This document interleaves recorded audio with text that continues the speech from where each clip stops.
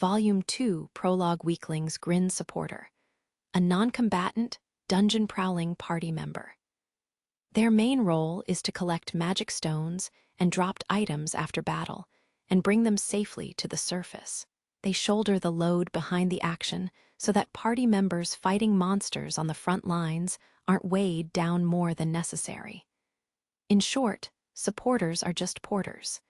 They carry the loot. What the hell are you doing? Move your ass.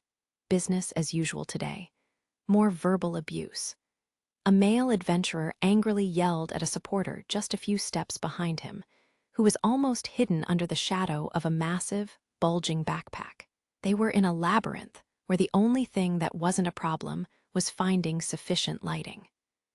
The man's voice was full of unhidden contempt as he railed on his supporter. At least carry my stuff properly, you good-for-nothing. This was nothing new, just more of the same porter abuse this particular supporter had heard quite enough of. But arrogant words could sometimes lead to violence. Adventurers are above supporters and feel nothing for those they outrank. Adventurers don't even give them a second glance. In fact, supporters who fall behind are mocked and become the butt of jokes told later on. Adventurers' cruelty to anyone weaker than themselves knows no bounds. They can take money, dignity, hope, everything. This particular supporter had heard these words somewhere. First, an adventurer could not reach their full potential without a good supporter. Second, it was the efforts of supporters that allowed adventurers to prowl the dungeon. Third, supporters had a hidden strength within. They were very pretty words and very easy to accept. They stood to reason. They felt true. Supporters filled the important role of lightening the strain on adventurers. No one could refute this fact. Like hell, I'm gonna pay a lazy-ass weakling who holds me back. But just how many adventurers were there who could even begin to comprehend these facts? Where were the admirable adventurers who appreciated how much supporters did for them? Did an adventurer who didn't look down with contempt on a supporter who is lagging behind even exist? Listen up. You better do your job if we get surrounded. Clear. Useless friggin' supporter. Supporters made excellent decoys when being chased by monsters. The supporter looked up at the honorable adventurer who so honestly made his expectations known and lightly smiled. Yes, they weren't that hard to understand, really. All adventurers were the same. Chapter 1 date, then supporter crunch. Crunch comes the sound of something chewing the earth. Light spills down from the ceiling, lighting up the pale green walls in every direction around me. I'm standing in a square space within the dungeon, simply called a room. I've got the divine knife from Hestia aimed at the ground chewer, the blade coming out the bottom of my hand. The thing has 4 legs, 2 thin arms, and 2 big eyes. Its body looks like a giant red ant. What makes it different from a normal ant is that it's as tall as I am when it hoists its upper body up, pivoting around its hunched-over midsection. A killer ant. It's a monster that first shows up on lower level 7. I've heard that it's called a newbie killer, just like the wall shadow on the 6th level. It got that nickname due to its thick skin and strength that puts lower-level monsters like goblins to shame. The killer ant's skin is so tough that it might as well be armor. Half-hearted attacks bounce right off the living shell, and piercing that outer layer is no easy task. There are 4 sharp claws at the ends of its arms. Warped and curved, the deadly weapons dangling in front of its body give me the creeps. Those claws carve people up before they can break through the ant's defenses. That's the usual pattern. Adventurers who are used to the monsters down to the 5th level don't expect these ants to be all that smart, and tend to become said ant's afternoon snack. Jejii. Click, click, click. The killer ant snaps its mandibles together, chewing the air. One more thing, this monster can summon other buddies. It doesn't call out to them, but releases some kind of pheromone that humans can't smell to gather its friends. I hear it happens when they're in a pinch. It's a handy combination of toughness and teamwork, but for an adventurer, it's a recipe for disaster. Anyway, I have to take it out fast. A quick strike to a vital spot is my best bet. The ant and I stare each other down, both of us taking a few steps forward. Yah! I make the first move. Absorbing the first blow and counterattacking really isn't my thing. It charges right at me, its right arm raised high. I meet it head-on, jumping in close to its body. I catch a flash of a white arc out of the corner of my left eye slash. I'm just a blink faster. The monster's claws, along with a good part of its arm, go flying. GI, the monster's right side, its arm and weapons are gone. Its shrieks of pain fill my ears as I brace the divine knife for impact. The recommended method for killing a killer ant is to aim for the space between the solid shells at the joints, to hit the soft flesh beneath. It might be hard for a newbie adventurer to pull off, but at least that's the theory. However, I've decided to ignore that. No arm and no weapon means its defenses are weak on the right side. I jam the jet black blade between its head and thorax. I can feel the thick skin around its neck tier as my blade passes through. The feeling doesn't last long. The blade glides through the monster's flesh without much resistance. All that's left is to finish it off with a flick of the wrist. Sheeing, the blade hits a good note as it slides out from under the ant's neck, sending its head flying to the ground. A purple liquid dribbles out of the open wound. An insectate expression of surprise at this turn of events still on the monster's head as it crashes to the dungeon floor. The headless body stands there for a moment, not realizing something is missing. A few breaths later, it notices and falls like a bag of rocks. Yep, that was good. I flick the purple goo off the divine knife before taking a closer look at it. It fits perfectly in the palm of my hand. It's almost like we grew up together, or it grew into my hand. Its potency, too, leaves nothing to be desired.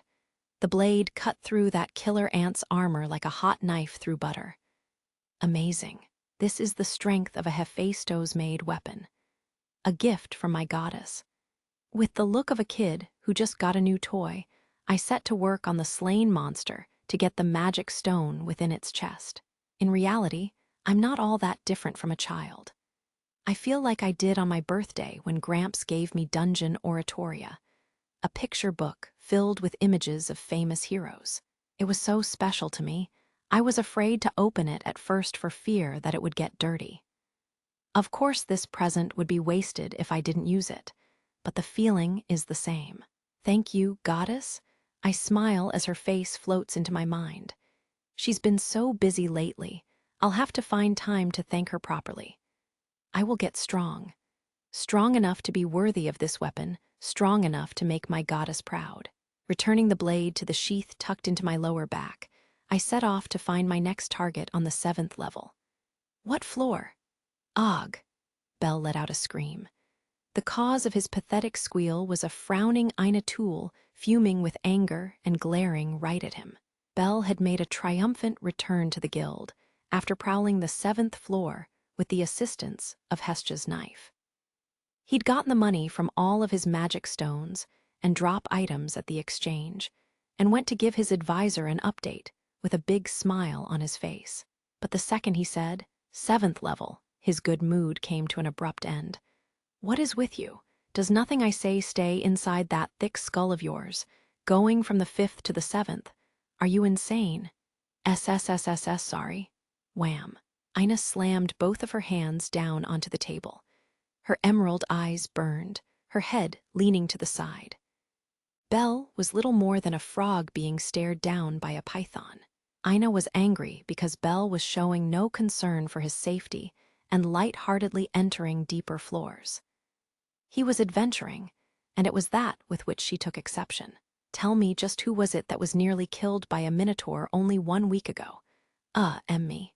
Then just why are you doing this? Do you not understand how dangerous it is after all you've been through? I'm sorry, Belle said, his eyes filling with tears. This was by far the angriest he had ever seen her. Ina was going all out. Her desire to keep Belle alive was turning her into an ogre. A newbie adventurer, with not even a month of experience going deeper than the 5th, was the same as suicide. The dungeon layout became more complicated after the 5th level, not to mention there were more powerful monsters. Belle went down to the 7th level. If the killer ant had called its friends, he wouldn't have made it out alive. Killer ants were not a pack of kobolds. They would tear a solo adventurer limb from limb. You don't seem to understand the word dangerous. Not even close. I'm going to fix that, right here and now.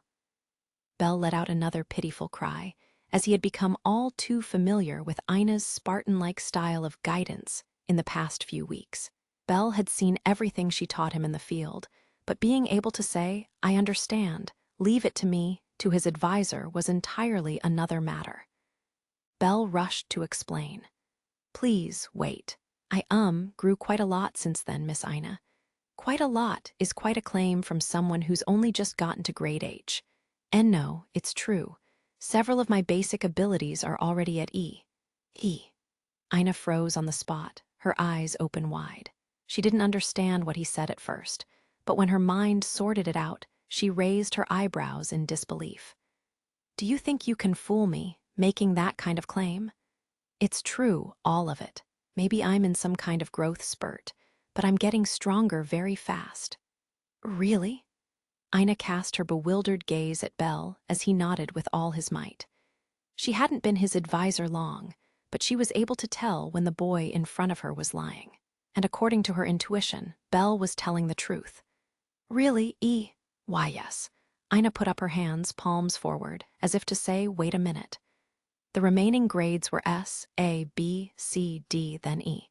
She counted them out on her fingers, nodding to herself, saying, One more time, S, A, B, C, D, E, 6 again. Same as before. Ina was now officially confused. She didn't completely doubt Belle, but that rate of growth sounded like it came out of a horror story. Ina had guessed grade H because that was the highest ability level for adventurers with Belle's amount of experience.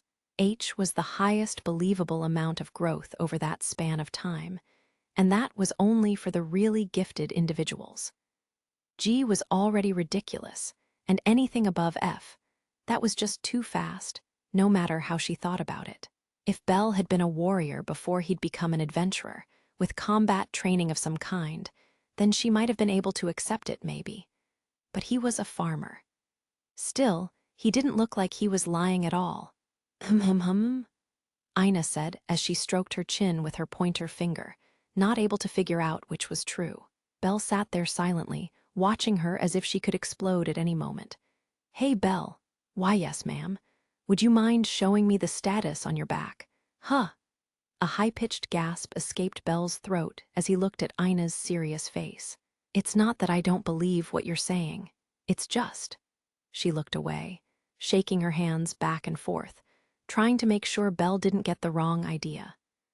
She felt that the most reasonable explanation was that Belle's goddess, Hestia, had made a mistake when transcribing Belle's status. Or perhaps there was a misunderstanding somewhere. The idea that Belle had improved to grade E stats was just that inconceivable for her. Ina wasn't going to believe a single word out of Belle's mouth until she saw undeniable proof. But the number one thing that adventurers aren't supposed to reveal is their status right.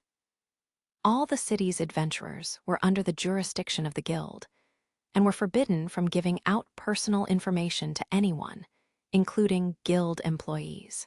Their levels and familias were reported, but nothing more than that. There were also adventurers who had special skills and magic. The relationships of the gods and their familias were constantly changing. Today's friend might be tomorrow's foe. Information was tightly protected to cover potential weaknesses. "I give you my word that I will not tell a soul what I will see. I'll take full responsibility if your status becomes public. If that happens, I swear I will obey you." "Obey? Hang on, Miss Ina. You can read hieroglyphics." "Yes, but only a little. I think I can read enough to understand statuses, though." Ina had attended her fair share of school and had excelled in theological studies. She could certainly read and write simple hieroglyphs. "If I don't see it with my own two eyes, I will never clear you to go deeper than the 5th level. That definitely would cause a lot of problems for me. I promise I won't look at your magic or skill slots, so please. I don't have any skills or magic anyway, so that wouldn't change a thing. But okay. Belle gave in to Ina's request as she bowed forward and clapped her hands together. Ina had done so much to support Belle in the past. He felt that she deserved his complete trust, just like Hestia. Belle had no reason not to take her at her word. Well, I'll take off my clothes now. If you're embarrassed enough to blush, don't check with me first. You'll make me uncomfortable, too. Both of their cheeks flushed red as Belle stood up and faced a far corner of the wide room. A flustered Belle unhooked his armor and quickly pulled off his undershirt. Rather than immediately focusing on the status engraved on the boy's back, Ina's eyes were drawn to his remarkably chiseled back muscles for a brief moment. Shaking her head a bit, she forced her eyes back to the hieroglyphs. Her pointed ears turned a light shade of red as her eyes scanned the markings left to right. Bell Cranial Level 1 Strength, M 403 Defense, H 199 Utility, M 412 Agility, D 521 Magic. Izro, no way. She couldn't believe her eyes. Her jaw dropped slightly in shock. With the exception of magic, he was definitely strong enough to keep up with monsters on the 7th level. Ina tended to judge adventurers by their defensive ability, so Bell's low defense grade made her a bit nervous. However, his hit-and-run combat style fit very well with his ability levels, so she came to the conclusion that he dodged most attacks anyway. The fact that his agility was already at grade D made her a little nauseous. I can't believe it. Ina lightly coughed in her throat. It was the sound of her concept of common sense being broken. A cold chill worked its way up her spine. Working at the guild and advising many adventurers, Ina knew just how abnormal Bell's growth rate was. His growth was more than through the roof. It was otherworldly. A skill? The possibility popped up in the back of her mind. Maybe he has a skill that explains the unusual growth, she thought to herself with a twinge. The only way to check was to go back on her promise. If it's just a quick look, her eyes glanced below Bell's abilities and took in the hieroglyphs, where Bell's magic and skills were listed. She had already come this far. It was too late to look away now. Wanting to know what was inside a treasure box after peeking through the lid must be a trait of demi-humans. Her curiosity was piqued. She looked at all his skill slot. Nope. She couldn't understand what was written. The amount of complex characters was too much for her to make heads or tails of it. It could be that his goddess, the overprotective Hestia, might have put an extra layer of protection over his status, so that others couldn't read it even if they had a chance. Ina didn't have a full understanding of hieroglyph size and stroke order, and she didn't realize that Hestia's protection was actually just her own bad handwriting. Ina had newfound respect for Hestia and her strategy for keeping Bell's status a secret. Miss Ina, are you finished yet? Yes. Ina's ears jumped as Bell's still embarrassed voice reached them, and she noticed the situation. Ina laughed out of her own embarrassment as she looked away from Bell's status and bowed a few times in apology. It's true, she groaned to herself. There was no way she could withhold permission to enter the 7th level with a status like that. As long as he was careful, he should be able to go there safely, even alone. However, she did have one other problem with him going that far down. What is it? Fully dressed, Belle heard his voice waver as Ina's eyes traveled his body from head to toe. Her gaze was overwhelming, but it didn't look like she doubted Belle's ability or strength. She wasn't looking at his body. She was looking at the poor excuse for armor that was covering it. Belle, why yes. Do you have any plans tomorrow? A day has passed since our conversation. I'm standing by myself in a half-circle-shaped park built just off of North Main, waiting for Ina. Yep, I'm meeting her here. Is this a date? No, that's not possible, I reassure myself. Yesterday, Ina asked if I had time to go buy some new armor with her. Seemed like she thought my current set wouldn't be enough. Once again, she's going out of her way to help me. She's looking out for me. So she's not thinking of this as a date. She's just being kind, kindly failing to mind her own business. Still, to anyone who didn't know the details, this really would seem like all of the conditions are there. Conditions like let's meet at 10 in front of the bronze statue in the park. And just the two of us. Whoa, whoa. Hey, Belle, and now the time has come. The owner of the pretty voice comes jogging up to me waving her hand, her figure growing in my line of sight. Good morning. Aren't you early? Was the idea of buying new armor that exciting? Ah, no, I just think it's strange to be alone with you, Ina. I don't have the guts to say that to her directly, though. Well, I was excited too. I know this is your shopping trip, but I'm eager to get started. Ina is wearing clothes I've never seen her in before. Usually, she's in a perfectly pressed guild uniform, but today she's in a cute, lacy white blouse and a short skirt. She's got a good sense of fashion. I can't really look at her the same way I usually do. Maybe it's because I'm used to seeing her in that uniform all the time, but today she seems more grown-up. How do I put it? She's practically glowing. Yes, she's very cute. I am totally taken in by the charms of this new Ina. Do you think I'm strange for getting excited about buying possibly dangerous equipment? And no, not at all. I vigorously shake my head, but Ina just giggles.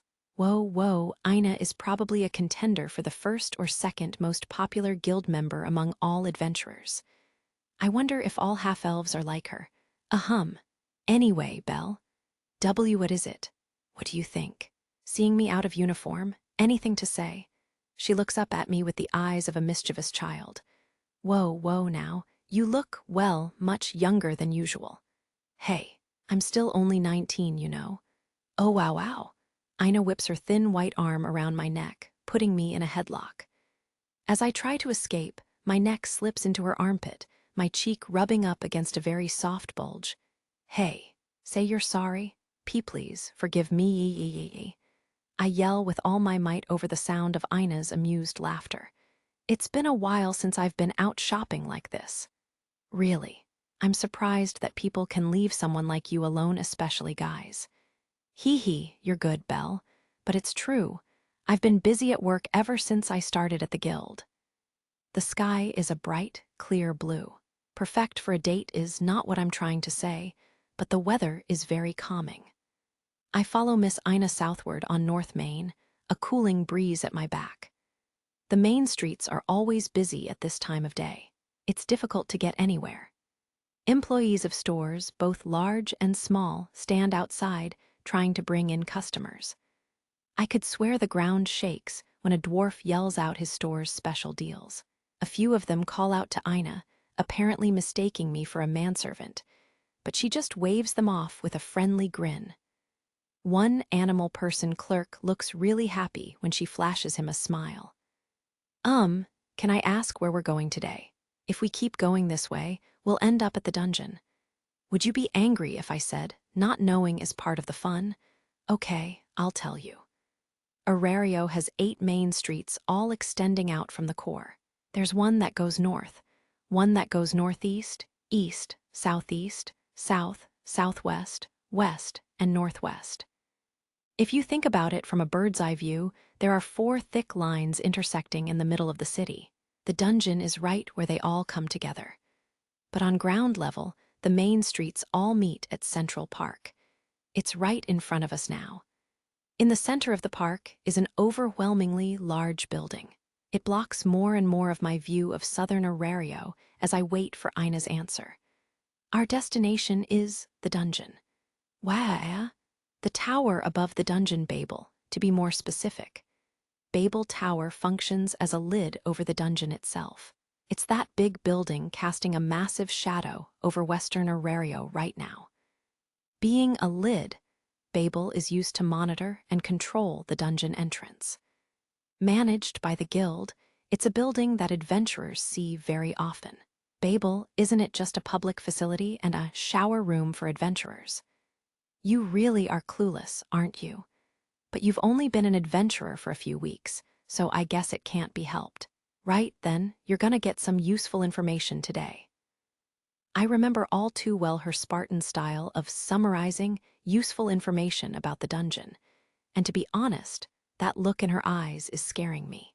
Praying that it won't get as intense as that time, I brace myself for the incoming lecture.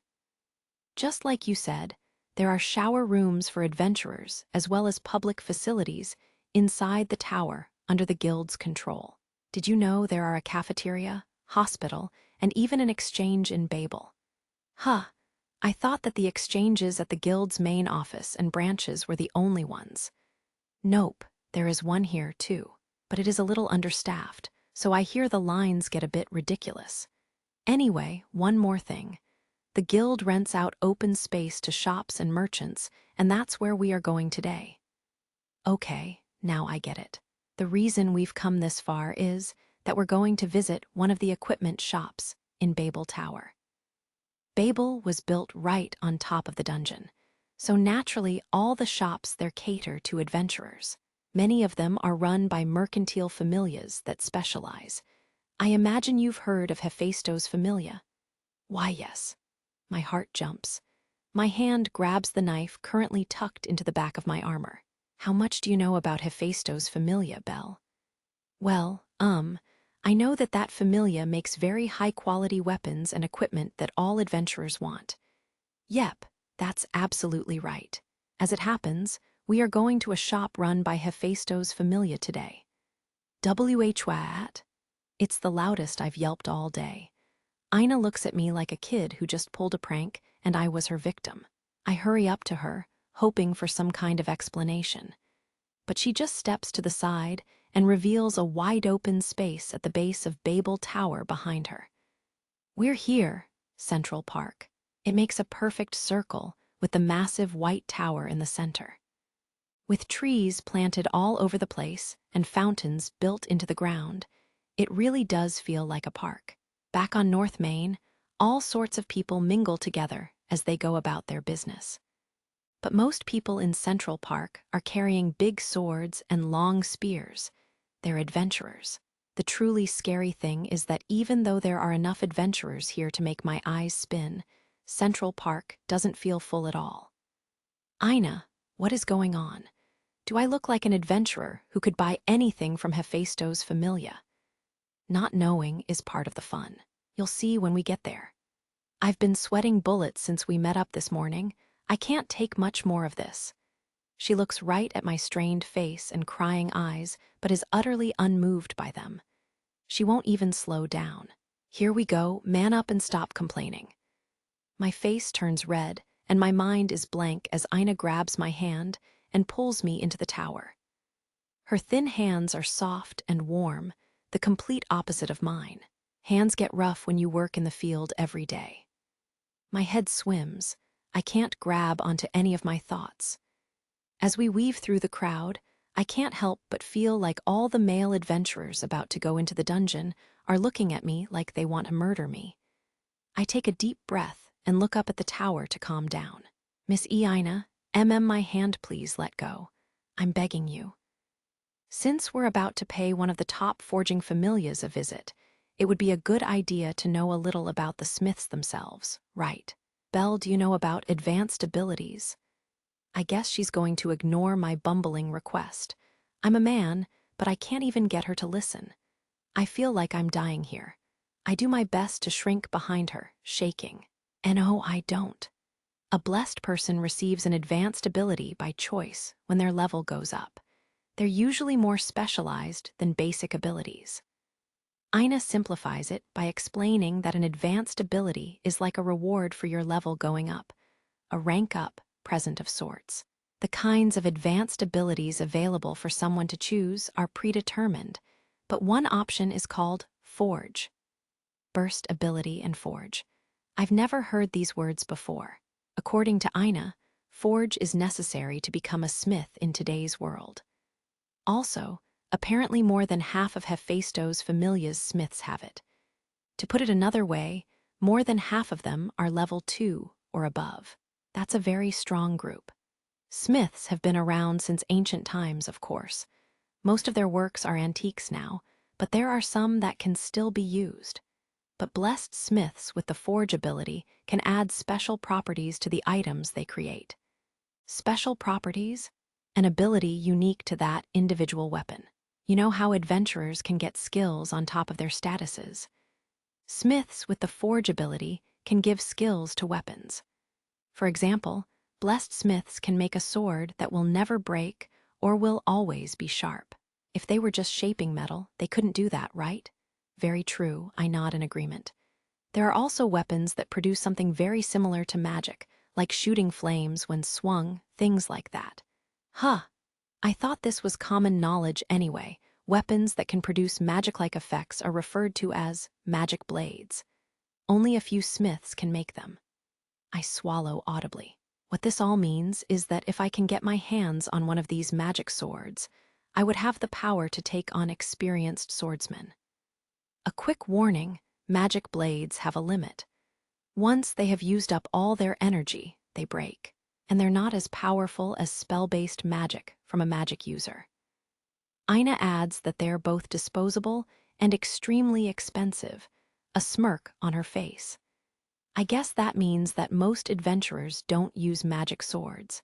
I'm sure that it's not due to lack of popularity. But taking a weapon that will break into the dungeon, where anything can happen, wouldn't make me feel safe. Yeah, I bet that's why most people resist the urge to get one. Well, that and the price tag. Ina, are there advanced abilities other than forge? As an adventurer, I have to ask. I'll be going down that path someday. I will rank up. Well, many adventurers gain abilities called heavy guard or magic control. Other than that, there is also an ability called enigma. Enigma? Yes, now how do I explain this? It allows someone to perform a special trick, a miracle, if you will. A divine art might be a good way to put it. Do you know about the Philosopher's Stone, Belle? No, of course I don't. I shake my head side to side. This happened a long, long time ago, but a member of a familia with the Enigma ability succeeded in making an item called the Philosopher's Stone. The stone grants the user eternal life. I don't know why, but my jaw won't close. Hee, I know, right? But there is more to this story. You see, the maker took the Philosopher's Stone to the god of the familia. The god took the stone in his hand and smashed it to pieces on the floor in front of him, the source of eternal life.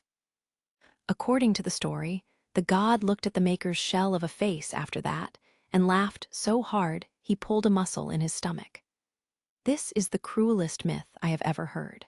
When I say myth, I'm talking about a story about the gods that has a completely appalling ending. I'm so lucky to have met Hestia first. The Philosopher's Stone was created by accident, and all attempts to recreate it failed. No one after the maker mastered the Enigma skill, so his Philosopher's Stone became a legendary item. Mastered. So these abilities need experience to grow, like a status. Not quite. The abilities do have an S to I grade, but raising the level doesn't require experience like a status. It takes much more to raise the grade, and is very difficult. It's nothing like raising a basic ability. That sounds really hard, but I don't actually say what I'm thinking. I'm still a ways away from experiencing this myself, but I can imagine. We arrive at the front gate of Babel Tower during our conversation. Gate might not be the best word because the ground floor of the tower has many arches all the way around the circumference to allow any number of adventurers to enter from any direction at any time. Passing through the nearest arch, a pale blue and white lobby opens up in front of us. The entrance to the dungeon is right below our feet. From here, we go up. The shops in Babel start at the 4th floor. The first floor of the tower is, as I said, a massive lobby. The community center is on the 2nd. We climb up to the 3rd, Ina pulling me by my hand to the middle of another lobby. I catch a glimpse of the exchange out of the corner of my eye, but I can't see any stairs. There are several wide, circular pedestals on the floor of the lobby. Ina leads me up onto one of them. A clear tube of something clear rises up around us. I swear it looks like glass. Ina reaches for some kind of control panel. The instant she touches it, the pedestal leaves the floor and begins floating in midair. It goes up and up. No, it's growing upward. Haha, I was the same way the first time. It seems the pedestal and the glass are parts of a floor transport device. Most likely this is another magic stone device. That means that there must be a large number of magic stones beneath the pedestal, and their energy is being converted into lift. Ina takes a look at my surprised face and explains that the magic stones needed to be changed out after a certain amount of time. This thing doesn't just work forever, it turns out. In no time at all, we reach the 4th floor of Babel. The shop I have in mind is a few more floors up, but as long as we're here, let's take a look around. You want to see the top-of-the-line equipment too, right, Belle? The entire floor is filled with weapon and armor shops. I'll admit I get excited looking at all the sharp, shiny things. I nod to Ina as we step off the pedestal. There is only one sign on the whole floor. Letter 1F25 Phi Alpha Iota Sigma Tau Omicron Sigma. Don't tell me all the shops here are part of Hephaestus Familia. I see you noticed the logo. Actually, all the shops from the 4th floor up to the 8th floor are owned by Hephaestus Familia. The entire floor, just how powerful is Hephaestus Familia? By the way, they also have a shop close to my home with the goddess on Northwest Main. The short sword in the window is worth 8 million vals. That's enough to buy several houses. Stepping up to the display window of the closest shop, a crimson sword enshrined there catches my eye. I go up to take a look at the price. 30 million vals. All the blood leaves my face. I lift my hand to my forehead, trying to steady myself. I can tell that next to me, Ina is giggling to herself. I have a Hephaestus-made knife on me right now. It was a gift from my goddess. She told me it was the only one in the world. How much did it cost? Welcome to our store. Can I help you find anything today? The store clerk must have seen me staring and drooling at the sight of the crimson sword. She comes up to greet us in a bright, cheerful voice. The girl is short, but she looks extremely professional, with a very well-rehearsed smile glued onto her glowing face. Twin black ponytails bouncing around her head make her look very cute indeed. She wears a deep red apron-style uniform, which is being pushed up by breasts much too big for her body type, jiggling with her every movement. Goddess, what are you doing? Her smile instantly freezes. So this is why. I thought she'd been more tired than usual recently.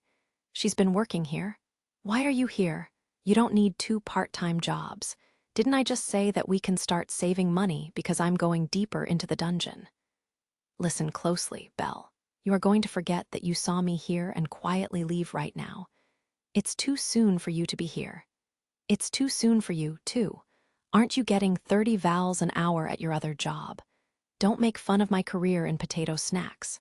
Forget about that. Come on, let's go home. You're a goddess. You can't be seen like this. It's embarrassing. Are you trying to become a laughingstock? Let go of me, Belle. Let go now. Even gods have to throw away their pride when times get tough. And when are times ever tough for gods? Just please listen to what I'm saying. I grab her right arm with both of my hands, turn, and try my best to pull her out of there. Why in the world is my goddess being so stubborn? I can feel Ina's wide-eyed gaze on my back, but now is no time to worry about that. Hey, new girl, stop playing around, back to work. Yes, sir. Huh, boing. The goddess twists out of my grip and bounds away.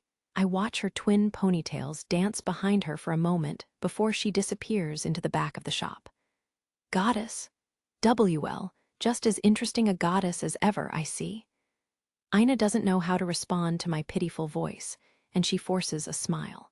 I feel a bit dejected, but I then remember I'm not alone today. I force myself to look up.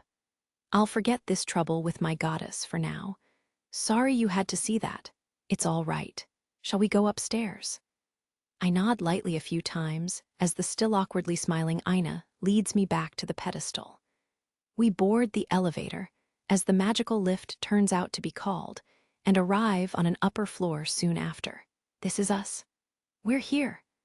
Ina pushes open the glass to reveal another level inundated with shops just like the fourth floor.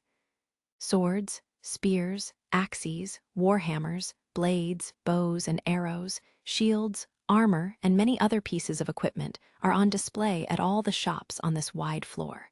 The only difference is that there are more customers, more adventurers, here. That thought makes me flinch for a moment. You're thinking that you don't have a place shopping at Hephaestus Familia's shops, aren't you, Belle? I'm not in the best mood, and I shoot her a look, saying it's a little late for that now. But then I nod and agree with her. Ina looks down on me like queen over a servant, grinning.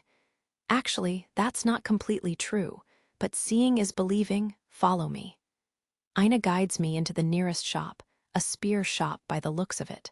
Leading me to the very back wall of the shop, she stops in front of a spear rack. All of the combat-ready spears stand on end, blades facing the ceiling. Just as I start thinking here we go again, my eyes catch the price tag. 12,000 vals. Huh, I might be able to afford this. Hee, surprised, aren't you? WL, yes, but why? This price is unbelievable. Shocking, even.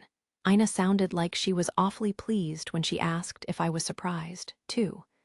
I'm still staring at the spears, though. What sets Hephaestus Familia apart from other smiths is that they have even their most inexperienced members make items and sell them in their shops. Is that okay? I mean, compared to the masters. Of course, those weapons are not sold next to ones made by master smiths. But the new smiths get valuable business experience, and they can sell their work directly to adventurers.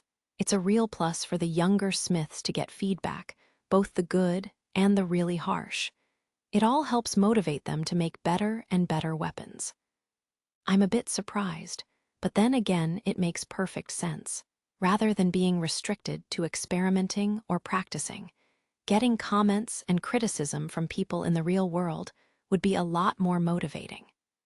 It's good for the stores, too. They can sell these weapons to very low-level adventurers and get more customers. So they can bring in newbies along with the all-stars.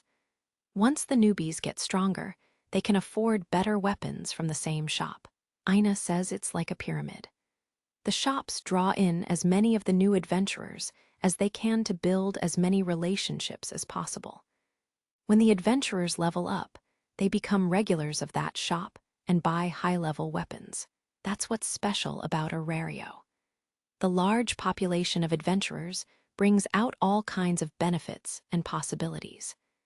The most important thing here is that new adventurers and new smiths form bonds early in their careers. Doesn't matter if it's weak or strong. What do you mean by that? I ask with my eyes. New smiths are discovered by new adventurers through the items the smith makes. If an adventurer remembers the smith's name, they might have a client. Very talented, but unpolished, smiths can be hidden in the rough of the business, just waiting for an adventurer with an eye for quality to find them.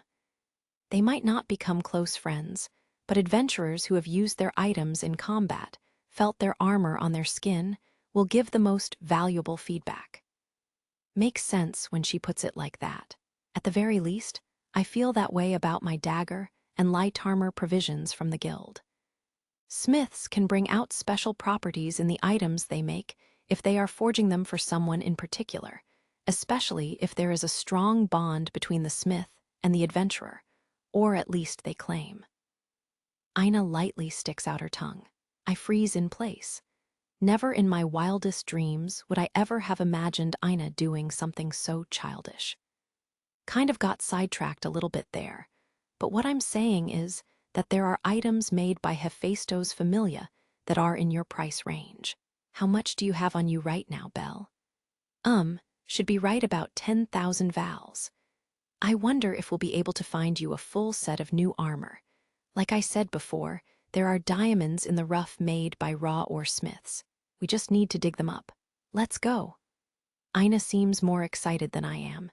It's all I can do to force a smile now that I've come to my senses a bit. She leads me to a shop that has a sign outside equipped with armor and a shield. Ina suggests, with a peppy smile on her face, that we split up to cover more ground. So I set foot inside without her. The view from my first step inside the establishment is that it's like nothing I've ever seen before.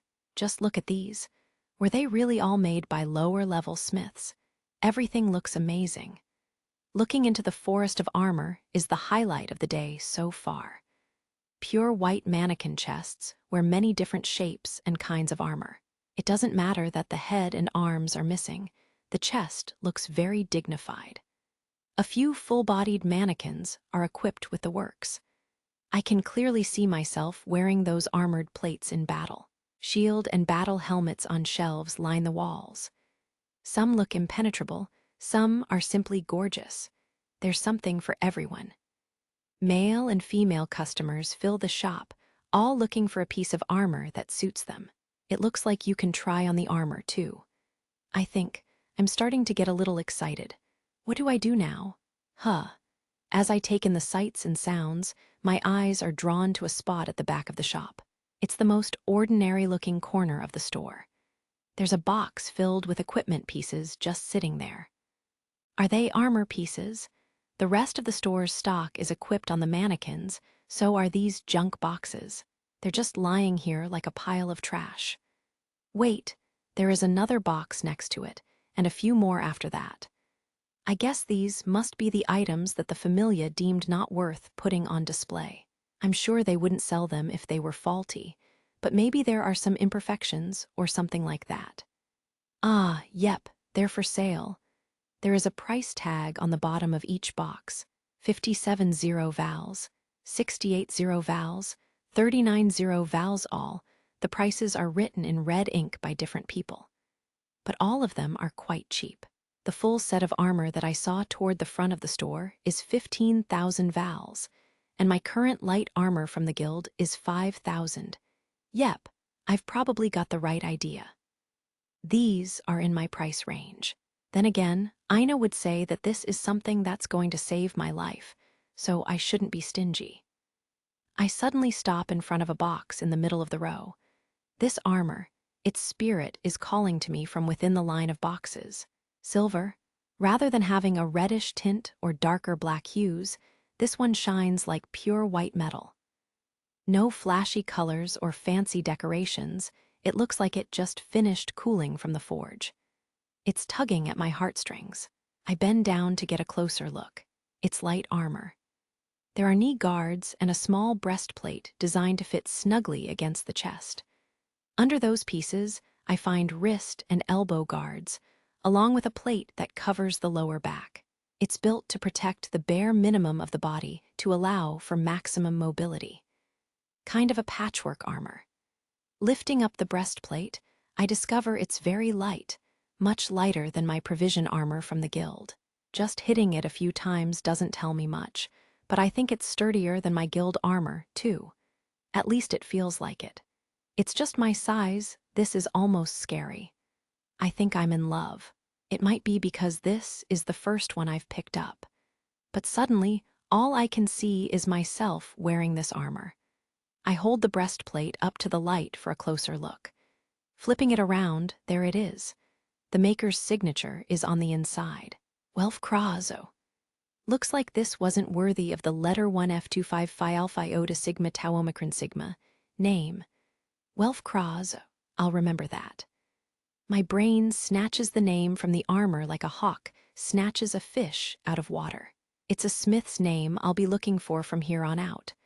Ina told me about the bond between adventurers and smiths, so this is what it feels like.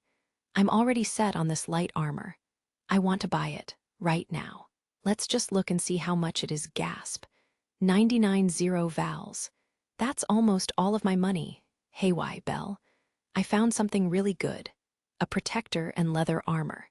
They're a little expensive, but it would be a good idea to get at least one of O. Did you find something? Ina has returned. She bends down over me, an unimpressed look on her face. Maybe she doesn't like it because it's being sold in a box, as though that's somehow proof of its poor quality. Are you getting that? Yes, I'm buying this. Haya, you really have a thing for light armor, don't you? Just when I found some good things for you, too. I'm sorry. Ina sees my shoulders shrink as I didn't have anything else I could say. She forces a smile and waves it off. Don't worry about it. You are the one who's going to wear it. I do want you to think about your safety a bit more, but if you've decided to buy this, that's good enough for me. Thank you. I stand back up again and pick up the box. After making my way to the counter and paying for it, I only have 100 vowels left. Today has gotten very expensive. Huh, Ina's gone. I turn around with my new armor in a box strapped to my back, looking for her. Just when I start to wonder where she could have gone, I find her. She'd been standing right behind me, a sparkling smile on her face. Maybe she'd just come out of the shop. Belle here. What? She leisurely hands me a long, narrow vambrace. It fits just over the wrist and extends up the arm to the elbow. I can tell from the outer shell it's designed to be used like a shield. The armor is the same color as Ina's eyes, emerald green. Is this? It's a present from me, so please use it, okay? No, I can't accept this. I'm giving it back. What? Are you saying you can't accept a girl's present? No, it's not that. I just feel so pathetic. With sweat pouring down my face, I just blurt out how I really feel. No matter how much older she is than me, getting a present from a girl like this, it feels like I've done something wrong. Ina flashes a big smile as my shoulders start melting again. I want you to have it. Not for me, for you. The truth is, adventurers never really know when they'll die. Even ones who are really strong just disappear as if by the whim of a god. I've known many who didn't come back. I'd like you not to be one of them, Belle. Oh ho, I guess this present is for me after all. Ina laughs a bit to herself, but never takes her eyes off me. Those tranquil eyes.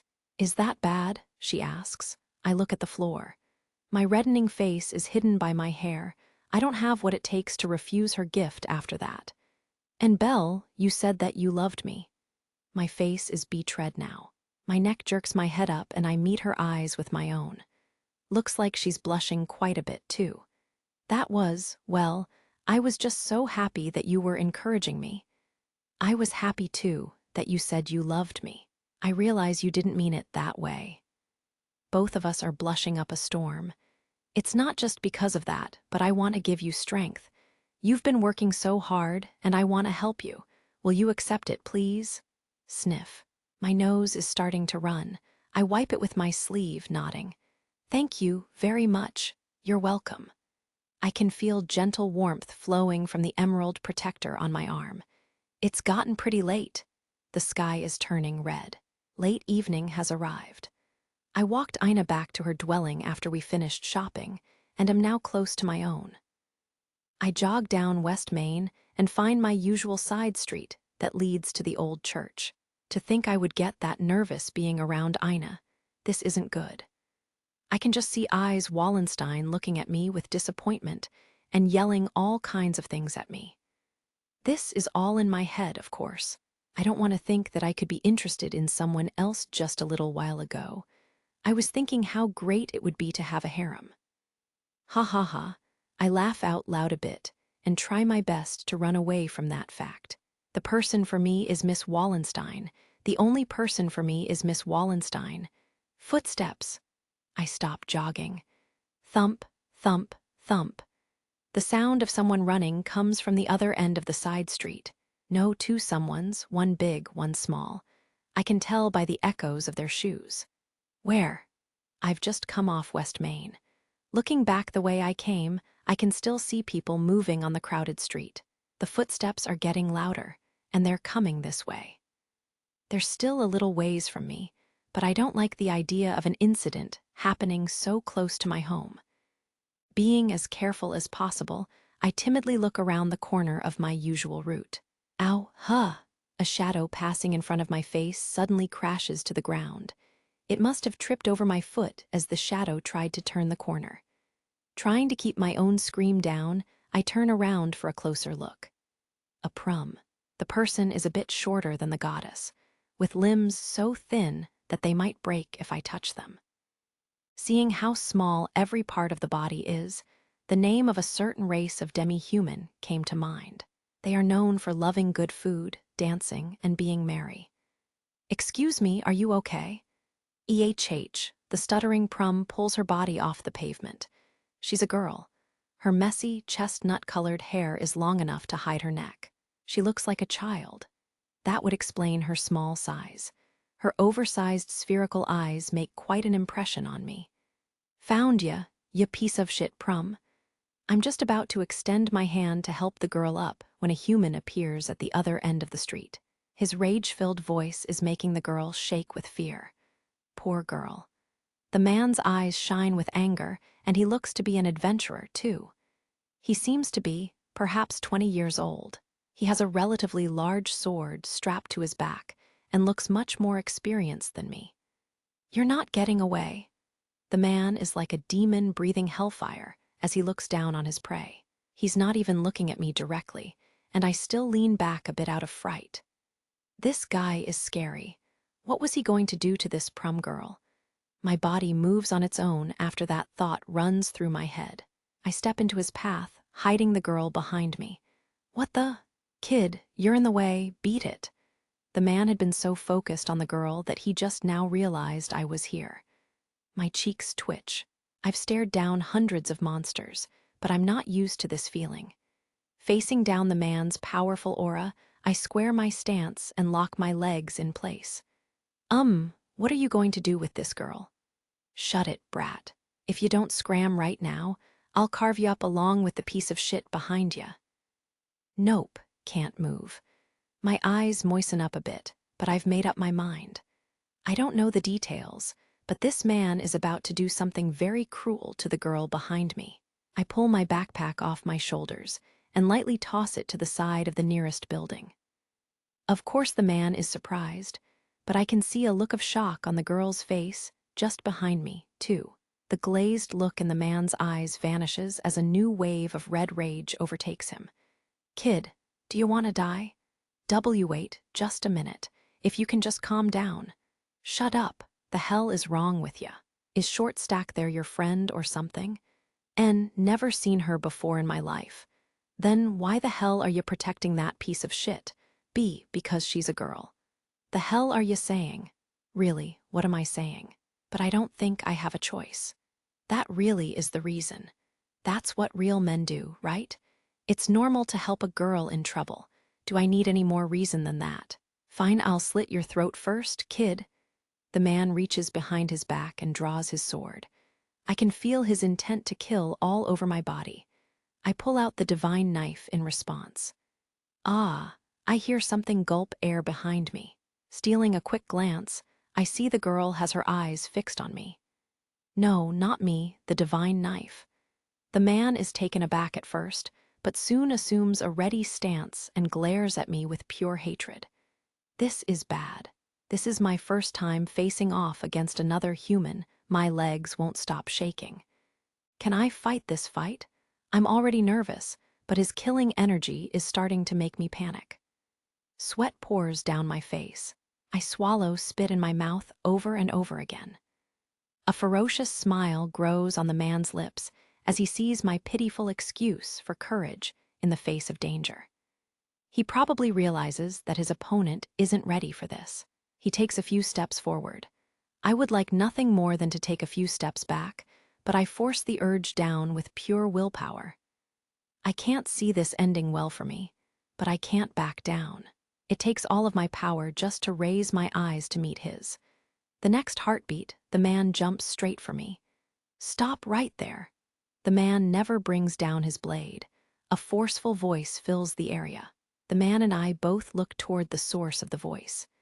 An elvish girl holding a large paper bag stands just a few feet away. Like Ina, her eyes and nose are high on her face.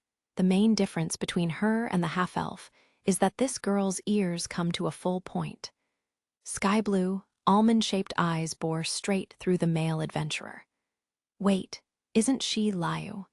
One of the waitresses who works at the Benevolent Mistress. Where do these rats keep coming from? What's your deal? The one you intend to kill, he is destined to become the companion of a person irreplaceable to me. I will not allow you to injure him." What did she just say? What the hell is wrong with people today? You really wanna die so bad? Silence. The air itself seems to freeze. The man who was yelling at the top of his lungs swallows his words. Liu stands before us, her eyes sharp slits on her face. The sheer pressure of her presence is intense. A look of panic works its way onto the man's face. I don't have any room to criticize him. I'm shaking in my boots, too. I don't want to cross blades with you. I have a bad habit of going too far. Liu sounds detached, almost bored. She is bathed in red light from the setting sun shining in behind her from West Main. I'll bet, yes, that's the truth. It has to be true. I can tell how strong she is just by her posture. The adventurer starts to flap his lips, like he's trying to deliver on his last warning. I hear a sharp sheeing, and suddenly there's a stiletto in Liu's free hand. C couldn't see it at all. D-damn it. The man turns slightly blue in the face before making a hasty retreat. Are you all right? The girl in front of me managed to fend off an adventurer without having to even throw a punch. I'm more than a little scared of her now. I wipe off the sweat that built up under my chin. Whether I'm sweating this much from staring down the man or from Liu's display of power, I'm not sure. Is Liu, maybe, an adventurer herself? Thank you very much. I was in a bit of a pinch there. No, I'm sorry for getting in your way. I'm sure you could have dealt with this situation on your own just fine. I'm not so sure about that. I'd been petrified. I couldn't see myself getting out of that alive. I scratch my chin and avoid looking at her. Liu, why are you here? I was shopping for supplies to prepare for this evening. Unlike in the afternoon, adventurers visit our establishment in the evening. So if we are not fully stocked, many problems tend to occur. I happened to see you in the middle of my errand, and you know the rest. That makes sense. The Benevolent Mistress is a popular bar, so they would run out of ingredients and wine rather quickly. Then again, I know the rest. We don't know each other very well. Maybe Liu has a strong sense of justice. What about you? Why are you here? Well, you see, this girl here, huh? I spin around looking for the prom girl, but she's gone. She's vanished into thin air. Was someone there? Why, yeah, at least I thought so. She must have gotten scared and run away. It can't be helped, even I was scared out of my wits. But that does seem kind of strange. If you will excuse me, I will take my leave now. All right, I say. And really, thank you so much. We exchange a quick bow and go our separate ways. All righty. Bell, fully equipped in the new armor he bought the previous day, took a look at himself in the mirror. It went very well with his black inner clothing and pants. The new armor was so light that he could barely feel it. He would be able to move freely in combat. His new emerald green protector lightly sparkled on his left arm.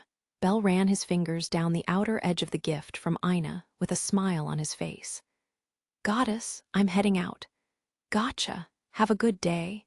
He grimaced a little at the sight of his exhausted goddess, sinking ever lower into the middle of the bed.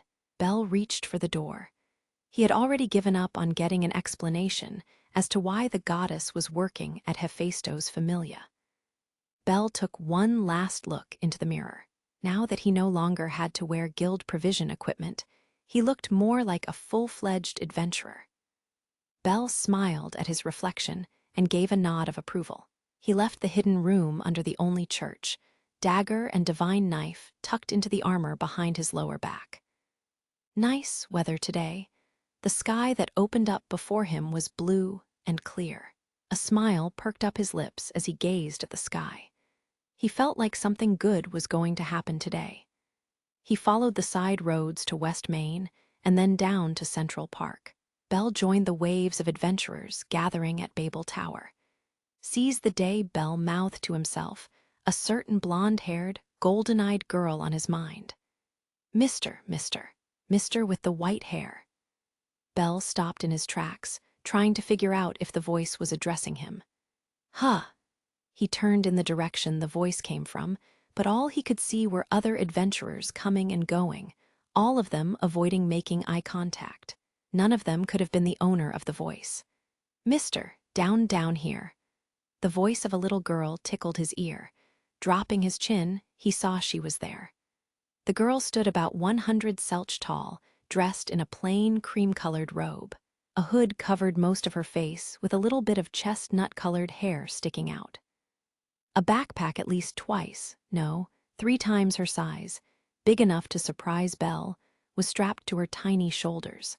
Belle's eyes went wide as he felt a strong sense of déjà vu. Memories of the event on the side street the day before came flooding back into his mind. Aren't you? Pleased to meet you, mister. If you don't mind me asking, are you looking for a supporter? Interrupting Belle's words, the girl pointed an almost infant-sized finger toward the boy's back. She was pointing to his backpack. Anyone could guess that an adventurer walking alone and equipped with a backpack was going solo, perhaps thinking if only I had a supporter.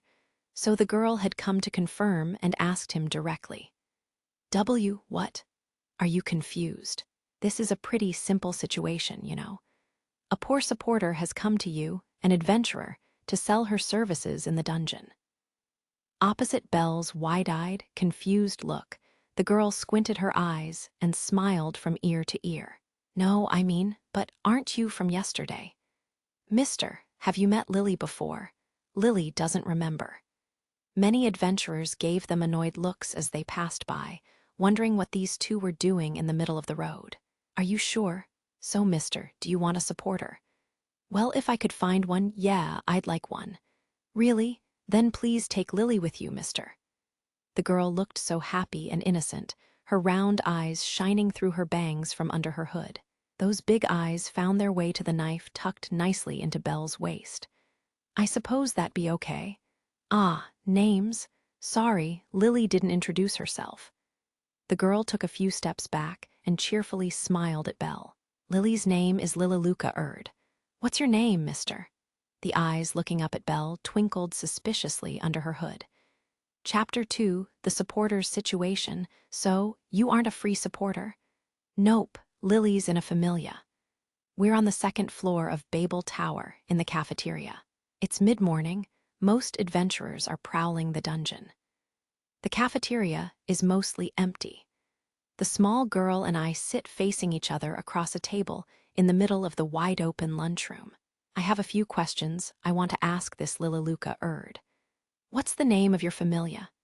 It's Soma Familia, mister.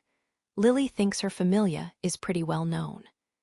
It seems like this girl who's approached me about going into the dungeon together had been released from a contract with members of a different party. She has spent every day since then making trips between the guild and Babel, trying to find someone to hire her to make money. She's in dire straits. Today, she happened to see me. She saw someone without a party or a supporter, a solo adventurer. She jumped at the opportunity without a second of hesitation. Sure, I said I'd like a supporter, but to have someone just show up right when I wanted one, I'm not that naive. I take another look at her. Her body is very thin, and the slender lips that I can see beneath her hood always have the same happy smile plastered on them. While I can't see her eyes, she's got a cute little nose in the middle of her small face. She seems like an adorable kid. I don't want to doubt what this innocent-looking girl is saying, but I don't think it's right to just agree to something straight away without asking a few questions first. It's just common sense. Something just doesn't feel right, so I keep asking the girl more questions. But why me? I'm not in your familia. It's not good for 2 members of different familias to have a connection like this. Why don't you join adventurers in your own group? Lily is so tiny and not strong at all. Lily is slow and will hold us back. All the honorable members of Lily's familia always say. Lily is treated like a burden. Even if Lily asked them, they won't say yes. She's being left out. Now I want to help her. Lily's so useless in a fight, it's embarrassing. The air at home is so bad. Lily has been going from cheap hotel to cheap hotel every night to sleep. Wait, she can't sleep at home, not even relax. What's with that? Her words shock me to the core. I can't believe anyone would treat a member of their own familia like that. For me, a familia is a family. Sure, there are only 2 members of Hestia familia, but there is a strong bond. Not just a friendly connection, but a real, warm family tie between us. Even if another person were to join our familia, I don't think that would ever change. A familia is there to help you through thick and thin. That's how it should be. But this girl's family is shutting her out. I feel a little dizzy. I know I shouldn't just take her at her word, but my whole world just turned upside down. I'm shaken. Lily doesn't have enough money to stay at the same hotel tonight. So please, please, please, mister, take Lily with you into the dungeon today. Well, if you're worried about the familia thing, there shouldn't be a problem. Lily's God Soma, doesn't talk to any other gods or goddesses ever. So, unless your god already has something against God Soma, I don't think any fighting will break out between our familias. She must have misunderstood why I was mumbling. Lilaluka didn't let any silence into the conversation and added that piece of information. I do have a few thoughts on this, but for now, let's change the topic. Now's as good a time as any to put some of my misgivings about her to rest. I understand your situation, Lilaluka, but can I check one thing? Sure, what is it? We seriously haven't met before. Is she really not the prom girl I met in the side street yesterday? That's what has been bugging me. I don't know the face of the prom girl or her voice, but physically Lilaluka looks almost exactly like her. It happened yesterday. My memory isn't that bad. Today was the first time Lily met you. Are you confusing Lily for someone else? If it's okay, could you take off your hood? If I could see under that long hood, then I could make up my mind. I feel like they could be the same person because I have only seen half of Lilaluka's face. Lilaluka looks at me for a moment after my request. Looking all around the room very quickly, I hear a soft, okay, come from beneath her hood. Her tiny hands reach up and pull it back. This enough. On the top of her head, cutely fluttering from side to side, are 2 animal ears. My jaw drops. If this is true, so you're animal people. Why, yes. Lily is a chinthrope, a dog person. A few seconds pass until, pop, I stand up and lean over the table. Lilaluka fidgets in her chair. Maybe she can feel my gaze. A tail is swishing back and forth under her robe. I can see the chestnut fur on it poke out from under the hem. She's no prum, but a little animal girl. No way. My mind is still in shock, but my hands move on their own. They reach up and grab hold of both of the girl's animal ears, barely noticing how her small shoulders cringe. HNN. The ears between my fingers are soft and warm. They're tender. I rub my fingers up and down the ears, Lilaluka getting redder and redder. They're real. The soft fur, the muscles beneath the skin, the pink and moist inner ear, everything is real. There is no mistake. It's not her, I have no doubt. They may look similar, but they're not even the same race. There's nothing left to ask. I let go of all of the trivial questions and just go with it. Mister. Sorry. A little voice makes me realize what I was doing, and I let go and fly back to my chair like a frog jumping away from a fire. She holds the ears I'd been fondling tightly against her head, looking up at me with a little bit of anger before an evil smile spreads across her lips. To think a man would play with Lily's precious things like that. Lily's going to make you take responsibility for this. I can't make a sound. Blinking a few times, I feel like my face is on fire. My voice suddenly comes back, and I apologize over and over again on the spot. If you don't mind me asking, why do you hide your race like that? Lily's fur is dirty and matted. Don't want people to see it. I ask her after finishing my series of apologies, whereupon Lilaluka pulls her hood back up, hiding her face in shame. Personally, I think her fur looks very nice and kind of cute. But then again, I'm a guy, and there's no way I can wrap my head around what girls think about their own hair or fur. It would be one thing if she were a prum, who are widely known to be the smallest race, but Lilaluka is still the smallest animal child I've ever seen. She can't be more than 10 years old. So, what will you do, mister? Will you hire Lily? All right, I'll bring you along. For right now, just for today, I'll hire you as my supporter. Thank you, thank you, thank you. After what I did to her ears, how can I refuse? If I left right now, I'd be the scum who did that to a little girl, then ran off.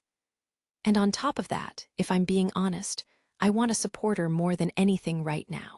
I want to get as strong as I can, and I can't do that unless I can focus completely on combat. Lilaluka's proposition is a godsend. Well, isn't there an advance payment or something I have to give you before we go? Sometimes that's true, yes. But today is a trial, so we can just divvy up the money after we get back from the dungeon. If you'd give Lily 30%, Lily will jump with joy. That's all, fine with me. I'd just like to be more professional. From there, we put our heads together to work out the details for a while, the same carefree smile plastered on Lilaluka's face. Each section of the dungeon was its own world, with unique layouts and characteristics. The walls on levels 1 through 4 were a pale blue, and monsters that appeared there were usually just goblins and kobolds. There weren't many types of them, either. The monsters closer to the 4th level were a little stronger and smarter than those higher up, but it could still be said that this area was the easiest for newbie adventurers to conquer. If they went in alone and avoided being surrounded, or better yet, formed a party, then there was very little risk in prowling these floors.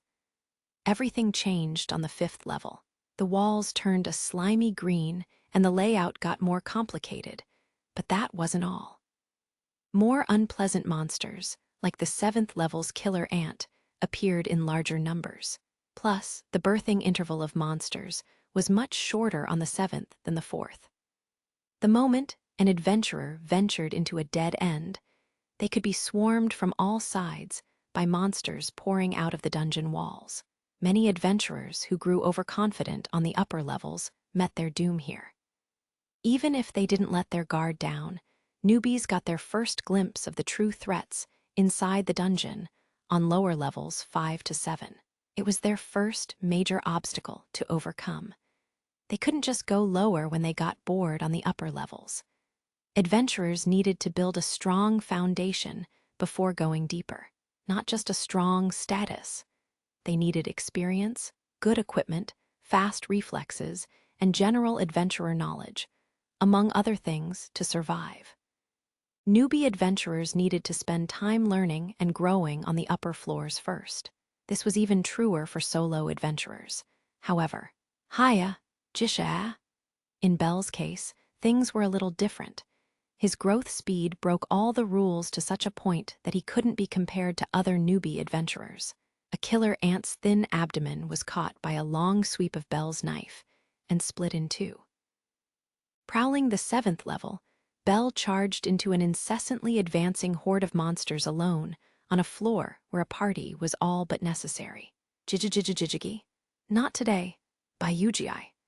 Belle nimbly dodged a purple moth that came from above, the Hestian knife connecting with its wing as the boy spun backward. The now one-winged giant moth lost its balance and was slain as Belle plunged his dagger straight into its body.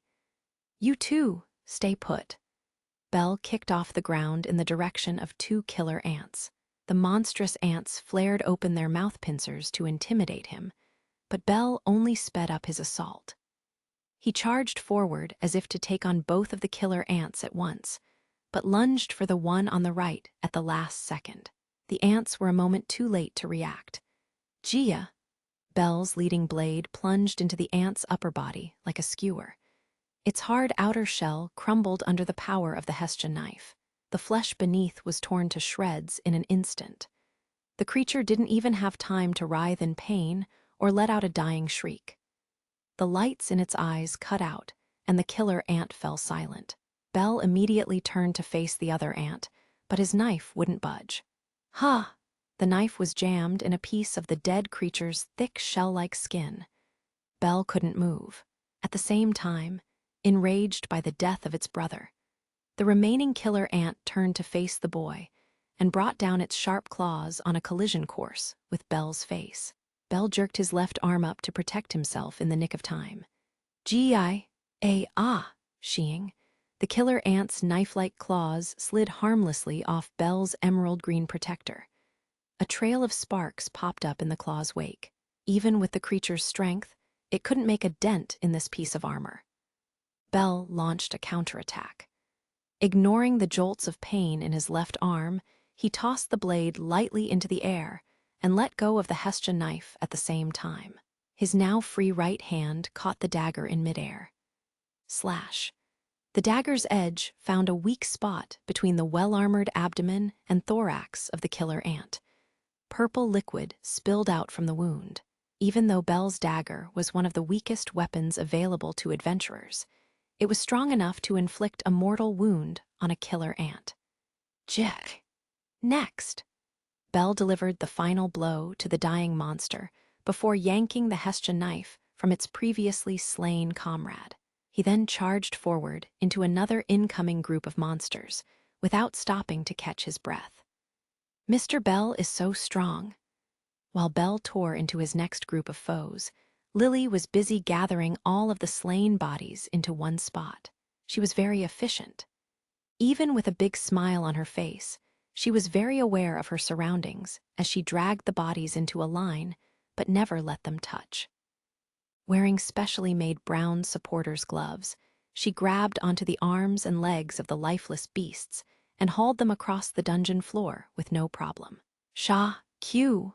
Thanks to Lily's work, Belle didn't have to worry about footing and slew a needle rabbit with his dagger. Belle was a humble person.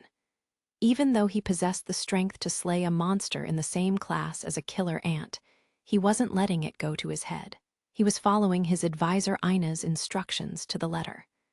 Slay the killer ants quickly so that they can't call for reinforcements. Do whatever it takes to avoid taking on a group by yourself. Belle had the entire battle within this wide room firmly within his grasp. Gushiwu, Shaya. Yikes, Mr. Belle, one's about to be born. One of the dungeon walls had split open.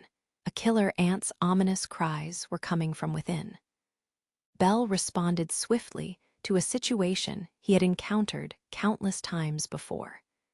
He delivered a finishing blow to the remaining monsters before rushing up to the giant ant, attempting to emerge from the crack in the wall. After sprinting 10 meters across the room, Belle leaped skyward and drove his left boot into the beast. 1, 2, Guai.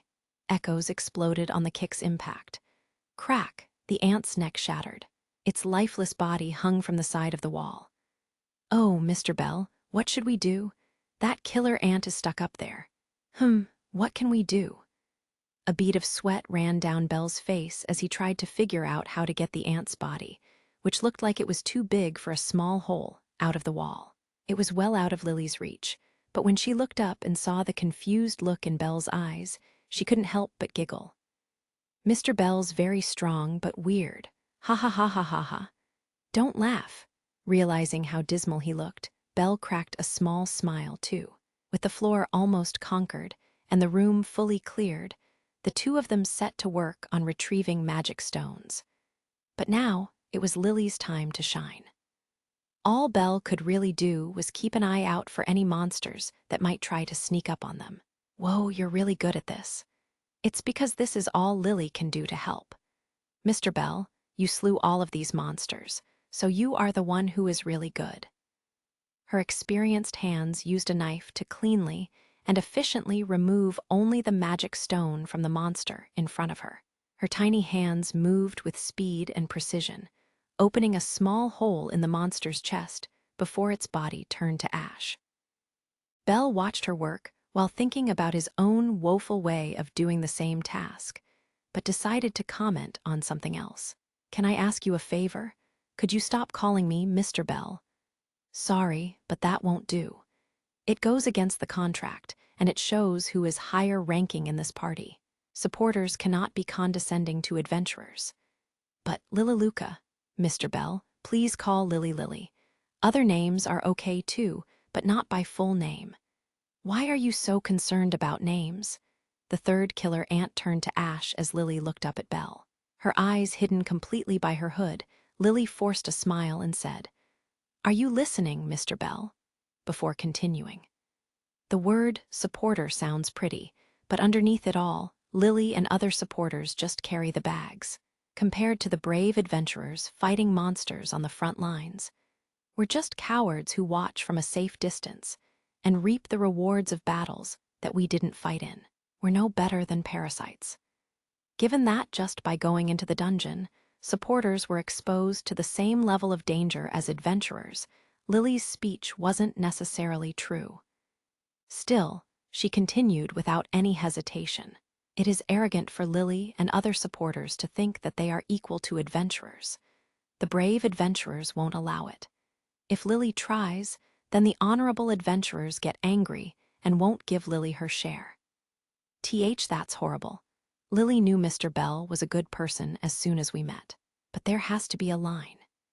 If word got out that Lily wasn't treating Mr. Bell as a superior, Lily won't get any contracts to go into the dungeon with adventurers other than Mr. Bell from now on. Lily would have to work for free. Bell had his own morals, and they weren't about to change. However, he couldn't speak for other adventurers. Something that seemed wrong to him might very well be common sense to someone else. It might be hard for Mr. Bell, but can you accept Lily's request? Think of it as helping Lily. Sure thing, Lily. Thank you very much. Bell gave in. If it meant helping Lily, he had no choice but to ignore his own trivial opinions. He decided that he would talk to her like a friend around his age, rather than a business partner. On an unrelated note, is Mr. Bell really a newbie adventurer? Lily can't believe Mr. Bell slew all of those monsters alone. Lily stopped working on the monster in front of her and counted the dead bodies with her tiny fingers. If she counted the monsters already turned to ash, Bell slew 4 killer ants, 3 purple moths, and 5 needle rabbits, for a total of 12 monsters. Leaving out the human-sized killer ants, the remaining monsters were all classified as small. So it wasn't that difficult for adventurers to take on all of them. But the icing on the cake was that Bell slew them all alone. Lily couldn't look at him the same way after seeing what he could do. Yes, I won, but they almost had me more than a few times. Mr. Bell is fighting by himself, so of course that's going to happen. Most distinguished adventurers, like you come into the dungeon in a party of 3 or more, you know. They don't want to fight solo down here. That's because they don't want to, right? Doesn't mean they couldn't do it. There are tons of level 1 adventurers who are stronger than me, too. That may be true. You've accompanied many parties into the dungeon, right, Lily? So you've seen adventurers who are much stronger than me. Yes, Lily has seen adventurers stronger than Mr. Bell. So, I've still got a long way to go. Lily looked up at a grimacing Bell with frustrated confusion. He had completely missed her point. There were, in fact, solo adventurers who prowled the dungeon on their own. However, Lily wanted to know if Bell had really only started the job less than a month ago. Common knowledge said that level 1 adventurers could conquer lower levels 1 to 12. To put it in terms of which levels were appropriate for which statuses, adventurers with a status of I or H could work in levels 1 through 4, G and F in 5 through 7, E through C in 8 to 10, and B through S in levels 11 and 12. However, this was merely the received wisdom. Level 2 category monsters would appear beginning with level 13 and below, so it was generally accepted that level 1 adventurers had no hope of clearing any of those floors. If one were asked to state the average level of an adventurer in Aurario, the answer would have to be 1. More than half of all adventurers worked on the top 12 floors. Half of the remaining adventurers were at level 2, with the remainder a mix of those who had become even more powerful. The line between level 1 and level 2 separated the lower-class adventurers from the upper class, and there was a significant difference. This was because they entered the 3rd-tier class of adventurers from level 2. Since level 1 was average, going beyond that point required a good amount of talent and skill. Since adventurers' statuses were considered personal information, they were well protected. Figuring out an average status was very difficult. However, most adventurers who hadn't yet leveled up to 2 spent the bulk of their time on levels 7 to 10 of the dungeon. To put it another way, the average adventurer's status grades were somewhere between G and C. That was the line that beginners had to cross to become experts. Belle was already standing shoulder to shoulder with these advanced beginners. After only a few weeks of working as an adventurer, it was understandable that Lily would have some trouble believing what she had witnessed that day. Also, Mr. Bell has a good weapon to go along with his strong status. The tone of Lily's voice made a sudden but subtle change. Belle didn't notice and shyly laughed at her words. "Yeah, you've got that right. I've been relying on this knife a bit too much. At this rate, I won't get much stronger, will I?" No, it's a weapon's dream to be wielded by a worthy master. The point is, Mr. Bell's strength is wielding that weapon without wasting movement. Today is proof of your strength. Do, you really think so? Bell had his back to Lily, keeping a sharp lookout for monsters. His hand reached around and stroked the knife. Black from end to end, it was a very rare knife indeed. Bell's fingers ran along the letter 1F25 Phi Alpha O, Sigma Tau Omicron Sigma, insignia on the sheath of the weapon. Lily's eyes went wide and flashed a fiery blaze. Lily doesn't know much about weapons, but Lily knows that knife is special. How in the world did you get it? Lily doesn't mean to be rude, but Mr. Bell is still a newbie, and newbies don't have much money. The goddess of my familia gave it to me. Apparently, she went through a lot asking one of her goddess friends for it. I think she tried a bit too hard. What a nice goddess you have. Yes, she's very important to me. Belle didn't notice the hidden twinge of jealousy or the shaking in Lily's voice. Lily finished off the last needle rabbit a bit more roughly than necessary before standing up and sneaking up behind Belle's back. "Mr. Bell? Oh, you finished." Lily flashed another big grin as Belle turned to face her. "Since we're here, we might as well get the magic stone from the killer ant in the wall." "I agree. But how?" "If Mr. Bell cuts open the thin part of its chest, that will be enough. The magic stone is in there anyway. Lily will take it from there." "I gotcha, so? Here, Mr. Bell. Okay." Bell took the knife that Lily handed to him. He was about to draw the Hestia knife, but Lily's knife would work. Bell walked over to the killer ant, the lower half of its body still inside the wall. Grabbing the thick skin on the monster's upper body, he lined up Lily's knife with the thin area between the killer ant's upper and lower body. This knife is really hard to use." Bell stood on his tiptoes as he fought with the shell-like skin, struggling to cut it open. He was completely focused on cutting the ant open, never once looking behind him. With his arms up and in front of him, his sides and back were completely open and defenseless. Something didn't feel right. A shock ran through his brain. His head flipped around. "Have you finished?" Lily was standing right beside him, looking up at the ant's body with big eyes and standing as tall as she could. Bell blinked his wide eyes a few times and chuckled to himself. He held out his hand, gesturing. "Just a moment." Bell finally guided the small blade to the top of the killer ant's chest. Lily quickly moved in to claim the stone. "Well then, shall we call it a day, Mr. Bell?" Already. I can keep going, no problem." No, you're being overconfident. Today, Mr. Bell has slain many purple moths, a monster that spreads poisonous wing scales during battle.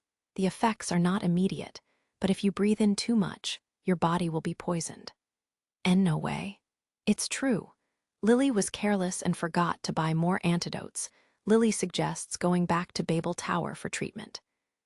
As soon as Lily finished speaking, Bell remembered Ina saying that he should be aware of where he was while battling moth-type monsters. Bell put his hand to his head with a small gasp and agreed with Lily's proposal. "What is being poisoned like?" "Wait, when do the symptoms show up? I'll need all of my strength to slay monsters, otherwise." There is no problem, Mr. Bell. Lily knows a fast way to get back to Babel without having to fight any monsters. Why you do? Lily nodded her head in a resounding yes and pointed toward the exit of the room. A group of adventurers stood just outside the archway. They turned and left upon seeing that Belle and Lily had already slain all of the monsters within. If we trace the path of other strong adventurers, there won't be any monsters. They prowl the dungeon for monsters. I mean, dropped items and magic stones, right? Oh, I see. Even if monsters come out, we can just hide in the shadow of another party and they will take care of them for us. The idea is to choose a path with people, and we can avoid all battles. Usually, Belle would avoid adventurers from other familias to prevent any difficult situations from happening. But in times like this, it might be the best option. This was a good way to get out of a bad situation if they could pull it off. Many honorable adventurers are in the dungeon at this time of day. If Mr. Bell sticks close to Lily, he won't have to use his weapon even once. Lily looked up at Belle with one of her big smiles, and he was struck by just how reliable the girl was. Lily, you really are amazing. You are a supporter for a reason. I can count on you. Mr. Bell will learn many things too with experience. Now, let's get moving. Lily snatched Belle's hand and half pulled him out of the room. Following the footprints on the dungeon floor, they ran past a few groups of adventurers on their way to the top. Whenever a monster showed up, they were always close to the battle party. Lily's instincts were spot on. She was so efficient, it was almost as if she had done this hundreds of times. Mr. Bell, about today's payment. Well, you have helped me out a lot, so I think we should split it 50-50. All magic stones and dropped items collected today are yours, Mr. Bell. May your wallet be warm tonight. What? But that leaves you nothing. Didn't you say you wanted at least 30%? Your trust is worth much more to Lily. Today was a day for Mr. Bell to learn about Lily and think of this as a thank you gift. To learn about you. Everyone gets this trial day, not just you, Mr. Bell. So today was just a test for Lily. Bell didn't feel right about it at all. Bell blushed as he looked at the girl, wanting to apologize. Besides, everything else is a parting gift. A strong breeze blew through the lobby and carried her words with it. Did you say something, Lily? No, nothing at all, Mr. Bell. If it's okay with you, please hire Lily in the future. Sure, I'll think about it and come back with a good answer. Lily turned and ran, but looked back over her shoulder and waved at Belle. Please do. Lily is always in Babel, so you can always find me. Lily's not going anywhere, so take your time. The girl was grinning from ear to ear. Ah, another familiar supporter. So, this wasn't a good idea after all. I'm in the very familiar counseling room at the guild main office, talking with Ina about Lily. After visiting the medical facilities, they cost money. By the way and the exchange, I'd hurried straight here. It sounds sad, but I don't think I can make a good decision about something like this on my own. The best way to solve this is to get another's opinion, and who better to ask than Ina? I know you are concerned about a problem between familias, but there have been plenty of cases of both sides benefiting from a healthy and respectable contract. Belle, what do you think of this girl, Lilaluka? Well, she's a good girl, and her skills as a supporter are very high. I think back to what I saw her do in the dungeon. She'd made a good impression on me. On top of that was her situation. I felt so sorry for her, I couldn't just ignore her. I know it's not good to do something just out of pity, but still, I'm pretty sure that she wasn't lying when she told me about how her familia has been treating her, ignoring her. My gut feeling is she was telling the truth. Do you know what familia she belongs to? She said she's a member of Soma Familia. Soma Familia, I can't strongly support or oppose that one. Miss Ina, what kind of familia are they? She says. Wait a moment, as she pulls out a large file from the desk that was already prepared and opens it in front of her. Ina pulls a pair of glasses out of her pocket, and with a quick flick of the wrist and a light click, she slides them over her eyes in one fluid motion.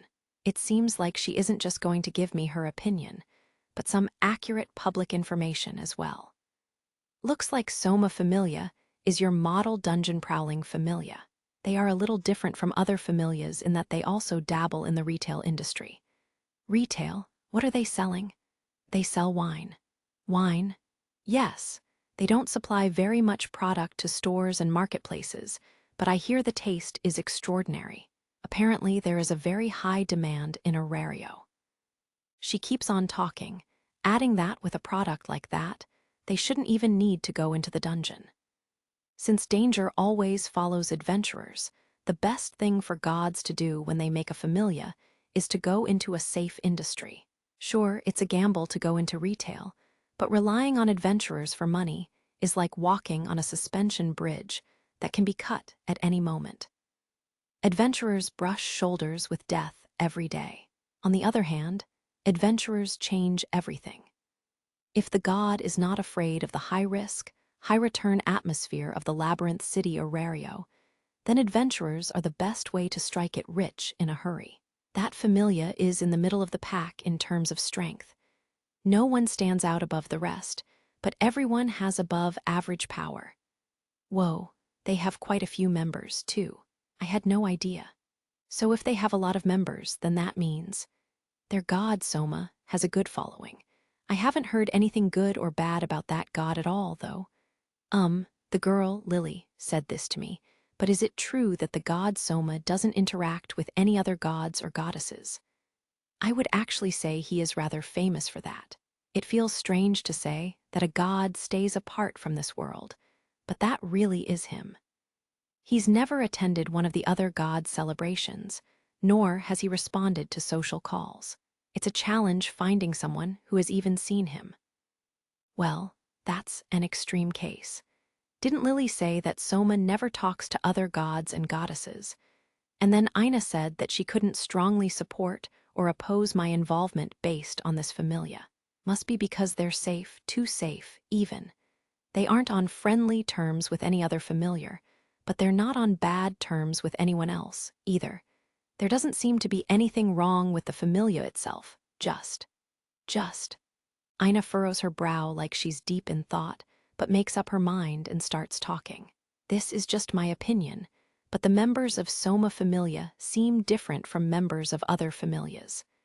Fighting among one another, almost like they're frantic. They don't seem like live fast, die young types, but I don't know how to describe them. At any rate, every single member of that familia seems desperate somehow. Ina's face looked troubled as she spoke. I could only listen and wonder. But as I hear all of this, I kind of feel like I can see how Lily's circumstances turned out that way. For now, I will give my support in hiring that girl as a supporter. Is it all right? Yes. Surely there are a few questionable things about Soma Familia, but I think the problems between familia members that you've been worried about won't happen. I'm basing that on Soma himself. Lily said the same thing. As long as you are careful around other members, you should be fine. And personally, I'd prefer that you form a party with a supporter rather than going solo, so I'd encourage you to hire her. Miss Ina, after that, it's up to you. You'll have to take responsibility for whatever you decide. Isn't that obvious? Waiting for someone else's permission to interact with Lily would be rather rude to her. I have to make a decision myself now. I need to relax, get my thoughts together, and make a final call. One more thing. I looked around to see if I could find a free supporter for you, but I couldn't find anyone. I knew of a few, but all of them entered a familia very recently. Ina forces a smile and says, I'm sorry about that. We've talked about me hiring a supporter before. She must have been thinking about that since then. Must be that free people don't usually want to set foot in the dungeon. Their income depends entirely on who they make their contract with, and it's very dangerous. There have to be safer, higher-paying jobs all over the place. A free person is someone who doesn't belong to a familia. This goes without saying, but they don't have falna, the mark of a god's blessing, or a status. They're no stronger than townsfolk. There are some races like the naturally powerful dwarves or the magically adept elves that can fight monsters on their own, though, so I don't want to say all free people are powerless. As all my thoughts come together, something Lily said pops back into my mind. Miss Ina, do adventurers look down on supporters? In a way, yes. Full-time supporters are not very highly respected. I'm sure you can figure out the reason why. We just carry the bags. Lily's voice runs through my head. Is that really true? I've always admired adventurers, but now I feel kind of disappointed in them. Normally, adventurers who aren't powerful become supporters. Most familias delegate their weaker members to the role of supporter, even if they level up. But in that case, it's a way for weaker adventurers to go deeper into the dungeon and learn. By carrying the bags and accompanying their stronger peers, they can see both high-level monsters and advanced combat techniques up close and personal. It's not like everyone who receives Falna will keep getting stronger without a limit. It depends on what that person is made of, if they can stand in front of a monster and not crumble under the pressure. In fact, it's quite common that an adventurer who can slay weaker monsters all day can't lay a finger on anything after that. The fact is that these weaker adventurers become support specialists, so, yes, they're an easy target for discrimination. The mood in here is getting heavy. Ina's face tells me everything I need to know about her thoughts on the matter. She doesn't like it at all. I don't think she likes talking about it either, but it's all coming together now. This explains why Lily was so humble. She was labeled a weak supporter by those around her. So she stays away from her familia, everyone. I hate this. Just what the hell is this feeling? It's not even my problem, but I can't sit still or calm down.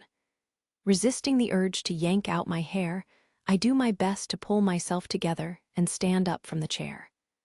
I would have been lost in thought for hours if I sat still. Thank you, Miss Ina. I will think about what you said and make a decision. It's no problem. You can see me anytime, so when you have something like this on your mind, come and talk with me. Okay. She gives me a nice smile. I bow one more time in thanks. Standing back up, I lightly turn to face the door. Belle, yes, what is it? What happened to your knife? I'm still lost in thought, so my reply sounds kind of stupid. Ina is now halfway out of her chair, her face filled with worry and her eyes on my lower back. Knife. I reach around my back, my dagger there, pouch for magic stones there, divine knife there, but only the sheath. There is only dry air where the handle should be. SSSSS, blood drains from my face at an alarming speed. Ina watches as I frantically pat down my body, mouthing the words, "It can't be." The divine knife is gone. My face turns blue. I dropped it. The thief continued on through the back streets. The overall atmosphere back here was completely different from the big shops and bright colors of Main Street. Looking up, the thief saw only a long strip of the sky was visible between long brick houses. The bottoms of the clouds were dyed orange by the evening sun's weak light. The day was ending. A group of cats gathered around a shabby garbage dump, their golden eyes all pointing this way. Nyanen. They all scattered at the thief's approach. Thump, thump, thump. The echoes of small feet bounced down the alleyway. The thief ran through streets even more complex than the dungeon itself, entirely certain of the destination. After turning many corners, the thief found the looked-for building. An ancient dwelling stood in the middle of a small clearing. The thief didn't know whether it actually was ancient or not, but it certainly had that feel. A dusty, hard-to-read sign could be seen above the one-story wooden house. The thief opened the door and entered, causing a sad little bell to ring. "Ooh, it's you, my friend. I have some business." A completely bald gnome with a white beard looked up from a newspaper. He was wearing a red hat, but the thief knew he had no hair. Without a word, the thief set a knife on the counter. "You've brought me something strange again today, I see." Adjusting his glasses and thoroughly inspecting the blade, the master of the shop said, "Back in a jiffy," and left the counter. His round head disappeared into the back of the shop, a space filled with hundreds of antiques. Looking around, the thief saw there were many breathtaking jewels lined up in a glass case. The gnome was very quick to return. His face seemed surprisingly sour. "Just what is this? Did you pick it up at the garbage pile on your way here?" "Huh. The blade won't cut, stab, or slice, and it has no special attributes to it at all. And I don't know how to put it, but this blade feels dead." Placing the weapon back on the counter, the old gnome scratched his white beard for a moment before saying, "This is trash, nothing more. This is unusual for you, my friend. Bring in something like this to me." "Wait a minute, that can't be right. Even so, I can't show this to my regulars if you still want to sell it. It'd make a fine decoration. How's 30 vowels sound?" I'll be back." "Oh ho, I'm looking forward to it. But these markings look like earthworm trails. This geezer thinks he's seen them somewhere before." With shaking shoulders, the thief took the blade downstairs. The door slammed closed in the thief's wake. Thump, thump, thump. The thief's footsteps re-entered the back alleyway, a bit more roughly than when they had come in. 30 vowels, the same price as a potato snack from that street stand. That idiot. This is a weapon that easily sliced through the carapace of monsters like it was tissue paper. It should be worth enough to build 3 palaces and still have change left over. Had the old gnome gone mad?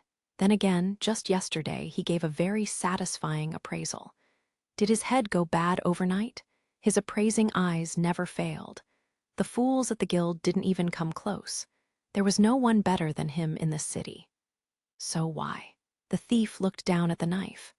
Not a single glint of light came from the weapon. The blade had a series of complicated characters carved into it. Pitch black from tip to tip, it was hard to tell how long the blade was in the dark alley. It was the same color as shade. For this blade to be such a rotten shade of black, something didn't feel right. Earlier it had carved arcs in the air and glowed a darkly purple glow. If only it had the letter 1F25 Phi Alpha Iota Sigma Tau Omicron Sigma. Signature. The sheath. I need the sheath if there was undeniable proof of its value. Then even if it were trash, the blade could be sold at a very high price. The sheath. This blade was worthless without it. All these thoughts came together in the thief's mind while looking at the black piece of junk. The only option now was to change the plan. Take a major risk and make contact once more. "I apologize, sir. I never meant for you to carry the groceries." "I really don't mind, but Liu, do you always come through here?" "Indeed. I have found that I can reduce time in transit by learning the layout of these backstreets. They are not as inconvenient as you are thinking, sir." "That's not exactly what I was worried about."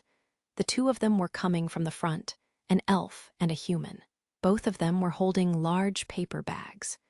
The bags were so full that apples and a variety of other fruits and vegetables were in danger of falling out. The thief looked away and hid the knife in a sleeve. "Can't believe anyone would cut through an alley this deep.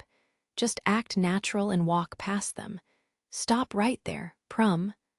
A voice with overwhelming presence lashed out from behind. The thief came to a sudden stop. Cold sweat ran all the way down the thief's back. Why did she call out? Something unbelievable occurred to the thief. "That knife hidden in your sleeve, I would like to take a closer look at it." Inwardly, the thief made a great tongue cluck of irritation. Liu, why do you ask?" "Because it bears a strong resemblance to a possession of someone I know. I would like to confirm that it is a different weapon." "Just how damn good is your eyesight anyway?" The thief wanted to curse at the elf. The elf could see a pitch-black blade in this darkness. Even Prums, with their tremendous eyesight, would have difficulty doing that. "I'm sorry to inform you that this is mine. You are mistaken." Flight without leaving any time to react, yes, that was the key. Completely ignoring the elf's request, the thief made a break for it. "Draw," the air in the alley cracked. "I only know of one person who wields a weapon engraved with hieroglyphs." It was as if a blade of ice were pressed against the thief's neck. The thief's ankles felt frozen. Even the human girl drew back in shock. The elf was just that intimidating. Can't turn to face her. Don't want to turn and face her. Be still. The thief's jaw was locked in place, breath ragged and shaking, heart beating fast enough to break ribs. The elf's footsteps drew near. There was no longer much distance between them now. It's do or die. No time for a plan, just get away. The thief's knees bent, ready for action. Suddenly, the elf's foot slammed down onto the road just ahead, cutting off the escape route. I warned you. The thief ran to the nearest corner and was just about to turn when a strike of terrible force hit the thief's hand dead on. Gwa! An apple. It exploded. The red fruit hit the thief's left hand, which was carrying the knife. The shock sent pieces of the apple soaring in all directions, so fierce was the impact. You may wish to brace your stomach. The knife fell from the thief's hand. The thief looked back. Calm, sky-blue eyes looked down from above, her leg bent far behind her body. So that's how it is. I'm the ball. You've got to be kidding me. Her leg swung forward and hit, just as she warned, right into the small of the thief's back. HNG Gaia? WH, what was that? He heard it when he was running like a maniac down West Main in front of Guild headquarters. A piercing scream, echoing from the back streets. Bell was retracing his steps to see if the Hessian knife had fallen on the street somewhere. But he knew in an instant that what he heard was not a normal scream, and he stopped on the spot. The demi-humans in the area all followed suit. The next moment, a large number of cats came pouring out of one backstreet entrance, running as if their lives were at stake. Bell looked down that alleyway as far as his ruby-colored eyes would allow. Meow, meow, the wave of cats cried as they ran away from whatever was inside. The panicking felines weaved in and out of the legs of people on the busy street, turning the whole area into chaos. Bell carefully worked his way through the throng of people toward the back street, sweat rolling down his cheek. Bracing himself to face whatever was coming this way, Bell inched into the alley. All of a sudden, a small shadow collapsed with a loud thud at his feet. Lily? Hi-ah? Jumping back for a moment after finding one of the most unlikely of people, Bell kneeled next to the girl. Hey, what happened? What's wrong? That voice, Mr. Bell? Her small body shook as she tried to get up, like a newborn fawn trying to stand for the first time. Her face looked frightened at first, but she soon showed him her usual smile. Actually, I was attacked by a violent lady, a stray dog. Are you okay? Somehow. Her cream robe wasn't all that dirty, but it was obvious to Bell that Lily had taken some serious damage.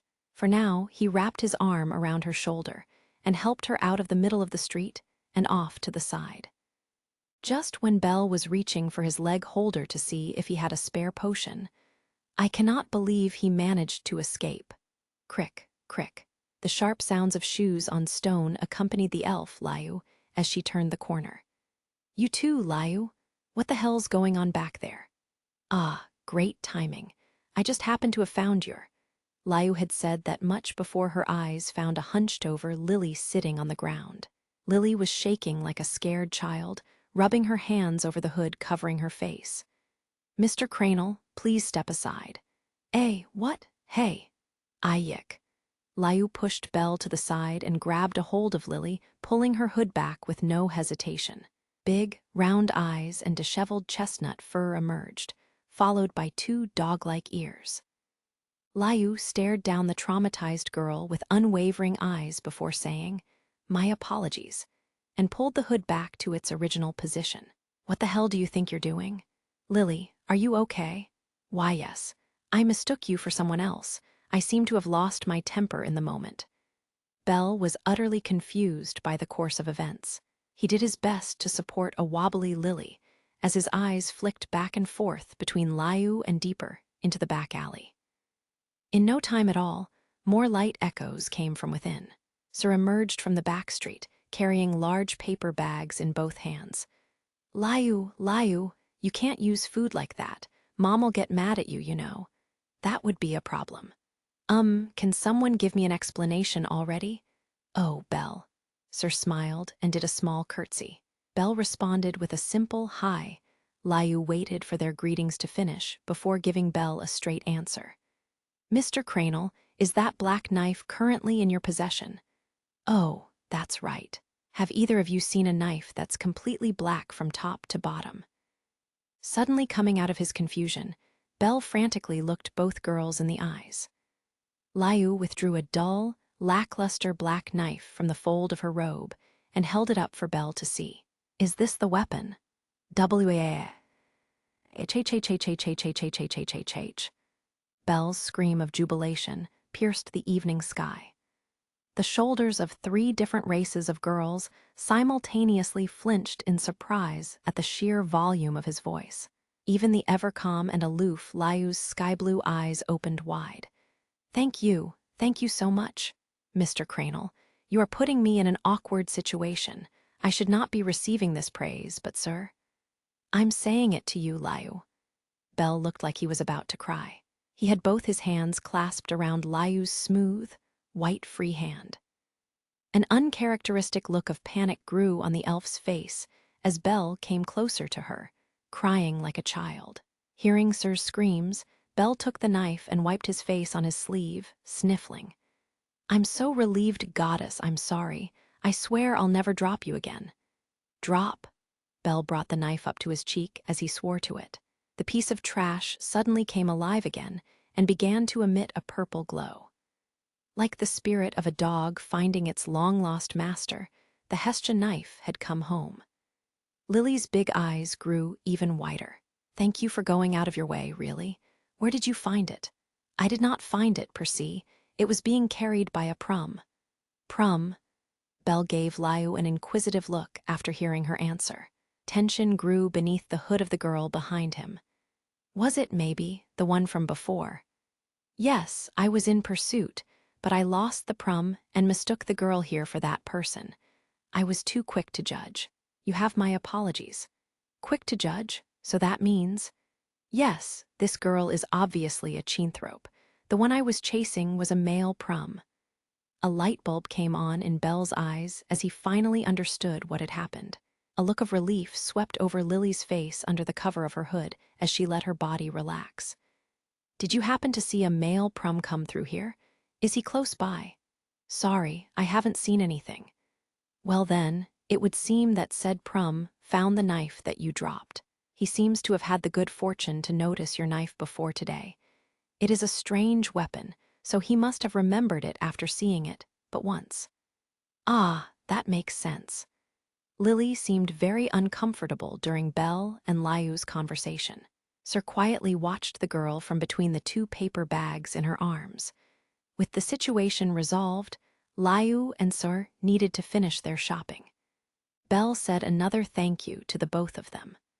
Liu did a slight head bow in response. Sir chuckled softly and said she hadn't done anything to be thanked for. Belle stepped out of their way as Liu and Sir started back into the alleyway. It was as they were leaving that Sir bent down and whispered into Lily's ear. No more mischief from you, all right? A cold chill shot through Lily's skin. Her tiny body shook pitifully. Sir stood up as if nothing had happened and joined the stern-faced Liu as they went into the back street again. Lily, what did Sir say just now? Nothing, Mr. Bell. Yes, who are those 2? They're waitresses at a bar. It's called the Benevolent Mistress. It's pretty popular, have you heard of it? Mr. Bell. Yeah, never ever take Lily there, okay? Okay, was all Belle could say to the half-laughing, half-crying Lily. He could tell that something was still wrong with her and quietly broke a sweat. With the sun setting in the west, Main Street had finally calmed down and returned to normal. Belle and Lily stood there for a moment, a strange air between them. The next day, Lily and I make our way to the dungeon early in the morning. We walk side by side down the first floor of the dungeon, the light spots in the ceiling shining down on us like the magic stone lamps around the city above. In the end, I decided to hire Lily as my supporter. I've had to consider all sorts of things, but after collecting my thoughts, this is what I honestly want to do. The goddess even granted her permission. Once I got that far, There wasn't any point in saying no. Lily and I signed a party member contract with each other that didn't have a specified time limit. Today is day one. Mr. Bell? That knife, where did you put it? Ah, the knife and its sheath are in my breastplate. There's a slot under the outer layer and they fit nicely. That way, I won't accidentally drop it again. I see. I tilt my neck out of confusion as her head droops down. She hasn't had any energy at all today. She's smiling like usual, but it feels empty. I wonder if something happened. Mr. Bell, let me thank you again for hiring Lily as your supporter. Lily will work very hard so that Mr. Bell doesn't abandon her in the dungeon. Abandon? I wouldn't do that to anyone. Besides, you're the only supporter I have, Lily. Lily's glad to hear that, but Lily already knows Mr. Bell wouldn't do such a thing because Mr. Bell is surprisingly gracious. I don't think I'll ever get used to this hierarchy thing. Lily is also starting to close the gap, but gracious. Being called something so polite makes my skin crawl. Mr. Bell, may I ask about today's plan? Well, I was thinking that we'd go to the 7th level again today and work until evening. Is that okay with you, Lily? If that is what Mr. Bell has decided, then Lily shall obey. However, are you sure? As you know, Lily is only a supporter and isn't any use in battle. You'll be fighting off wave after wave of monsters alone, Mr. Bell. That's okay with me. I'm used to fighting alone, and last night my goddess updated my status with yesterday's experience. I didn't spend the last few weeks as a solo adventurer just for show. Fighting alone for long periods of time is just another trip into the dungeon for me. Thanks to Ina's rather severe teaching methods, I've gotten very good at managing time as well. I feel like I can brag about that a little. But above all, the goddess updated my status with her own hands last night, so there's no way I'll be outmatched by any monsters on that level. To be honest, I'm itching to test my new power. My status grew just as much as before. It's almost scary how fast my abilities are growing. It's the best feeling in the world. But for some reason, when the goddess sees how much I've grown, she gets upset and her mood turns sour. I really have no idea what's up with that. I'm more worried about you, Lily. Drop items will pile up pretty quickly, and your backpack will get very heavy. I glance at the girl at my side. Her tiny body only comes up to my stomach. It can't be easy for someone that small to carry all that loot up and down the dungeon floors. You don't have to worry, Mr. Bell, because Lily has a Falna too. No matter how much is in the backpack, Lily won't get tired. I'm sure she's telling the truth, but still, Lily's backpack is well beyond the standard size, so even now with nothing inside, it still makes quite an impression. On top of that, Lily has a skill, so Mr. Bell won't be held back at any time during transport to the surface, even if the unthinkable happens. You have a skill, Lily? Amazing. I'm jealous. I can't hide it in my voice. Lily laughs a little at me before shaking her head. It's better than nothing, but a pitiful skill. It's not the wonderful blessing you are thinking of, Mr. Bell. Even still, I don't even have one skill. Skills are different from magic in that, as long as you have the excelia, experience, you can learn many of them. I've heard that there are adventurers with 5 skills. So even if it's a skill like Lily's that doesn't have much impact, as long as it doesn't have a negative side, effect, then you are stronger than you were without it. I'm so jealous right now. Skills and magic are really hard to learn, right? I don't have magic either. Speaking of which, do you have any magic, Lily? Unfortunately, Lily doesn't have magic either. There are many people who never see their own magic. Lily is probably one of them. That's right. Tens of thousands of people may gain the possibility of learning magic with their Falna, but it's only a possibility. Many people, it seems, weren't lucky enough to have that possibility become reality. As someone who pictured himself using all kinds of magic while reading about heroes of adventure over and over again since childhood, it's a truth I don't want to face. Lily looks up at me. My shaking shoulders sunk on my body as my mind filled with the thought of never having magic. Telling the details of your status to someone outside of your familia is a violation of manners and also prohibited, even if said someone is under contract with you. It's kind of obvious if you think about it. An adventurer's status is both private information and their lifeline. I feel like a jerk for bringing this up, and I regret it. One other thing, are you sure you don't want a signing fee or an advance payment? Keeping an eye on the road ahead, I ask Lily about the details of our contract. Lily said it during our sorry excuse for a signing ceremony in Babel Tower, that she only wanted a share of the income after taking our loot from the dungeon to the exchange. I'm the one hiring her. There should be more to this. Yes, that's fine. Mr. Bell isn't working with any other party members, so there won't be any problems figuring out who gets what at the end of the day. And then, I repeat back to her like a parrot. Lily's cheerful mood changes all of a sudden. I feel like I see a little hesitation in the eyes hidden behind her bangs. Also, this is the best arrangement for Mr. Bell, yes.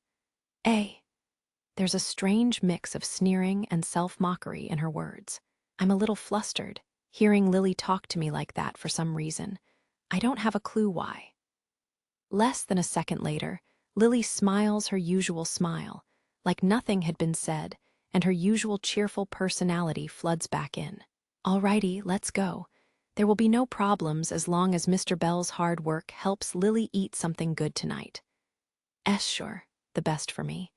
So that means, basically, I don't have to pay her. Or maybe something else entirely. I don't know what she's trying to say. I'm not her, so I have no idea what she's thinking or what she might be hiding. It's just, you're no different from the other adventurers. I get the feeling that that's what her eyes were saying to me. Ina. Hey, Ina. Ina was hard at work at the reception desk of guild headquarters when one of her coworkers working at the same desk got her attention. She lifted an eyebrow to say, "What is it?" Her coworker mouthed, "Look at that," while pointing across the room. Ina's eyes followed the direction her coworker indicated to see a guild employee having a heated argument with an adventurer in front of the exchange. See, it's them again. That guy's in Soma Familia. Ina frowned at the situation unfolding across the way. Their angry words reached her ears as Ina tilted her head forward to listen in. A measly 12,000 vowels. Come on. Are you blind? You fool. How long do you think I've been doing this job, huh? My eyes are just fine. They were arguing about the terms of an exchange, that much was certain. This kind of thing wasn't all that uncommon. Adventurers bet their very lives every day prowling the dungeon.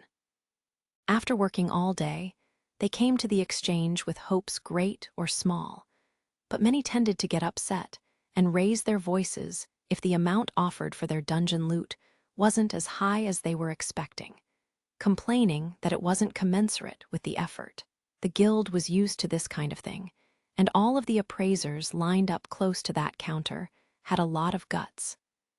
This particular appraiser was yelling just as loudly as the adventurer. This kind of argument was just another day at work. However, whenever Soma Familia's adventurers made a scene, a normal argument tended to become anything but normal. There was no point in adding up all the times members of Soma Familia had criticized an appraiser's offer. It was a daily occurrence. The guild employees were long since fed up with this daily farce. All of Soma Familia's members had the same issue with the exchange's terms. Give us more money. They had an obsession with money that went beyond rationality. Their demands for large sums of money were fierce enough to make all the bystanders' blood run cold. Just watching this makes me want to tear my eyes out. It's sickening. So glad I'm not in charge of Soma Familia. Ina scowled at her human coworker's choice of words. Ina was not herself an advisor of any Soma Familia members, but due to some recent events, she couldn't just write them off as someone else's problem. Damn it. This is all I get. Ina massaged her temple, feeling a headache coming on as she watched the adventurer clasp both hands around his head from a distance. He might have been a little hasty, the supporter Lily's presence had a dramatic impact. First of all, since she carried the backpack, I didn't have to take loot back to the surface to exchange it for money when my own pack got too heavy. So I stayed in the dungeon much longer than usual. Every floor I passed through on my way to a deeper dungeon level meant that the distance to the exchange was longer, and my time in the dungeon was shorter. So even though I was going deeper than before, I wasn't getting more money for my efforts. There was too much lost time in transit. Today, all of those problems were cleanly solved. Thanks to Lily, I didn't have to equip a backpack. I felt so light and free as I slew monster after monster on the 7th level that I can't even remember how many I took down. Whenever a monster appeared, I swung my knife, and Lily quickly extracted the magic stone and collected drop items. The result, the money we received from the guild's exchange. Lily and I each grabbed the lip of the pale yellow bag, opening it together and peering inside. Our eyes are greeted by money, money, money, money, money. More coins of various sizes are crammed into that bag than I can count. So shiny. 26,000 vowels. Our eyes meet just inches apart as we look up from the bag at the same moment. We take a deep breath and why, chi. We jump with glee. Amazing, absolutely amazing. Lily could count all the drop items on her fingers, but Mr. Bell passed 25,000 vowels all by himself. Wow, wow, wow. This is really happening, right? I'm not dreaming. All of this money in one day, this is all thanks to you, Lily. Hooray for supporters. You shouldn't say stupid things, Mr. Bell. It depends on the monsters, of course, but a party of 5 level 1 adventurers usually makes 25,000 vowels in a day. That means that Mr. Bell did more work than all of them put together.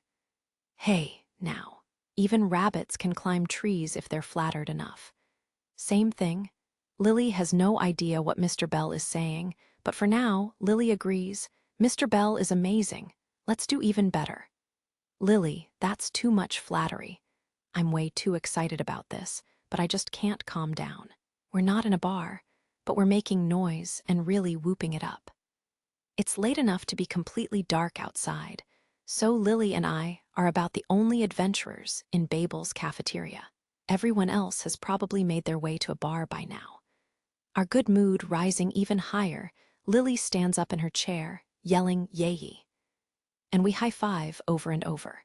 Well then, Mr. Bell, can Lily get her share now? Yes, of course.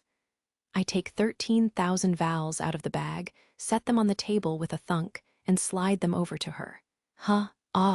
With this kind of money, I can finally feed the goddess some delicious food.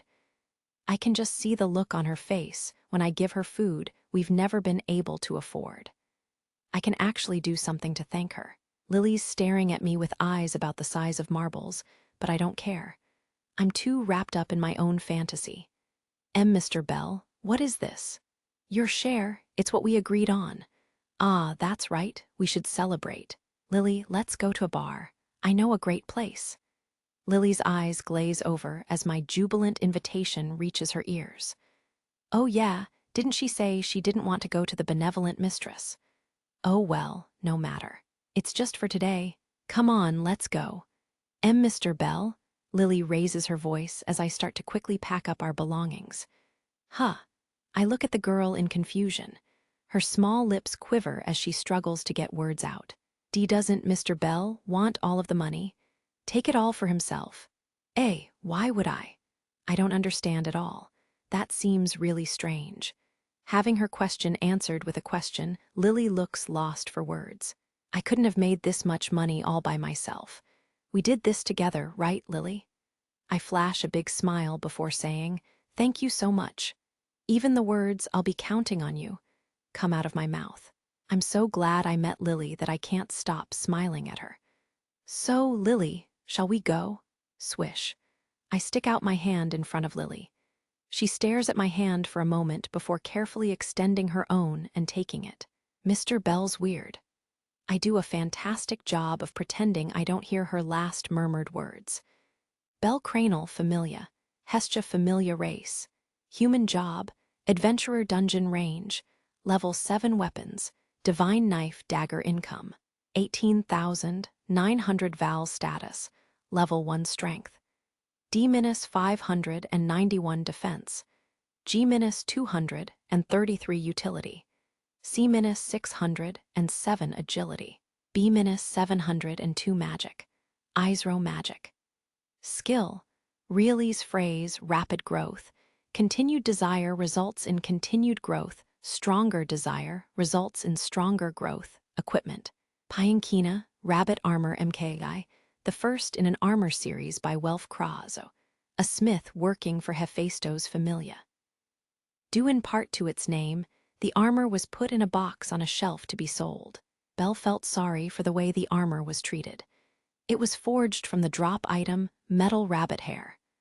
According to Belle, it's extremely light. In fact, its defensive capabilities were highly rated by Hephaestos Familia. Green Vambrace, value of 77 Vals, a gift from Ina, has the emerald green color of her eyes. Serves the same purpose as a shield. While not as strong as a pure shield, it's much lighter. It has a long, thin compartment that can fit small weapons including knives, daggers, and short swords. Interlude Cry Out, Goddess the Sky's hue shifted from deep red to blue-black as night fell. Western Aurario. West Main was alive with groups of townspeople and adventurers back from the dungeon, all letting off steam after yet another day. I made it again. Hestia stumbled along on tired feet among the crowd walking down Main Street.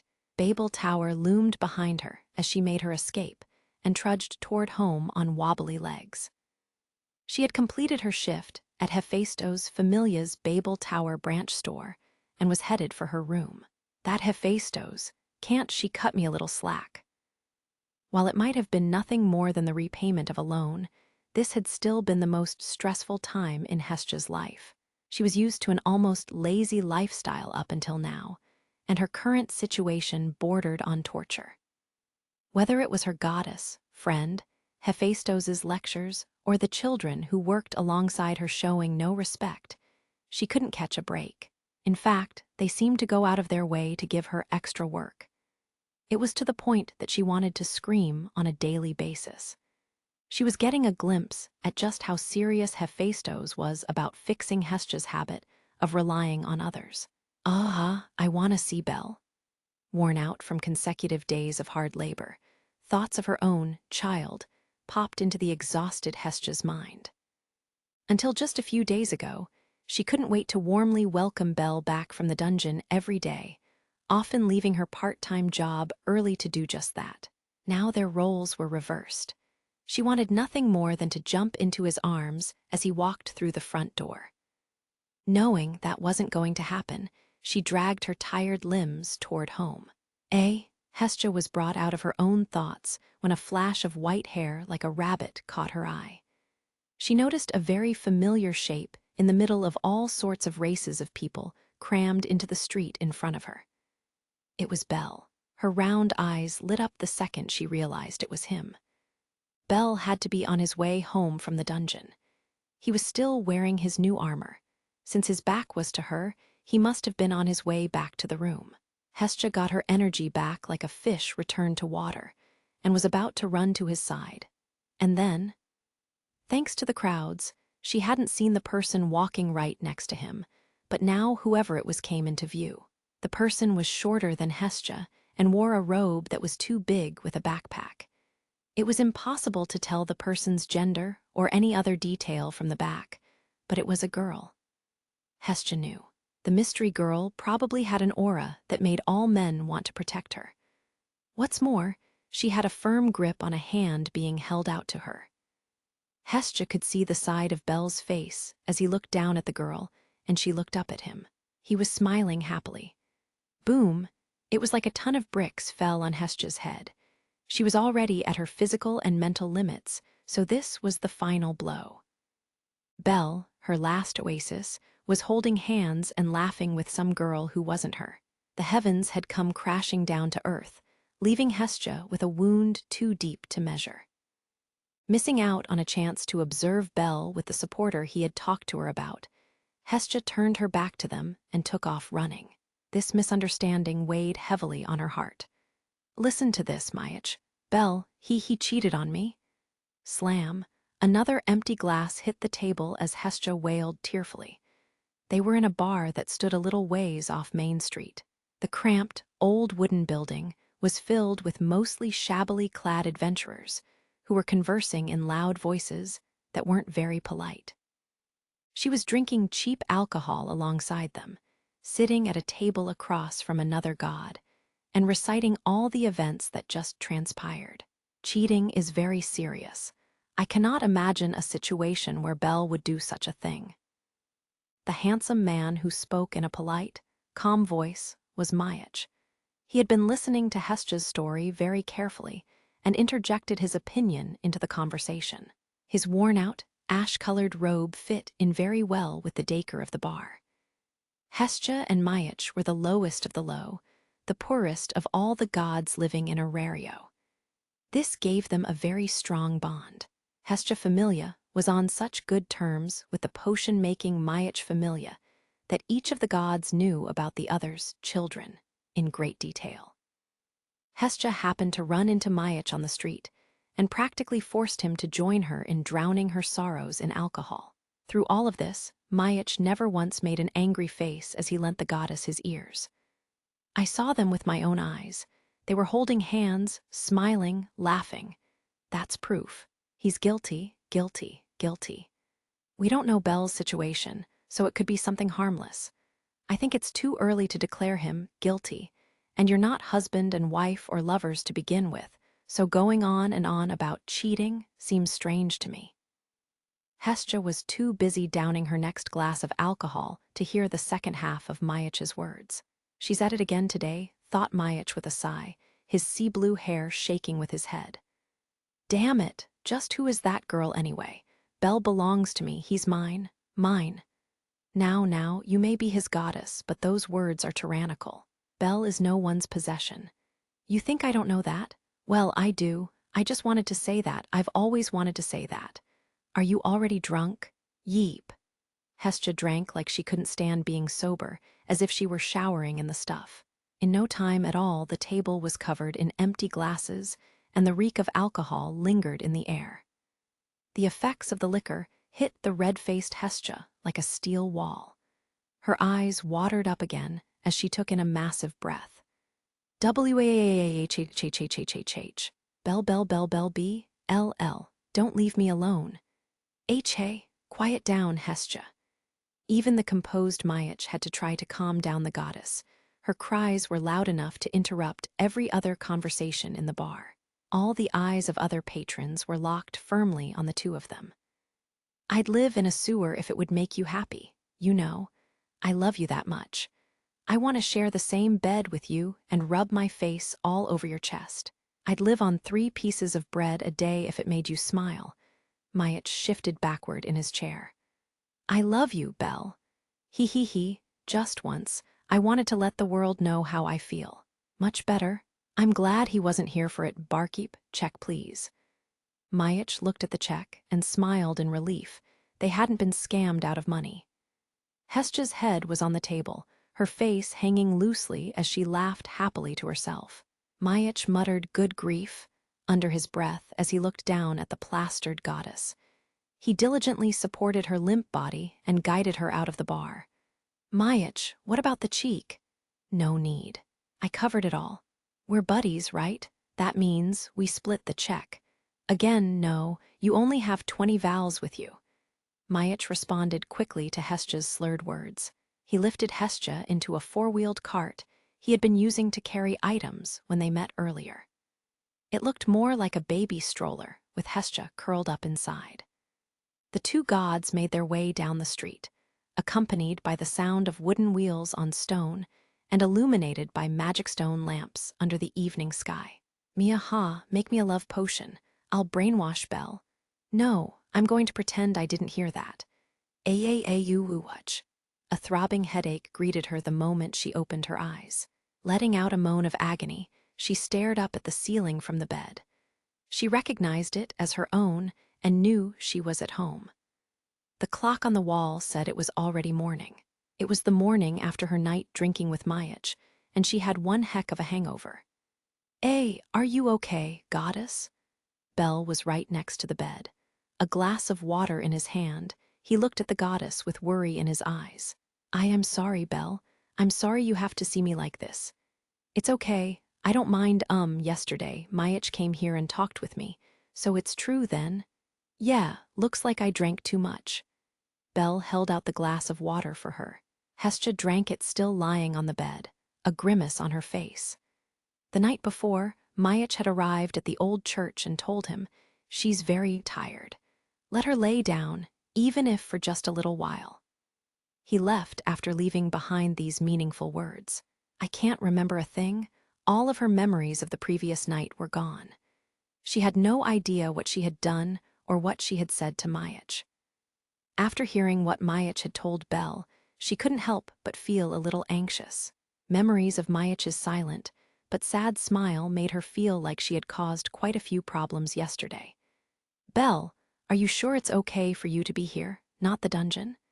I couldn't leave you like this, so I took today off." Belle softened his eyebrows and smiled as he explained he'd already come back from informing his supporter. While Hestia was a little embarrassed by everything Belle was doing for her, inside she was overjoyed. She could spend an entire day alone with him. In that instant, she decided to take the day off as well. The consequences, aka the wrath of the goddess of the forge, she'd worry about later. "Goddess, can you try to eat this? Might be too hard. Belle, could you help?" Sure. I'll do my best." Belle put a chunk of apple onto a spoon and raised it to her lips. Hestia propped her body up on her elbows and watched him with glee.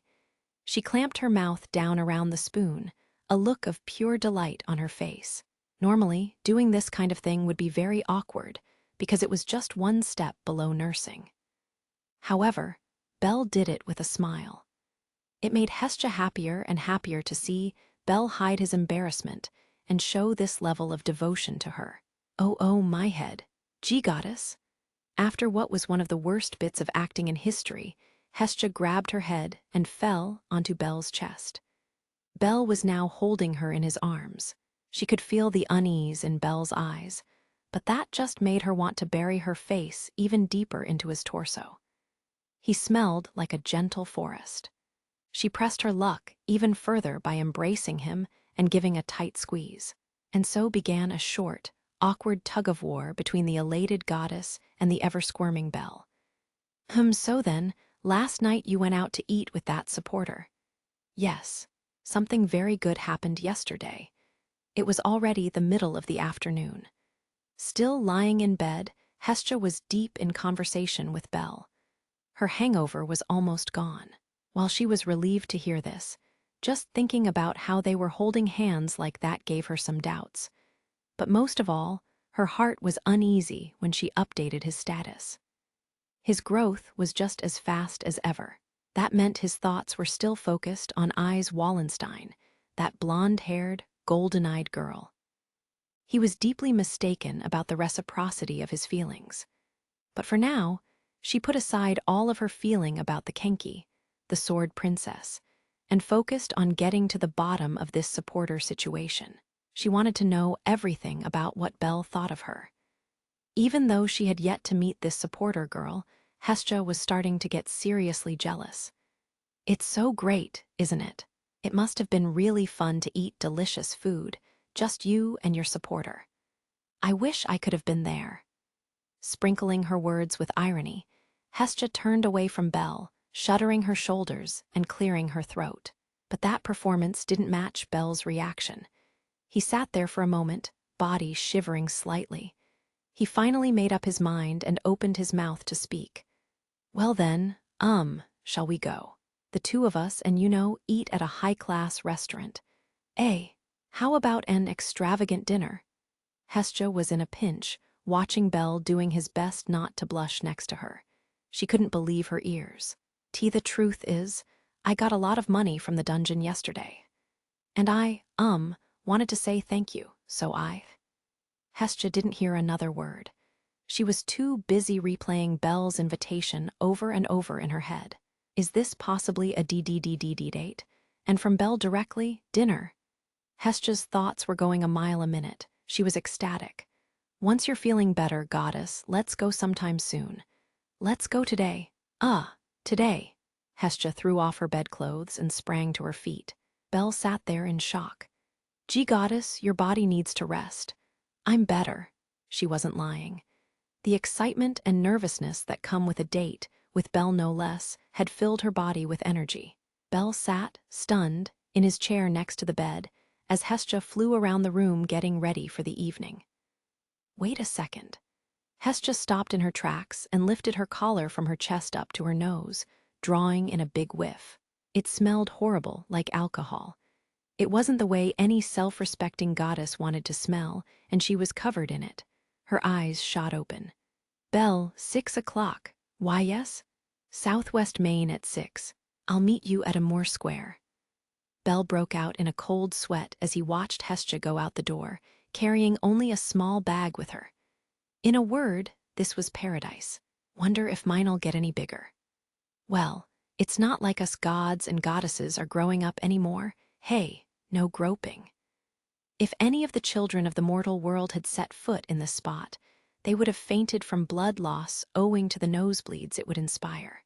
Here goddesses, under the cover of cloudy steam, revealed every inch of their beautiful bodies without a second thought, naked as the day they were born. Light glistened off their clear skin, toned arms and legs shined through the mist. This place was the very definition of heaven that all men dream about at least once. This feels amazing. A relaxed smile grew on Hestia's face as she sank shoulder deep into the hot water, causing small waves to caress her body. The divine bathhouse. It was a pure bathing facility where only gods might enter, just as the name would suggest. There was one main, wide pool, surrounded by smaller tubs of many sizes. Large trees and natural rocks were interspersed around and among the tubs, making the whole place feel like an isolated oasis. Constructed completely out of stone, intricate designs, carved into the walls and pillars, made the bathhouse even more majestic. The divine bathhouse was built and maintained for the gods and goddesses living in Aurario by the guild. Money was collected from each of the familias, a tribute to the gods, to make this place a reality. Of course, the male and female gods had their own baths, but due to the lack of male gods using the facility, the divine bathhouse usually referred to the goddess's side. Ever since one perverted old god had gained entrance to the goddess's bath at some point, he had since become legendary. The guild upped security to the point that a single mouse couldn't find a way in. Hestia had joined the other goddesses, completely vulnerable without a thread of coverage, in the hot water. Her glistening skin turning pink from the heat, she let out a deep, relaxed breath as the water flowed over her. Can it be? Hestia, this is quite a surprise, seeing you here. Oh, Demeter, it's been a long time. Hestia greeted the goddess she knew with the first thing that came to mind, her face as slack as it could be. The goddess named Demeter hid her lusciously curvy body with one thin towel as she took a seat next to Hestia. Ooh, your bosom is as big as ever, I see. Look who's talking. Hestia slapped the wrist of the hand reaching toward her chest. The shock from the hit shook Demeter's impressive breasts, sending large ripples out through the surface of the water. So what's the occasion? Today is your first time here, I presume? Hestia pulled her face together as she turned toward the other goddess, who happened to be adjusting her fluffy, honey-colored hair. It costs money to enter the divine bathhouse, so Hestia had avoided coming here at all. However, now that she had plans for a romantic night with Belle, she decided to use what little savings she had to bathe here. It was that important to her, not only to get rid of the smell of alcohol, but to refresh her body and mind as well. Everything had to be perfect tonight. I have plans to meet someone for dinner after this. Thought I'd go all out. Could you possibly mean with a gentleman? What would you say if it was? Hestia shot an irritated glance at the look of shock on her friend's face. As a small waterfall on the other side of the pool made a merry little sound, Demeter's eyes lit up like a child's. Well, I'll be.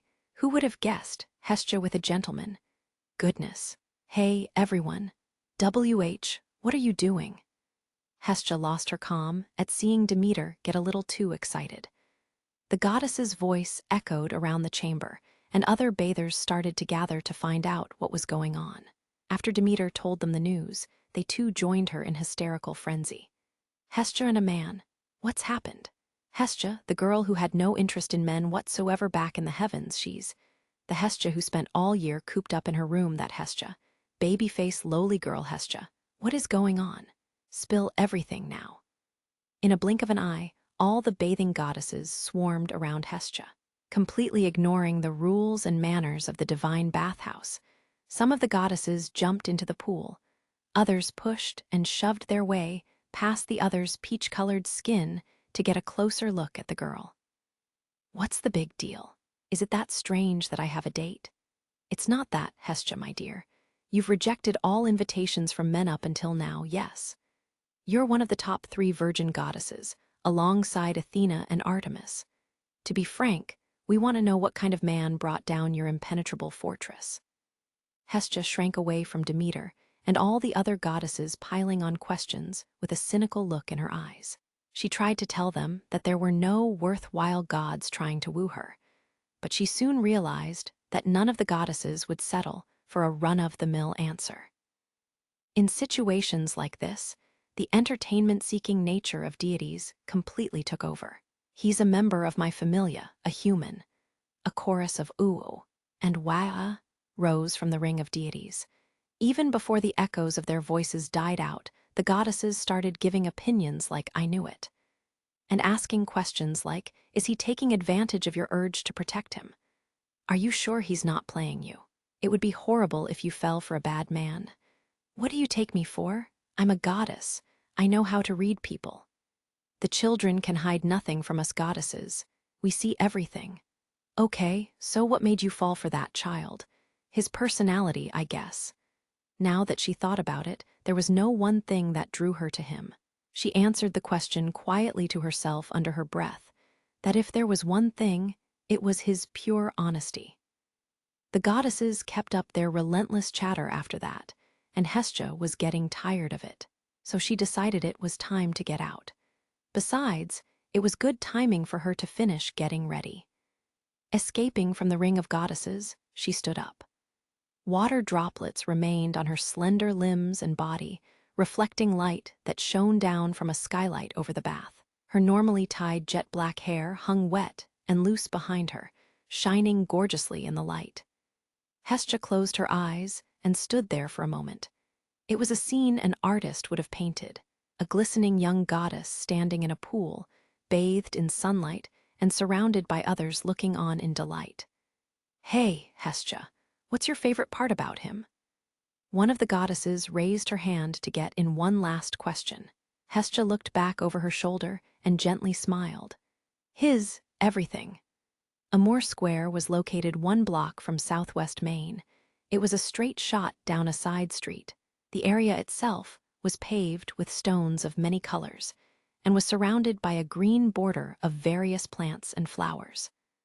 All this came together to produce a gorgeous atmosphere. As the sun sank in the west, magic stone lamps came to life around the square, illuminating it under the darkening sky. It was just before 6 o'clock. Surrounded by couples walking hand in hand, Bel tried to make himself as small as possible as he waited in front of a statue of a goddess in the middle of Amur Square. Bel, Hestia spotted Bel and walked up to him.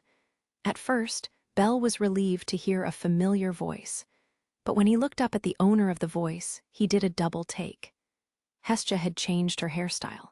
Her usual twin ponytails were let down, and her glossy black hair flowed freely down her back. The young fairy had grown up, and she took Belle's breath away. The ribbons with bells that she normally used to tie her hair up were wrapped around her wrists like bracelets. She wore the best clothing she owned. Hestia had pulled out all the stops. Hestia held her breath for a moment, standing in front of Belle. Her cheeks turning a bright shade of pink, she worked up the courage to ask him a question. "WL, what do you think? I'm trying out a new look, so." "Ah, yes, you look great. Very, very great. How should I put this? You look much more refined than usual, goddess. You're pretty." Belle's face turned red as he stumbled over his words, trying to praise the goddess. He was doing his best to show respect to the head of his familia, but there was a great deal of shyness in his voice. At this moment, Belle was captivated by Hestia. Hestia may have looked calm on the outside, but inside she was pumping her fist with a big yes. "I meant to get here earlier, sorry, Belle. Did you wait?" "And no, I just got here a moment ago." They looked away from each other, fiddling with their own clothes. This was beginning to feel so much like a real date that Hestia's cheeks were starting to go numb.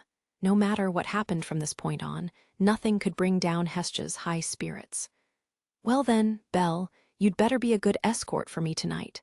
I will." Then he smiled and extended his hand. Hestia was about to take it, then it happened. They rounded the corner of the square like a pack of wolves. There they are. Hestia's here. So then, that guy next to her is. It was the goddesses from the bath. All of the insanely beautiful girls' and women's eyes sparkled with the same fervor as they charged en masse. Belle froze at the onslaught of deities. Hestia stood next to him, her eyes as wide as they would go. "Aw, he's so cute.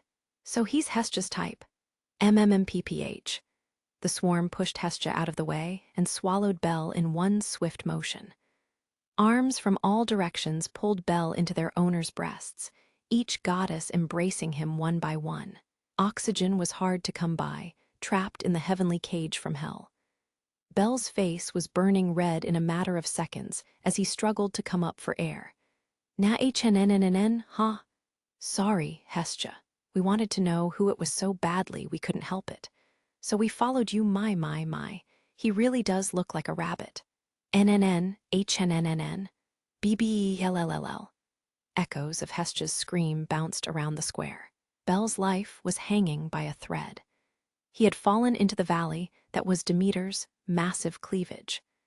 None of the other goddesses even came close to her overwhelming chest canyon. Every time Demeter stroked Belle's white hair, pressure built up within Hestia. Veins in her head were bulging to the point that blood should have been shooting out her eyes. The spearhead of the goddess's desire for entertainment had struck her personal life, and it was mercilessly trampling everything in its path. Just when Hestia was about to hit her breaking point, clothing disheveled, face beet red and hair going in all directions, Belle popped out of the group through a small opening. "Goddess? Belle, are you all right? I can die happy." Whack, Hestia buried the tip of her shoe in Belle's shin. "Sorry, accepted. Now, time to get out of here." Pulling a one-legged Belle out of the swarm by force, Hestia started their escape.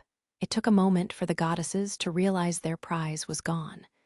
Their moment of surprise was the opening that Belle and Hestia needed to get out of Amor Square. The two of them took off at full speed through the city, keeping an eye out for the pursuit of the relentless deities. Ah, why are they always like this? Goddesses have no self-control, really. "Ha-ha-eh," Belle grimaced next to a frustrated and yelling Hestia.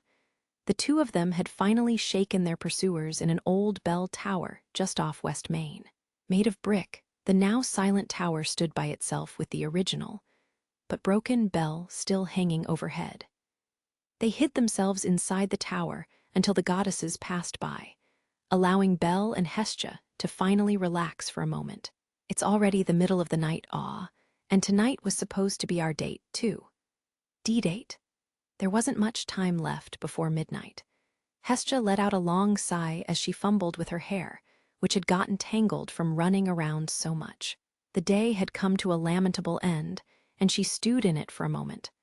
"Oh, goddess, take a look at that." Belle enthusiastically pointed outside to get Hestia's attention. What unfolded before her, as she turned around, was the city itself, lit up by magic stone lamps like stars in the night sky. More lamps than she could count shone with dazzling colors on every building of Arario.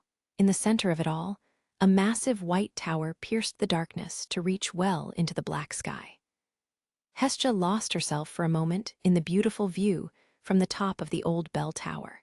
She didn't say a word as she looked over at Bell sitting beside her. She could see the entire city's reflection in his shimmering eyes. Bell felt Hestia's eyes and turned to meet them. Seeing this amazing view side by side with Hestia made him feel warm inside. Harnessing its power, he opened his mouth to speak. Goddess, let's go again sometime. For sure, Belle. Until then, I'll work as hard as I can to save money. We can eat delicious food, have delicious drinks, and then let's come here. We found this amazing view today, so let's come here again together. He continued, telling her that the day had not been wasted, and that he was glad to share this moment with her. Belle was trying to keep Hestia's spirits up. It wasn't just for show, either. He really felt that way.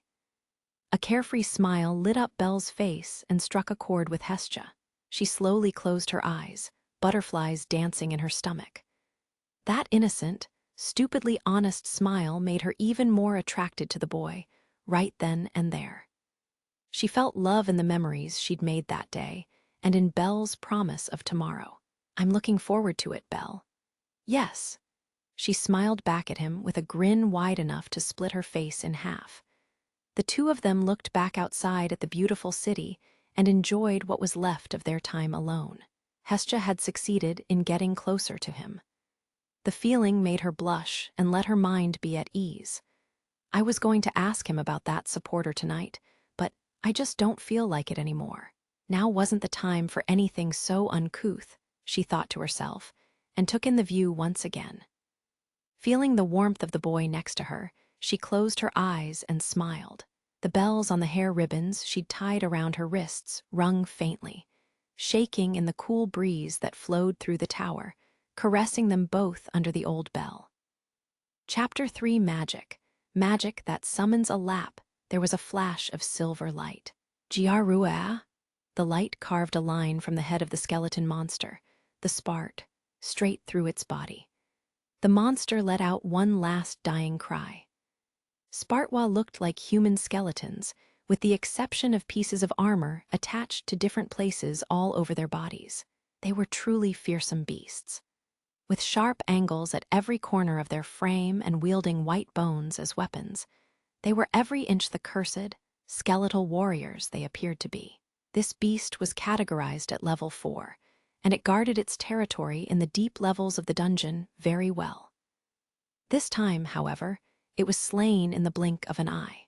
The warrior whipped her sword to the ground, the overwhelming power of her attack causing everyone around her to break out in a cold sweat. Bones, bones, bones, bones. Bones littered the ground as far as the eye could see. These white fragments of their former forms were all that remained of a group of at least 10 Spartwa that met their demise at this spot. Blonde hair, golden eyes. A girl with beauty to rival the gods stood in the middle of this gruesome graveyard, and she did it all herself. She'd be a lot cuter if she pretended to be in trouble every now and then. In the time it took for her allies to speak those words, the blonde girl, Eyes Wallenstein, silently sheathed her narrow sword and turned to join them. Nice, nice. Good work, Eyes. Need a potion? Or an elixir? How about one of your favorite sweet bean-flavored potato puffs? I'm fine, Tiona, thanks, but I want the last one. Why would she need a potion anyway? There isn't a scratch on her. In any case, the monsters have been taken care of. What should we do now, Finn? Should we head home? We came here for fun, so it would be a real buzzkill if we ran out of food and had to go back hungry. What are your thoughts, Reveria? They were standing in the 37th level of the dungeon. Members of Loki Familia had journeyed down to the level known as the Lower Fortress. The party was very small, only 7 members including their supporters. Eyes Wallenstein led the group of only 5 top-class adventurers. This time was indeed just for fun. Unlike their earlier expedition, A few low-key familia members with some free time on their hands had gathered together to do a little dungeon prowling. Why were they here? They were bored. Countless adventurers make it this deep into the dungeon only to lose lives. The fact that any of them could say this was, for fun, spoke volumes about their true power. I'll go with the leader's decision. Hey, you two, we're packing up. The normally aloof elf, Riveria, raised her voice.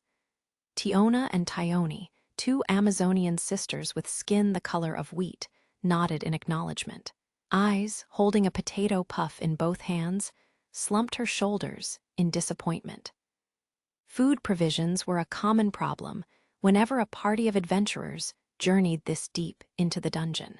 But you know, if Bite were here, he'd be putting up quite a fuss right about now. He always tries to act like a big shot in front of Eyes. It pisses me off, seriously. After that night at the bar, when we told him after he sobered up that Eyes flat out rejected him, he almost cried. So depressed. Oh, I really wanted to see that. Why didn't you tell me, Tyone? There wasn't much for them to do in terms of getting ready to leave. This was because collecting magic stones was the supporters' job, and Eyes had already annihilated all the monsters in the area.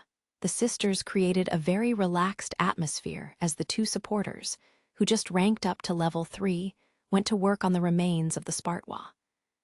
Eyes looked up from her potato puff to voice her own opinion. Finn, Riveria, I would like to stay behind, alone. The two people she named had very different reactions to her request. Finn's eyes opened a little wider. Riveria's expression remained unchanged, save for her closing one eye. Ignoring the stunned Tiona and Tyone, Eyes expanded on her request. You don't have to leave any food for me. I don't want to cause any problems for anyone. Please. W8. You're causing us problems just by saying that. If we left you behind, we'd be too worried to think straight. I agree with Tiona. No matter how low the monster's levels are, I can't abandon an ally this deep in the dungeon. It's much too dangerous. Eyes looked sad, facing Tiona, who stood with her hands on her hips and leaned in to within inches of Eyes' nose. She couldn't refute Tyone's opinion, either. She knew what the girls were saying was unquestionably right. Why do you want to fight that much? It's such a waste, Eyes. You're so lovely. You should act more like a lady. How can you be losing to me, an Amazon in fashion sense? I don't care about that.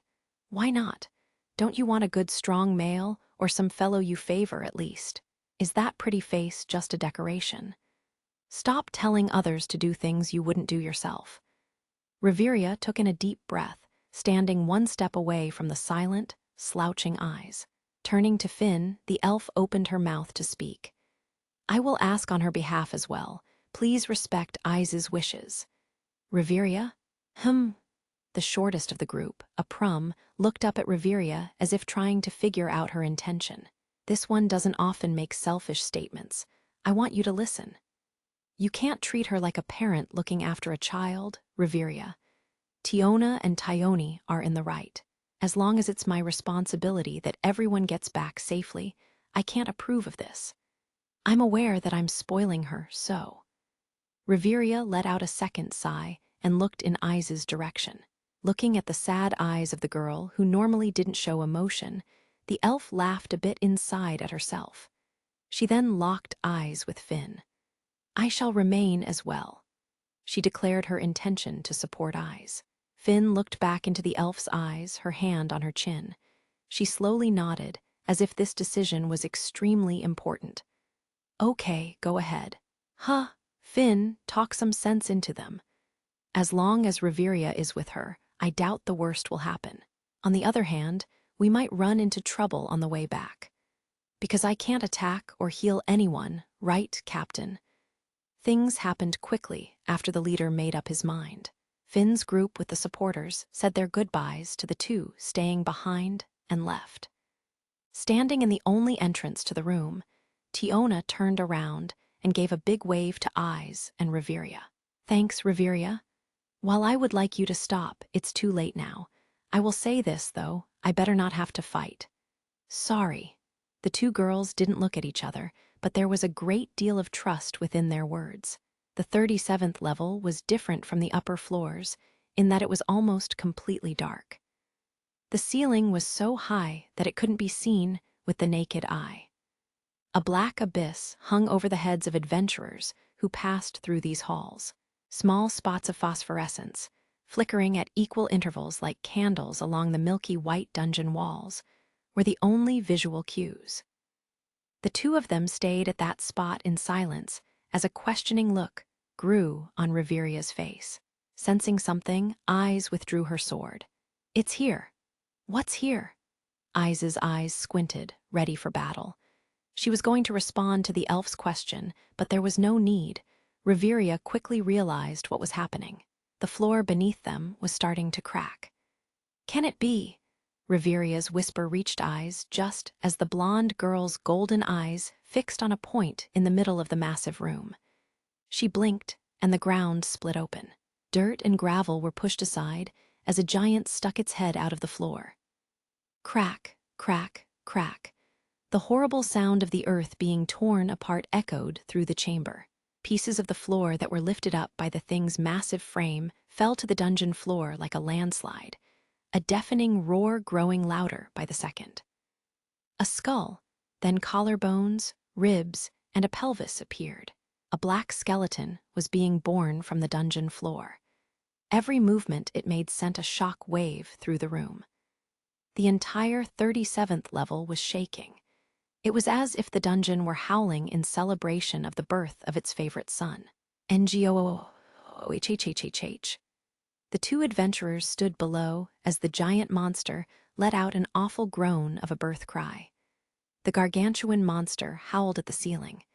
It stood more than 10 meters tall. It was black from head to toe, a giant skeleton from hell. Most of its lower body was still within the dungeon floor, and two large projections emerged from the top of its skull. It was like a spark had just kept on growing. Two blood-red sparks flickered to life deep within the skull's eye sockets. The creature's magic stone hovered weightlessly inside the chest, protected by a cage of bones. So then, 3 months have passed. As a general rule, the number and type of monsters on each floor didn't change. A single type of monster couldn't overrun a floor, and new monsters were born to replace those slain by adventurers. While there was some difference in time required for new monsters to spawn on each floor, it never took more than 1 day. In the middle of all that, there was a type of monster that did not revive immediately after being slain. Its interval of rebirth was much longer. Also, there was only one of this kind of monster on each floor at a time. Perhaps because they were too strong or too big, the dungeon only allowed one of them on a floor, and never more than that. The guild had known about these special monsters from ancient times and had a name for them. A monster rex. Reveria, leave it to me. All varieties of monster rex look different but have 2 things in common. They had a long revival interval and were extremely powerful. It had been said that each one was fully 2 levels above the rest of the monsters on their floor. Even the highest level adventurers respected and feared them, calling them floor bosses. Usually, many adventurers had to work together to bring one of them down. Eyes, do you really intend to fight alone? A worried Reveria looked at the girl with severe eyes.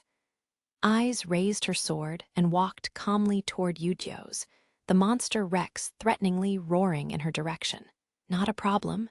The gods sung the praises of this, their boss character, second class. But the girl now faced it down alone. I'll be done in a moment. A week later, rumors of a level 6 Kenki would spread throughout Arario. Bell came to a halt. He turned his neck to look back over his shoulder, down the stairway connecting the lower 1st and 2nd floors. What's the matter, Mr. Bell? Did the dungeon just shake? Lily looked up at Bell as he tried his best to look deep into the 2nd level, no, even farther into the dungeon. Shake, Lily didn't feel a thing. Was it just me? Bell's senses were on full alert. Even waiting for a few moments didn't calm him down. Craning his neck and cocking an eyebrow, he decided that it really just was his imagination. It was a long day today. Yes, it was, but not just a long day, a very long day. It's already 12 o'clock at night. Huh, really? She nodded yes, her golden watch necklace clasped in her hand. The big and small hands on the clock face were very close to overlapping. Whoa, I had no clue, because the monsters kept coming at the end. Lily said that there was no time to look at her watch, her bulging backpack shaking with every word. They had picked up many drop items that day, and there was no room left in her oversized backpack. Several days had passed since they signed their contract. With Lily's help, Bell had had some very productive days in the dungeon. Perhaps he had adjusted to the life of an adventurer. His daily kill count was increasing by leaps and bounds, far greater than it had been when he worked solo. Now, he was going full speed toward his own goal. Bell was continuously surprised by how much difference the presence of one supporter could make. Meanwhile, Lily was confounded by the freakishly high kill count of this supposed newbie adventurer every day. So then, 50-50 on today's loot. Mr. Bell, I think you need to learn about the value of money and common sense. It may not be Lily's place to say, because Lily is very grateful, but Mr. Bell is too generous. But you need money now, right, Lily? That's true, but it's like Lily can't stand to see you vulnerable, like Lily's taking care of someone else's pet rabbit and is worried about every little thing. Lily feels like she's being poisoned. She's been giving me a lot of these lectures recently, Bell thought to himself. Their relationship had been like an ordinary person working with an aristocrat until a short while ago. But the etiquette and protocol for interacting with strangers had been long since discarded. Bell felt as though the gap between them had been bridged, like he and Lily were becoming friends. Bell and Lily traveled through level 1, tossing any goblins that appeared in their path aside like tissue paper, and left the dungeon. After a quick shower and a trip to Babel's exchange, the two of them left the front gate. Wow, you weren't kidding. It's very late. Central Park, the open area around Babel Tower, was covered by a curtain of darkness. Amid the lights of the magic stone lamps embedded in the walls of the city, there was a silence that was completely different from the afternoon. On the other hand, all the bars in the distance looked as lively as ever even at this hour. It really is huge. Bell's eyes did a circuit around Central Park until his gaze finally landed on the tower itself. It pierced the evening sky. Babel stood calmly, looking down over them.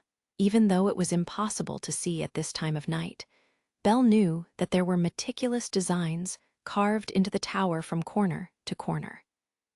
The outside was almost a work of art. It didn't match the practical facilities on the inside. Bell took a deep breath, staring at the tower that embodied the extravagance and dignity of the gods themselves. I wonder, why is Babel Tower so tall? It's great that the guild rents out spaces to tenants, but hauling things all the way up to the 50th floor seems like more trouble than it's worth. Mr. Bell, the guild's tenants only go to the 20th floor, you know. Is that right? Lily's lips twitched ever so slightly at the look of cluelessness in Bell's eyes. Slightly embarrassed, Bell decided to ask her directly. If it's not filled with stores, then what the heck is above the 20th floor? Gods and goddesses reside on those floors, Mr. Bell. The gods. Yes, just the heads of the many familias in Aurario are allowed to live there, but their rooms go up to the top. It seemed only natural that gods, who had a taste for the extravagant, would want to live in Babel Tower, the symbol of the labyrinth city Aurario. Each room was equipped with the most advanced and elegant amenities, but the real draw was the view. No other buildings were allowed to climb that high, so the gods could see the entire city from out their window. Gods paid a very high rent to the guild in order to live there. However, if they had enough money to ignore that detail, then they could inhabit the highest class dwelling in all of Aurario. In other words, only the richest, most powerful gods and goddesses could live there. Oh, so there are gods who don't live at home, but choose to live apart from their familias. Think of it like a private room, Mr. Bell. While there are gods who like to talk and interact with us, there are other gods who like their privacy. That's how their image has been since ancient times. Bell nodded in understanding. Lily has heard that Babel Tower wasn't always this high. It used to be the lid over the dungeon, but it wasn't any bigger than the other buildings around it. Well, then why is it so big now? When the first gods came down, the tower was destroyed. They came down like shooting stars and hit the tower. Like they did it on purpose. Those gods completely destroyed the finished tower and laughed at the crying faces of the ancient people of Arario. In his mind, Bell could see the citizens' faces, mouths half open, tears rolling down their cheeks, as well as the cackling gods trying to apologize. He let out a dry chuckle. Since then, it's been known as Babel the Falling Tower. That could be another reason why gods live here now. Lily continued by saying that the gods apologized by contributing to the rebuilding effort and by deterring the dungeon monsters. Their method, Falna. The people of the time revered the blessings of strength they received from the gods and allowed them to live in Babel as a way of showing their appreciation. Soon, many gods and goddesses began appearing on Gakai, the lower world, to them, and created the groups known as familias in many places around the world. Their worshiper-worshipee relationship continued as Babel was built higher and higher to represent the gods' influence on Gakai. Babel Tower grew to its current height as a result, as well as gained the image of a shrine to the power of the gods. I think I understand. Whenever I hear stories about the gods, I can't help but wonder just how boring their world is. They'd have to be bored enough to want to leave the heavens and come down here, right? Maybe they hated their jobs enough to run away. Bell had been looking at the tower during their conversation, but these words got his attention and he turned to face Lily. Lily's heard that the gods had many responsibilities in Tenkai, the upper world. Their most important one is taking care of us, their children, when we go to eternal sleep. Isn't that? Yes, they're in charge of guiding people after they die. Hearing those words, Bell felt his heart speed up a little. That was not the typical reaction to this topic, but he sensed his destiny in Lily's voice. Lily's point, in short, was that the gods would decide what happened to mortals after death. To put it another way, they judged everyone's souls. The treatment of a soul could vary wildly, depending on the god responsible for it. It might be allowed to live on in Tenkai, or it could suffer unimaginable pain, or be forced into endless, meaningless hard labor. If one were to begin listing the possibilities, the list would never end. The fate of all the souls released from the bonds of Gekai hinged on the caprices of the gods. The concept of being a good or bad person during life didn't enter into it. The gods either liked you or they didn't. Their mood determined heaven or hell. A judgment, free of rules and regulations, instead based on whims and opinions, awaited them.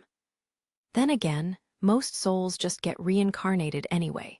Since there is all this work to be done, the gods still up in Tenkai have to pick up the slack left behind by the gods living down here. They're overworked with no time to rest. They'd be angry, wouldn't they? The next ones to come here will have a very intense discussion to determine the order they leave. I don't want to go there. I don't want to die. Bell was deep in thought. If he were to go up there now, they'd put him through to hell. For fun. As if she could see where Bell thoughts were taking him, Lily reached up and shook his shoulder. He snapped out of it and gave her an embarrassed smile. Something was off. But there was a time when Lily longed for death. That was it. Those words were like a punch in the gut.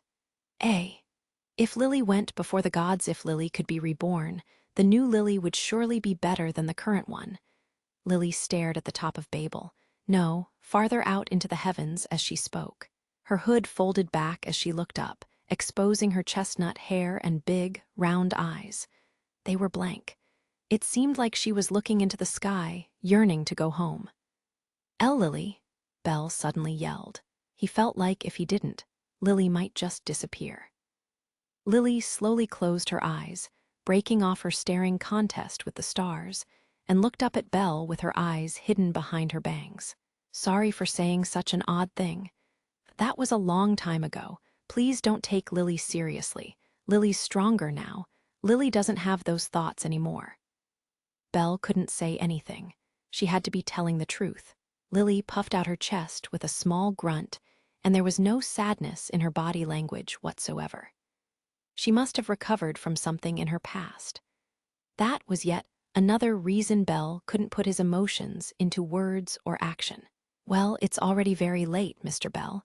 Let's hurry on home. Lily has to go back to her familia tonight, too. A bright and cheerful Lily turned her back to the tower.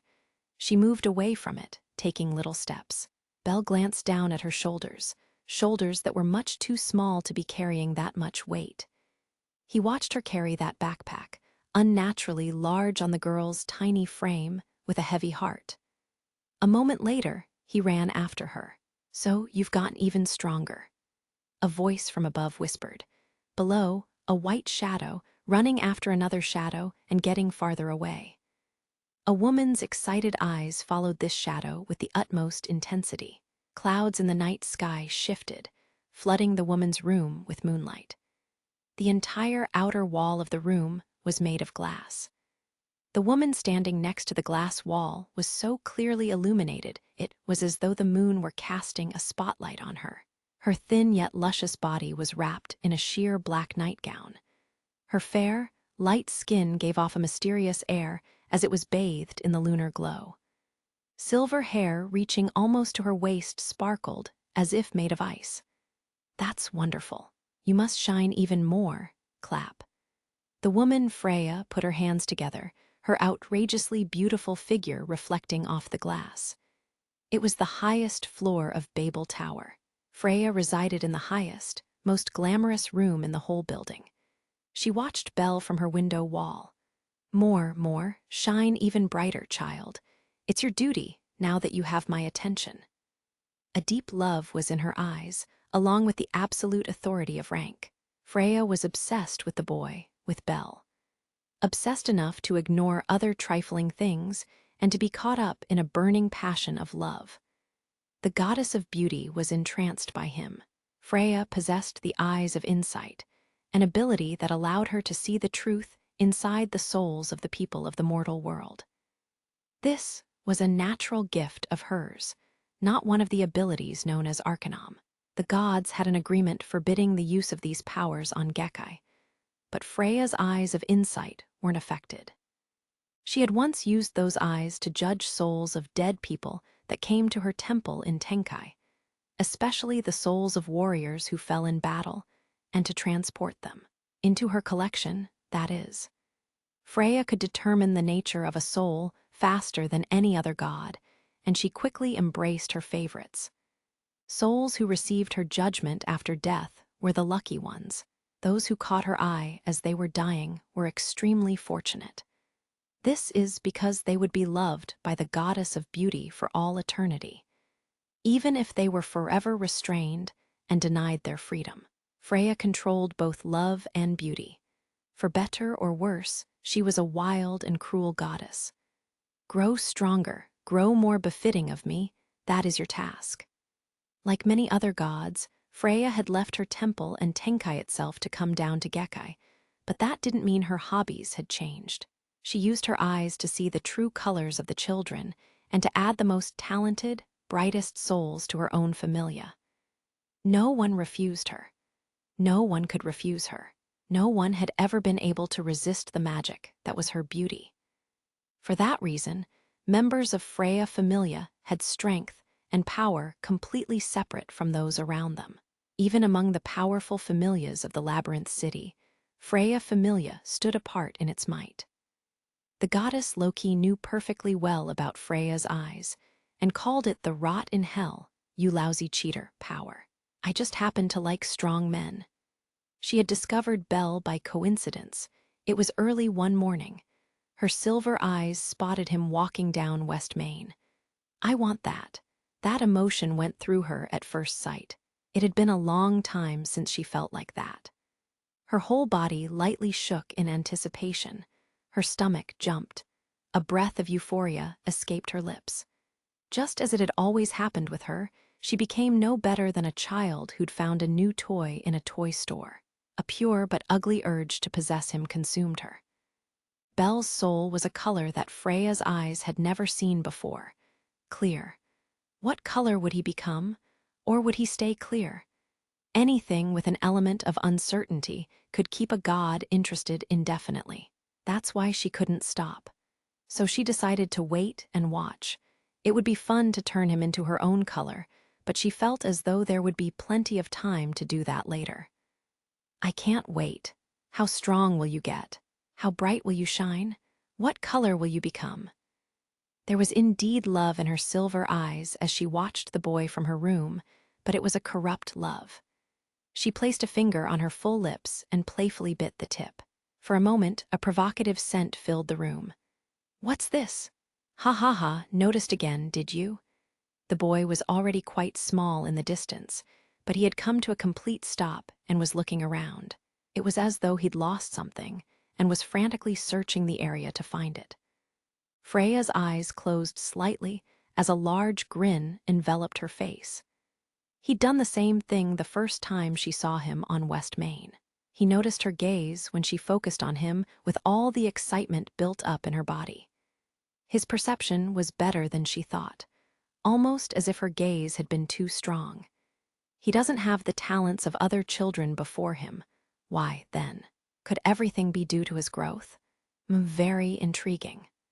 Looking back on that moment, she should have made her move.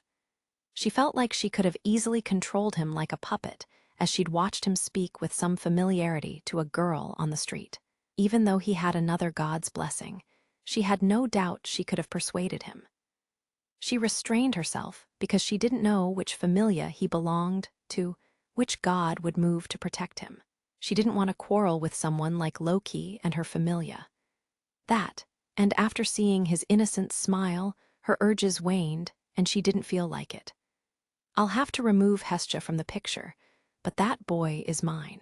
But for now, changing the plan and watching him from the shadows wasn't such a bad thing. Freya nodded to herself. One would tire of always having a cat in one's lap. It was good to let it play to its heart's content outside in the garden from time to time. After all, it was her garden. She could retrieve him at any time. I will wait for a while before I make you mine. It's strange, part of me doesn't want you to come. Now might be the time when thoughts of you dance in my mind the most. Just like everyone before him, once he became hers, she would lose interest over time.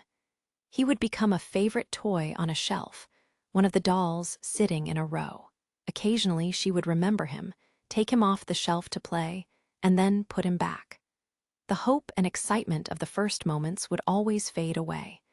Emotion deteriorated. The same was true of love. Once it hits its peak, it was fated to crumble. No one longed for a love that had gone cold. However, Freya didn't feel that it was pointless. That was simply the nature of love, and she was the goddess of love. She felt that having a collection on the shelf that was a little too big was somehow just right. She hooked a few strands of hair that had fallen to her cheek with her finger and pulled them back behind her ear. Her bare shoulders were showered in moonlight. Looking like a girl falling in love for the first time, she continued watching Belle with loving eyes. However, yes, it might be about time for you to learn magic. Tap. She hit her finger on her chin as she thought out loud. After tilting her neck, deep in thought, something came to mind. She took her eyes off the boy far below and walked away from the window. Freya's eyes of insight couldn't decipher statuses given by other gods or goddesses, but she could infer their strengths and abilities by their color and brightness. She could tell by looking at Belle that he had no magic. Freya felt this was a flaw. She decided to act, and quickly. I wonder if this will do. A heavily adorned bookcase stood in the corner of her room. It was very wide and tall, so much so that it would cover her body if it fell over. Her thin finger reached for the middle shelf and pulled out a thick book by the spine. It fell into her waiting arm with a thud. Thumbing through the pages, Freya made a satisfied nod. Otter. Ma'am. A rigid voice responded to Freya's call. A person had either been standing inside the room the entire time or was just outside the main door. Boar-like ears stood out above short, rust-colored hair. This male animal person stood more than 2 meters tall and had a body as solid as a rock. He stood like a statue next to Freya, a guard dog waiting for his master's commands. I want you to take this book. She was about to hold out the book when her words trailed off. Closing her mouth, she looked down at the book in her arms. Does something trouble you? No, it's nothing. Please forget it. Ma'am. Otter gave a short nod and took a step back as Freya smiled at the book. That's right. It wasn't necessary for her treasured servant to deliver the book directly. Plus, if this behemoth were to show up silently in front of Belle and attempt to give him a book, the boy would be terrified. While entertaining to think about, it wouldn't do. There was no need to place it in his hands. He merely had to take it. She knew just where to leave it. It would be right where she first saw him, on the big street where they'd met. There was a certain bar very close. If the book were there, it would end up in his hands for sure. In the dark stillness of the room, her servant watched as Freya turned to the window wall, laughing quietly to herself. Achoo! Sir let out a cute little sneeze. She blushed behind her hands, covering her mouth. All of the staff in the bar around her stopped what they were doing to look her way. Sir's face got even redder, and she looked at the floor. Sir, have you caught a cold? And no, I'm fine. Nothing to worry about. Sir forced a smile through her rosy cheeks in response to the elf Layu's question. Sir's blue-gray hair was tied into its usual style, a bun with a ponytail in the middle. Her ponytail shook as she waved her hands, trying to convince the elf she was okay. Maybe someone's talking about you. The answer's obvious. MYA haha, it's that adventurer boy, meow. You're going to make me angry, Chloe. Sir hung her shoulders, glaring at the catgirl who wore a very feline grin on her face. The girl named Chloe did nothing in response, simply staring back with that same smile. Moreover, she was moving one of the bar's tables and playfully whipping her tail back and forth under her skirt. Sir let out a heavy sigh, but that adventurer didn't come in last night. Even though he always returns the empty basket after eating Sir's lovey-dovey lunch, meow. Sir even opened early and looked for him, meow. I didn't go looking for him.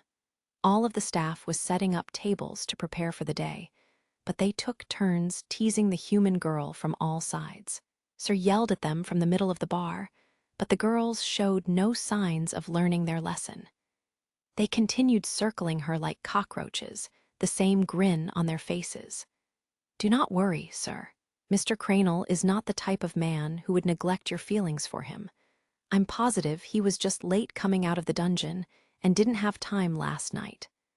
If that's supposed to make me feel better, Layu, no, never mind, I give up.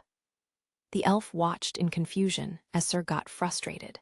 It's just a misunderstanding, said Sir, but the always serious Layu didn't seem to understand. Sir had been making lunch for Belle every day since she first gave him her own lunch. She didn't really know why, but everyone around her had come to this conclusion. Belle usually returned the basket at night after eating the lunch in the dungeon. However, he hadn't shown up the previous night, and now this morning she was getting teased by her coworkers. You don't think he bit the dust, do you, meow? You shouldn't say that, Anya. You're being imprudent. That adventurer would never leave Sir behind. I'm tired of this. Sir, hold yourself together. I'm sure Mr. Cranel is fine. No, Layu, that's not what I meant. What Layu said, meow, that boy's too strong to die. If he did, my heart will be torn apart. Suddenly, all the girls started talking at once. No way, Chloe too, and other phrases of disbelief were muttered in every corner of the bar. A very frustrated and confused Sir turned left and right saying, what? He is irreplaceable, meow. You couldn't find another like him anywhere. Chloe, what are you saying? The catgirl looked to the sky as she spoke. Now Sir really had no clue. The cat girl took her eyes off the ceiling and planted them firmly on Sir. Sir, I need to make a confession. And that is, I sure do like his tight lil bod. His booty turns meow on. When I think about the ripe fruit inside his thin pants, mya haha. Ah, all the dirty things I would do. I want owa, ouch. Wait, owa sorry, I give up, uncle. All the other employees stopped what they were doing and rushed to stop Sir. The benevolent mistress had been filled with an unusual amount of noise this morning. Oi, you dim-witted lasses, quit playin'. Back tea, workin'. The owner Mia's voice boomed from the backroom door as she looked over the girls' lack of progress. The dim-witted lasses jumped in surprise before hurriedly returning to their duties. Of all the dwarf woman started to say as she shrugged her shoulders. Sir, what's that? Huh. Sir's human co-worker pointed behind her, and she spun around to look. It was at the counter, right where Sir had prepared a special place for Belle the first time he'd visited the benevolent mistress. On the chair where Belle had sat that night was a book. What's this? Someone dropped it. What's that, meow? Something wrong, meow? Sir picked up the book with both hands, her co-workers peering over her shoulders to get a look for themselves. I'm not clever enough to read, meow. Me too, meow. Yes, I know, so shut up. Why I oughta, Sir, what is it? There's a book here, it's not one of ours. Maybe a customer left it behind. Oh, it wasn't there last night. Right. Ranoa's mistake, meow. If it's not a customer's book, what would that mean, meow? Somebody snuck into the bar and left it there, meow. The idea is so full of holes, me feels sick. As always, the idiot with useless knowledge, meow. What? I'll cut you. Ignoring the commotion behind them, Liu and Sir took a closer look at the book. Completely white and very thick, it smelled like old paper. It was lined with many undecipherable figures and patterns. There was no title. Wait a moment. This, Liu realized something, but before she could get it into words, Mamma Mia's roar of anger filled the room. How many times you gonna make me say something? Words not good enough for ya? Time for this dwarf st beat some discipline into y'all. Everyone froze with fear. W8, Mama meow. We found something suspicious, meow. This here. Sir, hurry up and show her already. Huh, something suspicious. Ushered on by peer pressure, Sir gave an okay, and stepped a few paces forward, the rest of the girls behind her. Sir's blue-gray hair shaking, she showed a very serious-looking Mia the book in her hands. Mamma Mia, it looks like someone left this book behind by accident. What should we do about it? Wah.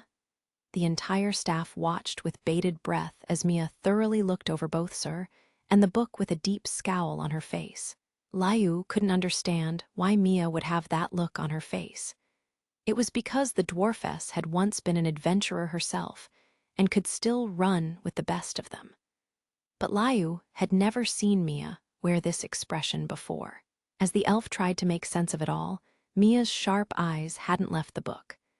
She then gave instructions to Sir in a voice so gruff it was more suitable for a battlefield than a peaceful cafe.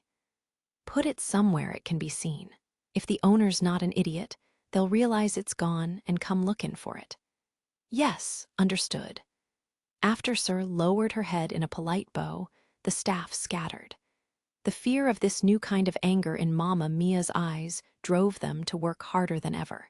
Liu stopped for a moment when she happened to see two of her co-workers having a friendly chat, but sighed and got back to work by herself. Mr. Bell, look out, your feet. Huh, Lily's scream hits my ears. We're currently on the 7th level. I was about to dive into a killer ant with the divine knife in my hand, so my reply was a little clumsy. I've slain so many monsters on this level that it's basically become my playground. I was so confident that I didn't realize what was happening. I knew what she was talking about right away. A needle rabbit. The rabbit-like monster with tusks growing out of its cheeks crept up to me in my blind spot. The tusks often become very valuable drop items used to make weapons. But if those blood-red protrusions hit me, I'll be lucky to escape with my life. It's making a beeline for my left leg. its eyes glaring red. "'Kay, I just planted that foot so I can't dodge." Being in the middle of an all-out run, my right leg's safe from the monster's attack, but swimming uselessly in the air. I quickly bend my left knee. The only armor plates on my lower body are protecting my knees. It's a last-ditch effort to block the needle rabbit's attack. Just as I had hoped, the monster's tusk hits the plate and bounces off. Shing. The sound of bone on metal reverberates in my ears as pain shoots through my body.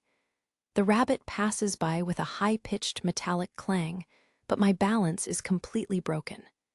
Jaya! Great timing, like it saw that coming. My original target sees the opening and is charging me along with his friend. I've slain dozens of these killer ants in the past few days. I took on 4 of them at once at one point. When it was just one, I didn't think much of my enemy. Now there are 2. As a result, now there are 4 sets of merciless claws heading right for my eyes. Key, guard. I snap my left arm, equipped with my green vambrace, in front of my face just in time to block the attack. The protector is very durable, and there's not a scratch on it. But the impact of the blow not only shoots waves of pain through my arm, my whole body shoots off to the side. I don't spin at all. Landing gracefully on the balls of my feet, I slide straight back, my protector still in front of my face. It's the other killer ant's turn now, and it's charging. Oh, I'll be pinned down. Once it plows into me at full force, holds my limbs down with 4 of its legs, and skewers me with its claws, there'll be no hope of escape. The killer ant's body is like armor, and just as heavy. Ina warned me about this. With my thin body type, getting pinned is the same as defeat. This is the second time. This feeling of an unavoidable death, the same as when I fought the Minotaur. Body shivering, cowering in fear. Can't breathe, time standing still. The killer ant's hideous mouth suddenly opens. I can see sickening rows of teeth, all dripping with saliva. My mind goes blank.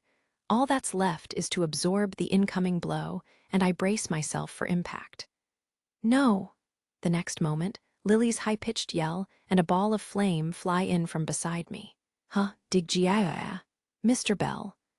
Time comes back to me as the fireball hits the killer ant's head, and it lets out a scream of anguish. The divine knife in my right hand flickers to life, as if responding to Lily's call. Slash. The killer ant's flaming head flies off with a very satisfying sound. I roll forward to engage the other one, aiming for a one-hit kill. My blade pierces its armor, splitting it in 2.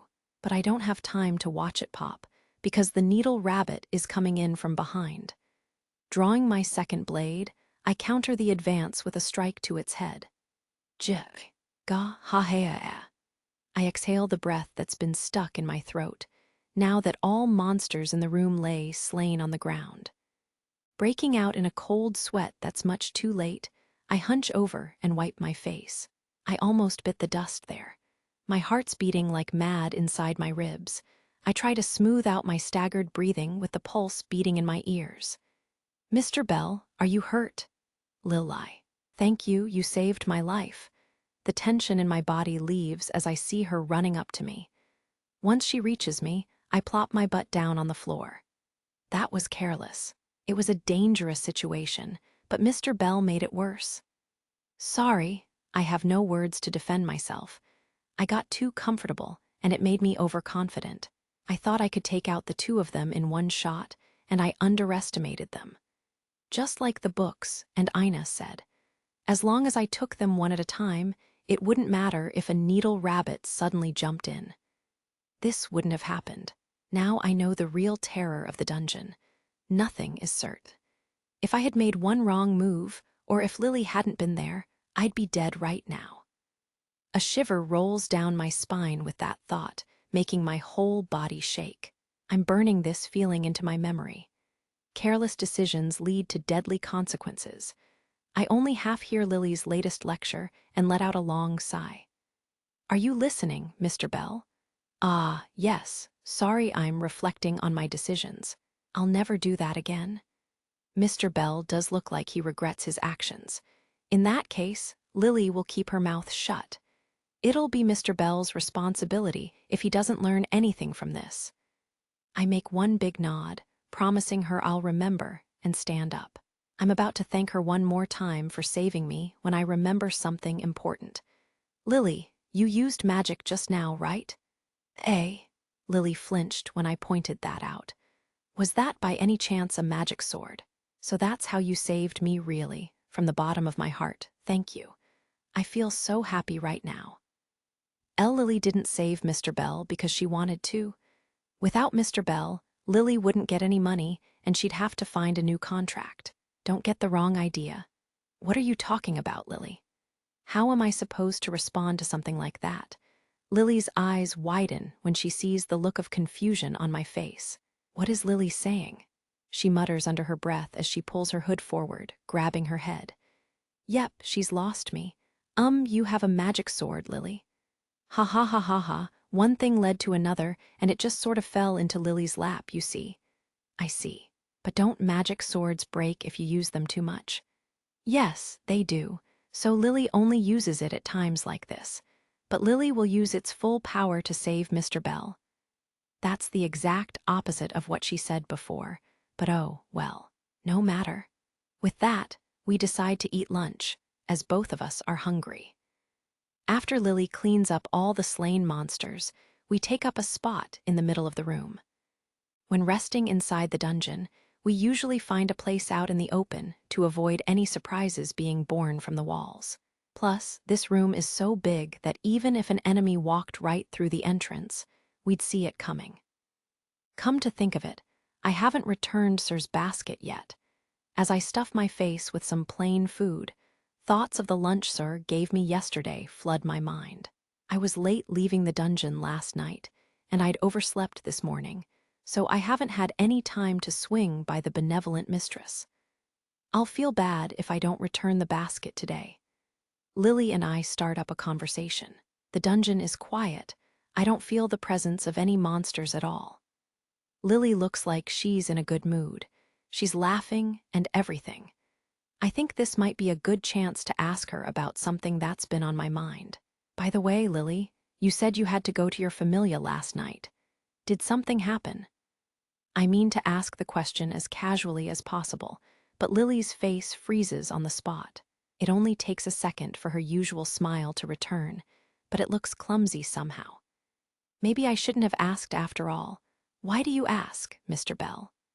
I know that your relationship with members of your familia isn't very good, so I was kind of worried. Sorry. The impact of when Lily told me she was living separately from her familia is still fresh in my memory. Enough to make me worried about her well-being when she told me she was going there last night. I quickly apologize out of reflex. She relaxes her shoulders and smiles. Thank you for your concern, Mr. Bell, but everything is okay. Nothing like what you are worried about happened. Really? Yes, it's true. Last night was Soma Familia's monthly meeting. A meeting? The details will get long, but the main thing is to announce how much money to make in the next month. Everyone combined has to make a certain amount and work hard to make the quota. It must be the familia's operational expenses. It seems only natural that members would have to contribute a fraction of their income. It's a lot like the money I pay to support the goddess at home. So there is nothing strange going on at all. And the reason that Lily has to sell her services as a supporter is probably to make this quota on her own. She's left out of parties by her own familia, after all. But that's gotta be rough, having a personal quota you have to meet every month, especially for those members who can't save up much money. Lily thinks so, too, especially for supporters or adventurers without much bite. My eyes pop open for a moment. I wouldn't call it a breakthrough, but I think I've finally figured something out. Before, when Lily made a slightly ironic comment about needing money, perhaps the reason that her relationship with her familia is so rocky is because of money. A twinge of dread fills my mind. I have to ask now. What happens to the members who don't reach their quota? Almost as if she can see right through me, Lily smiles and answers, "Nothing at all, really." So there's no penalty. I relax a bit too much, like an idiot. But the fact that a small animal child like Lily has to work alone to fill her quota makes me think that something is amiss within Soma Familia. I'm thinking so hard about it that my forehead wrinkles up. Lily looks at me and pulls her hood down with a pitiful look on her face. Why a pitiful look? One other thing I wanted to ask. Soma Familia is in the wine business, isn't it? I want to clear the air a bit, so I change the subject. I force my face into a smile, not a very good one either. Ah, that's the rejected stuff. Rejected? Wait, what? That's right. It leaks out of the container while it's being brewed, so it's collected and sold to stores. It would be a waste to throw it away. Now just hold on a second. If I remember right, Ina said that their wine was extremely good and was always in high demand. The wine's cult following has been seeking a reject. How could something like that be a reject? Lily looks at my confused face with a clouded smile. It means the wine is so delicious that even the failures are that good. The word failure doesn't apply here, or at least it shouldn't. I sit there in disbelief, rubbing the back of my neck with my hand. But wait, that would make the successes. Lily's god, Soma, completely neglects other gods and isn't interested in anything except one, and that's making wine. It's not going too far to say that the only reason he made Soma Familia, our one and only purpose, is to assist him in his one and only hobby. So then the reason that he gives members of his familia a quota to fill is to cover the expenses of making large amounts of wine. I don't think it's that rare for a god or goddess to use their familia to pursue their own interests. It's understandable that gods, who came to this world for entertainment, would need more money than what was required to just live here, like rent and food. It has to take a good deal of curiosity on the god's part to want to dive into an industry. But I still can't shake the feeling that something is wrong with Soma Familia. It could just be everything I know about Lily's situation is making me suspicious, but I can't help but see Soma Familia as the bad guy. Fighting amongst one another, live fast, die young, frantic. I still remember Ina's face when she spoke those words not too long ago. Eh ha ha ha ha ha, if the stuff's that good, maybe I should have a taste. I can feel my face changing to a frown, so I decide to lighten my mood by joking around a bit.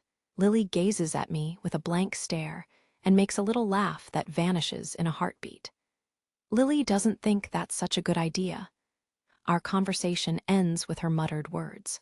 I'm about to strike up a new one when monsters appear in our room. We don't have much choice but to engage them head-on. Lily is soon back to her usual self, and I guess I respond to that. There's still a gap between us. I don't know if it can ever be filled in. I get that kind of strong feeling from her. It feels like any manliness I ever had is gone, and my weak, useless self is exposed once again. 2 days have passed. It's been a full day since I went into the dungeon with Lily. Yesterday morning, Lily told me that she had something to take care of and wouldn't be able to go.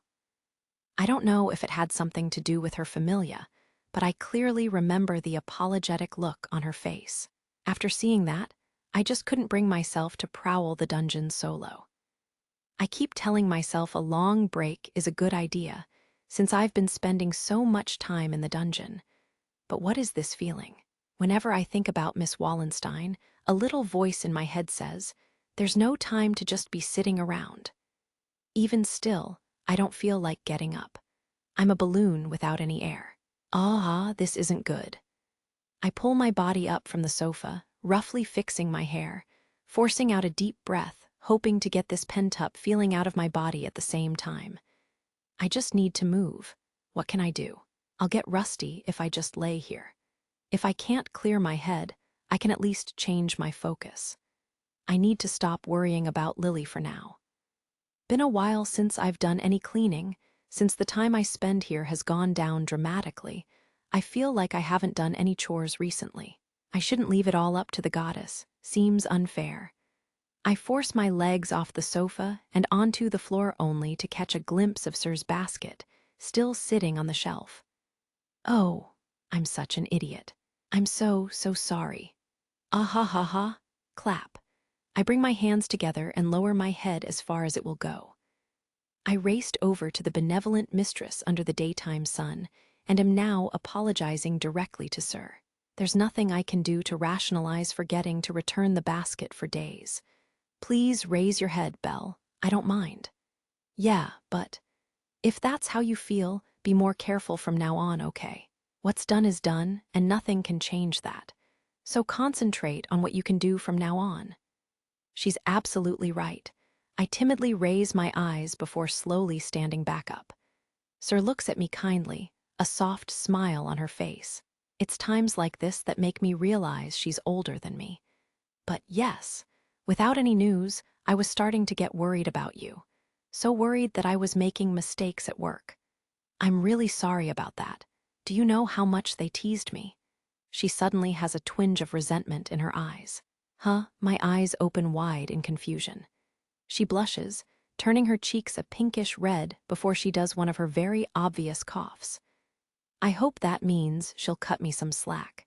Still having no idea what she meant, I return the basket and pick up a menu. Saying goodbye right after returning the basket, after all of this, would just be wrong. It wasn't exactly a way of apologizing for forgetting about the basket for so long, but ordering something simple still seems like the right thing to do. Most of the other patrons at the bar right now are women. Seeing animal person mothers and their children makes me smile. Their plates are overflowing with fruit, that is, until the kids dig in with fang-filled grins. Hey, was that decoration there before? I sit at a counter seat in the corner and am looking around the place when a big white book catches my eye. It's leaned up against the wall behind me.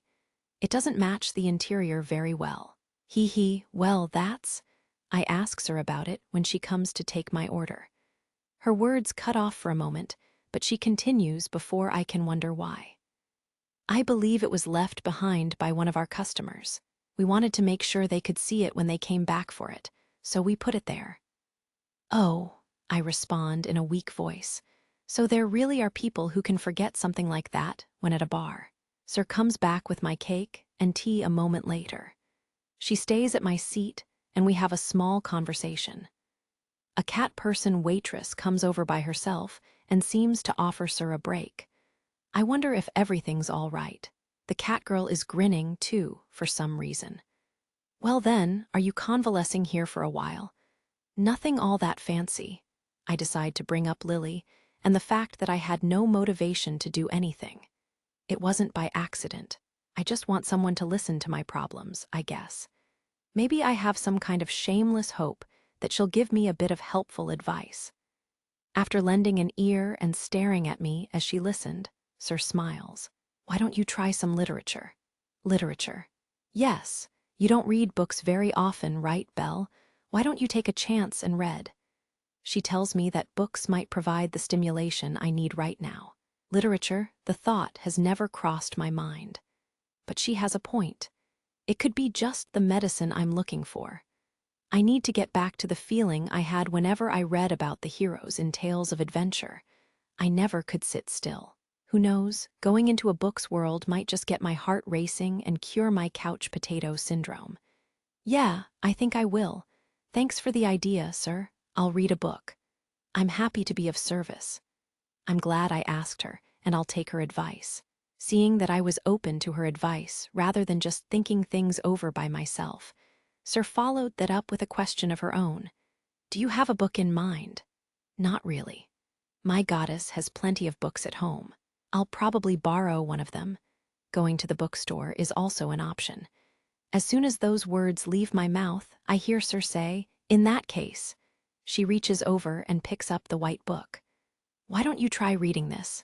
Huh, but this book, it's someone else's, right? They forgot it here. As long as you bring it back, there shouldn't be a problem. Books don't disappear after someone reads them. Plus, I think it belongs to an adventurer, so there might be something useful for you in here. Many adventurers come to this bar. more than likely the owner of this book is one, too. Because it's a personal possession of an adventurer, it might stimulate my mind. At least, I think that's what she's saying. It's a rare book that I've never seen before, that's for sure. This might be my only chance to read something like it. Then again, I'd be getting my fingerprints all over someone else's book. Nothing to worry about. Honestly, Mamma Mia doesn't really like having it here, so if you take it, you'd be doing us a favor. And Sir suddenly looks shy. I want to help you any way I can, Belle. But this is all I can do for you, so please take it. For me. Didn't she say something a lot like that not too long ago? I grimace when that thought hits me. Well, if she's going to go that far, I may as well let her spoil me. It would be rather cruel of me to refuse her goodwill and her embarrassed face. So I take the book from her, but when I reach up to take it, my hands accidentally sweep across hers. The feeling of her soft skin makes my heart skip a beat. Tea, thanks. Well then, I'll see you later. Yes, thank you for coming today. I'm flustered, but I do my best to hide it as I stand up to leave. After a quick, the cake was delicious. I leave the bar. It was the same with Ina. I can't help but get nervous when I touch a girl's skin. I blush like there's no tomorrow. Just how innocent am I? Sir, you gave him that book? Yep, I did. For someone as straightforward and honest as you to give out the bar's property like that, never thought it would happen. Don't you two know love is blind, meow? Sir, you should let your hair down more often, meow. Still flustered from the feeling of Sir's warm hands, I hurry home. I open the book the moment I get home. Since the goddess isn't home yet, I set the book down on the table with one hand. Getting a little anxious, I pull out a chair, sit down, and look over the title page without a title. Mirror, mirror, the fairest witch in the land is M.E., an autobiography with appendix. Awaken your magic. Right off the bat, it sounds childish. Chapter 1. Modern magic even goblins can understand. Teaching magic to goblins. No one should do that. I want to close the book right now, but I decide to bear with it. I can't let Sir's good intentions go to waste. I force my eyes across the characters on the page with all the endurance I can muster. The top parts are painful, but the content actually isn't that bad.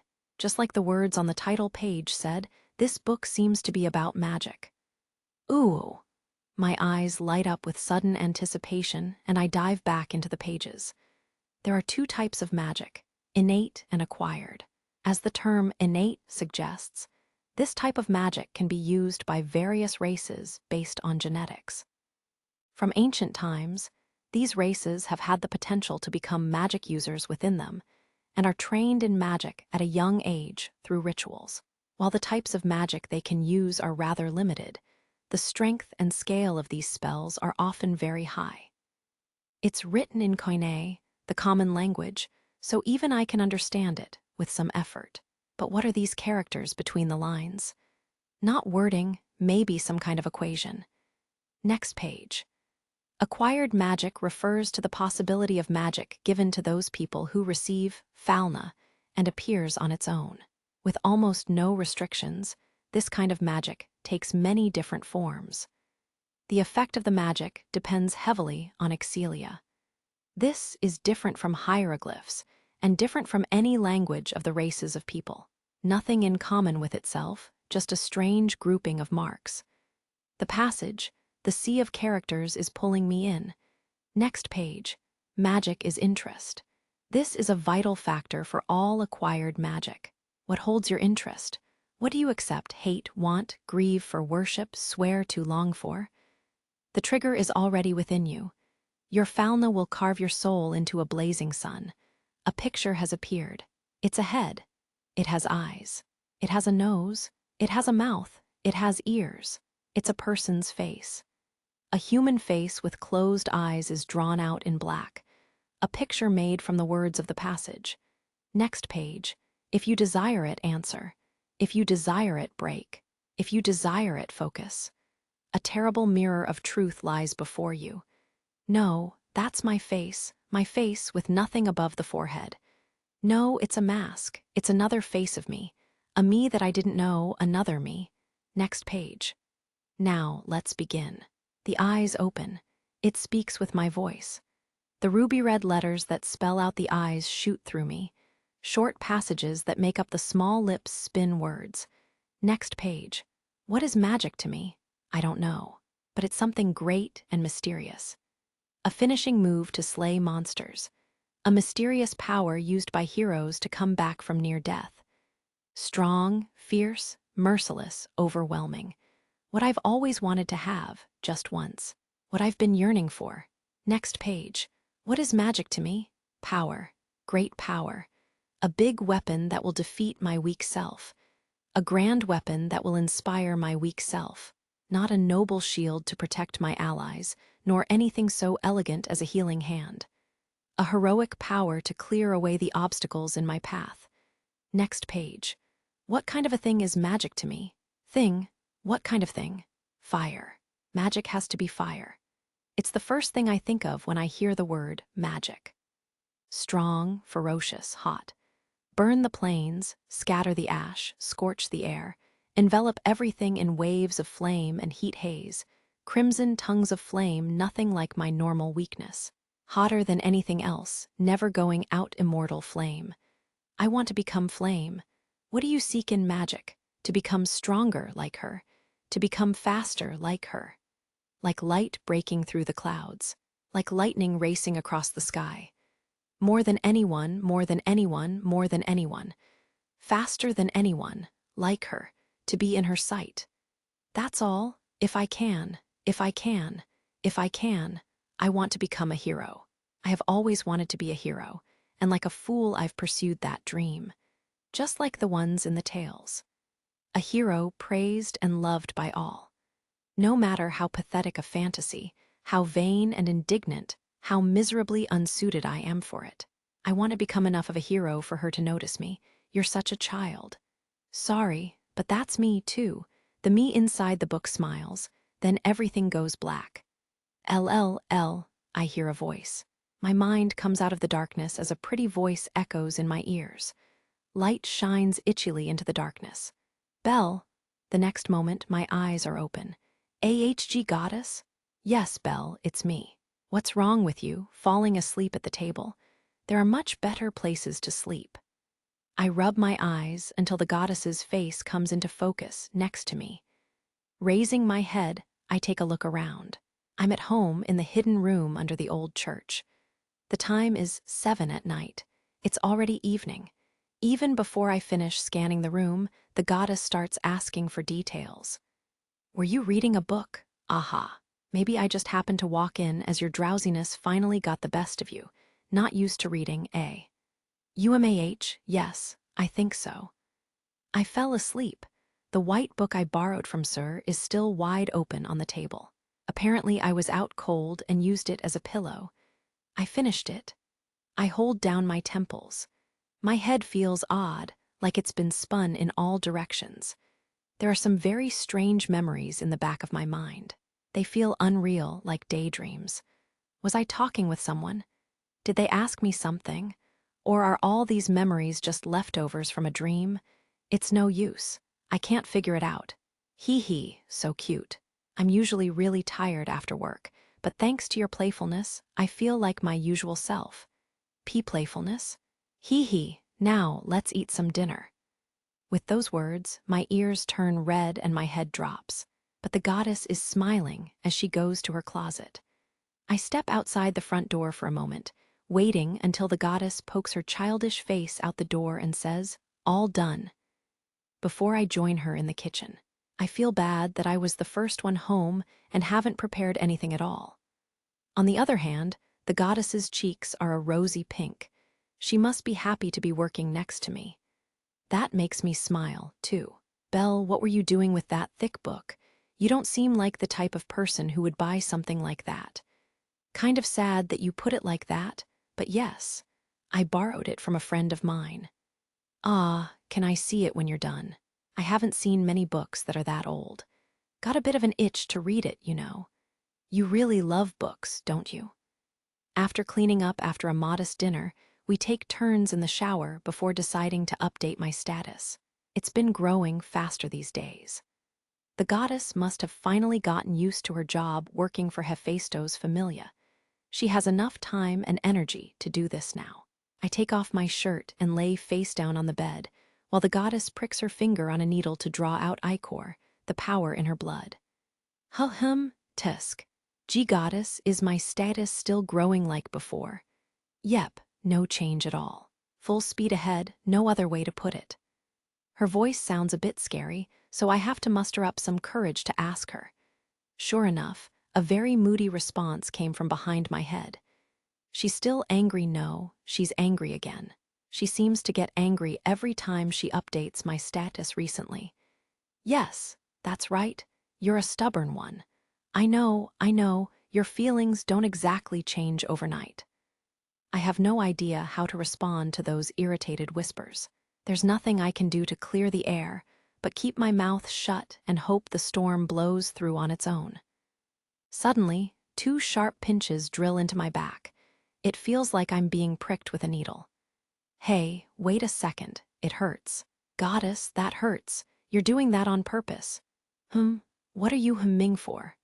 My pleas and tearful eyes don't have any effect on her, and as though she were saying no backtalk, she sticks the needle into the back of my head. Direct hit. Unable to fight back, I can only wipe my tears on the pillow, completely defenseless. I'll make sure she doesn't sleep well tonight. Well, with the exception of your defense, all of your basic stats are almost an S rank, so of course your growth is slowing down a little bit. Ah, I see. Still, this isn't normal. The maximum rank for all basic stats in a status is S. As each stat gets closer to the top, it takes more experience to improve. As a result, growth slows way down. I've heard in some cases, an adventurer could slay hundreds of monsters and not go up a single point. Now in my case, the fact that my growth has slowed down might be due to this growth barrier, but the fact I'm still growing at all must mean that I'm still going strong. But as the goddess said, there could be too much of a good thing. Goddess, seems strange that both her hands and her mouth aren't moving. Even after calling out to her, she just sits there silently until magic. Magic has appeared in your status. That was the last thing I was expecting to hear. Wah, eek! Astonishment wells up inside me. I rear my back up like a startled horse. As a result, the goddess, who is sitting on my lower back, flies off the bed and onto the floor, head first with a loud thunk, no less. Wait, crap, goddess. I'm so sorry, are you hurt? Didn't think you'd be getting revenge like that. You're something else, Belle. She's at the foot of the bed, stuck halfway through a somersault cut, tragically short. Her eyes are shiny with tears, her body shaking ever so slightly. And her boobs are hitting her chin? No, focus, you idiot. I reach out to help her, doing my best to keep my eyes off her cleavage, my hands trembling with fear. Soon after that, the whole of Hestia Familiar is doing doja, the submissive pose on all fours with forehead on the ground, apologizing like mad. It is quite some time before I see the details of my new status. Bell Cranial Level 1 Strength, B-701, B-737 Defense, G-287, F-355 Utility, B-715, B-749 Agility, B-799, A-817 Magic, Isro Magic, Firebolt, Swift Strike Magic Skills. I really have to fight the urge to scream at the top of my lungs. I hold the paper the goddess wrote my status on, my jaws clenched and my hands shaking. My eyes sparkle with pure joy. Even though I can't see my mouth, I know I'm smiling from ear to ear. I can't believe magic appeared. Could it be related to that skill? I can't tell. The goddess mumbles something, her eyebrows down as she holds her chin like she's deep in thought, completely different from my reaction. She keeps looking at my back and then my face and back again, but I don't care. Goddess, magic, I have magic. I've become a magic user. Yes, I see that. Congratulations, Belle. I'm happy, plain, and simple. Joy rushes through my body. I feel like I'm on fire. At the same time, I can feel tears welling up in my eyes. This is a dream come true. My whole body is shaking in excitement. I crumple up the paper in my hand and squat down to the floor. I get the feeling that the goddess is beside me, grimacing. I'm happy, so happy. I can finally use magic. Not just any magic, that magic. The same one that the heroes used as a trump card in the tales of adventure. That one. I hate to throw water on your blaze of joy, but we need to talk about your magic. There's something that's bugging me. Yes, goddess. I stand back up and yell my response. I really need to calm down. I tell myself that over and over as I take some deep breaths and try to make my tense body relax. Are you listening? This is just a summary, but magic requires the user to speak an incantation for it to work. You already knew this much, right? I answer her question with a quick nod. Every type of magic has many different attributes that can be manipulated by the user through a spell that is spoken aloud by the caster. The incantation creates a launchpad for the magic, so that when the spell is complete, it goes in the desired direction. Think of it this way. The longer the launchpad takes to create, the longer the incantation, the bigger and more powerful the magic will be. On the other hand, the shorter the spell, the smaller the launchpad, therefore the weaker the magic will be. On the plus side, a shorter incantation can be said quickly. It's convenient because it can be conjured almost instantly. Then, I'll get to my point. My friends have told me that when a person learns magic, it shows up in their status. Said person learns their incantation by looking at their status. It's the trigger. Really? But there's no spell written on the status sheet you gave me. Yes, that's right. Don't start thinking that I forgot to write it down, got that? Firebolt is written in my magic slot, but there's nothing here that looks like an incantation. Without one, I won't be able to trigger my magic at all. Just as my neck starts leaning to the side, the goddess tells me her theory. This is just my hunch, a complete guess. Judging by what was written in your status, your magic might not need an incantation to be triggered, Belle. I freeze. Willing my body to move, I unfold the status sheet in my hand and take another look at it. Sure enough, there is no incantation. The only description given is the words, "Swift Strike Magic." I think the goddess's hunch is spot on. Heck, I can't think of anything else those words could mean. I don't know how powerful it will be, but it has 0 conjuring times swift strike magic. I don't think I'm wrong. So then, this fire Galg. Both of the goddess's soft hands cover my mouth. She's standing on her tiptoes, eyes locked on mine. I would advise not saying its name willy-nilly. Muhije. I don't know what the trigger is, but it might conjure just by you saying firebolt. FFFFFT. My face is turning blue. I still have no clue what this magic can do, but if I release it here by accident, I might blow our home to smithereens. Understand?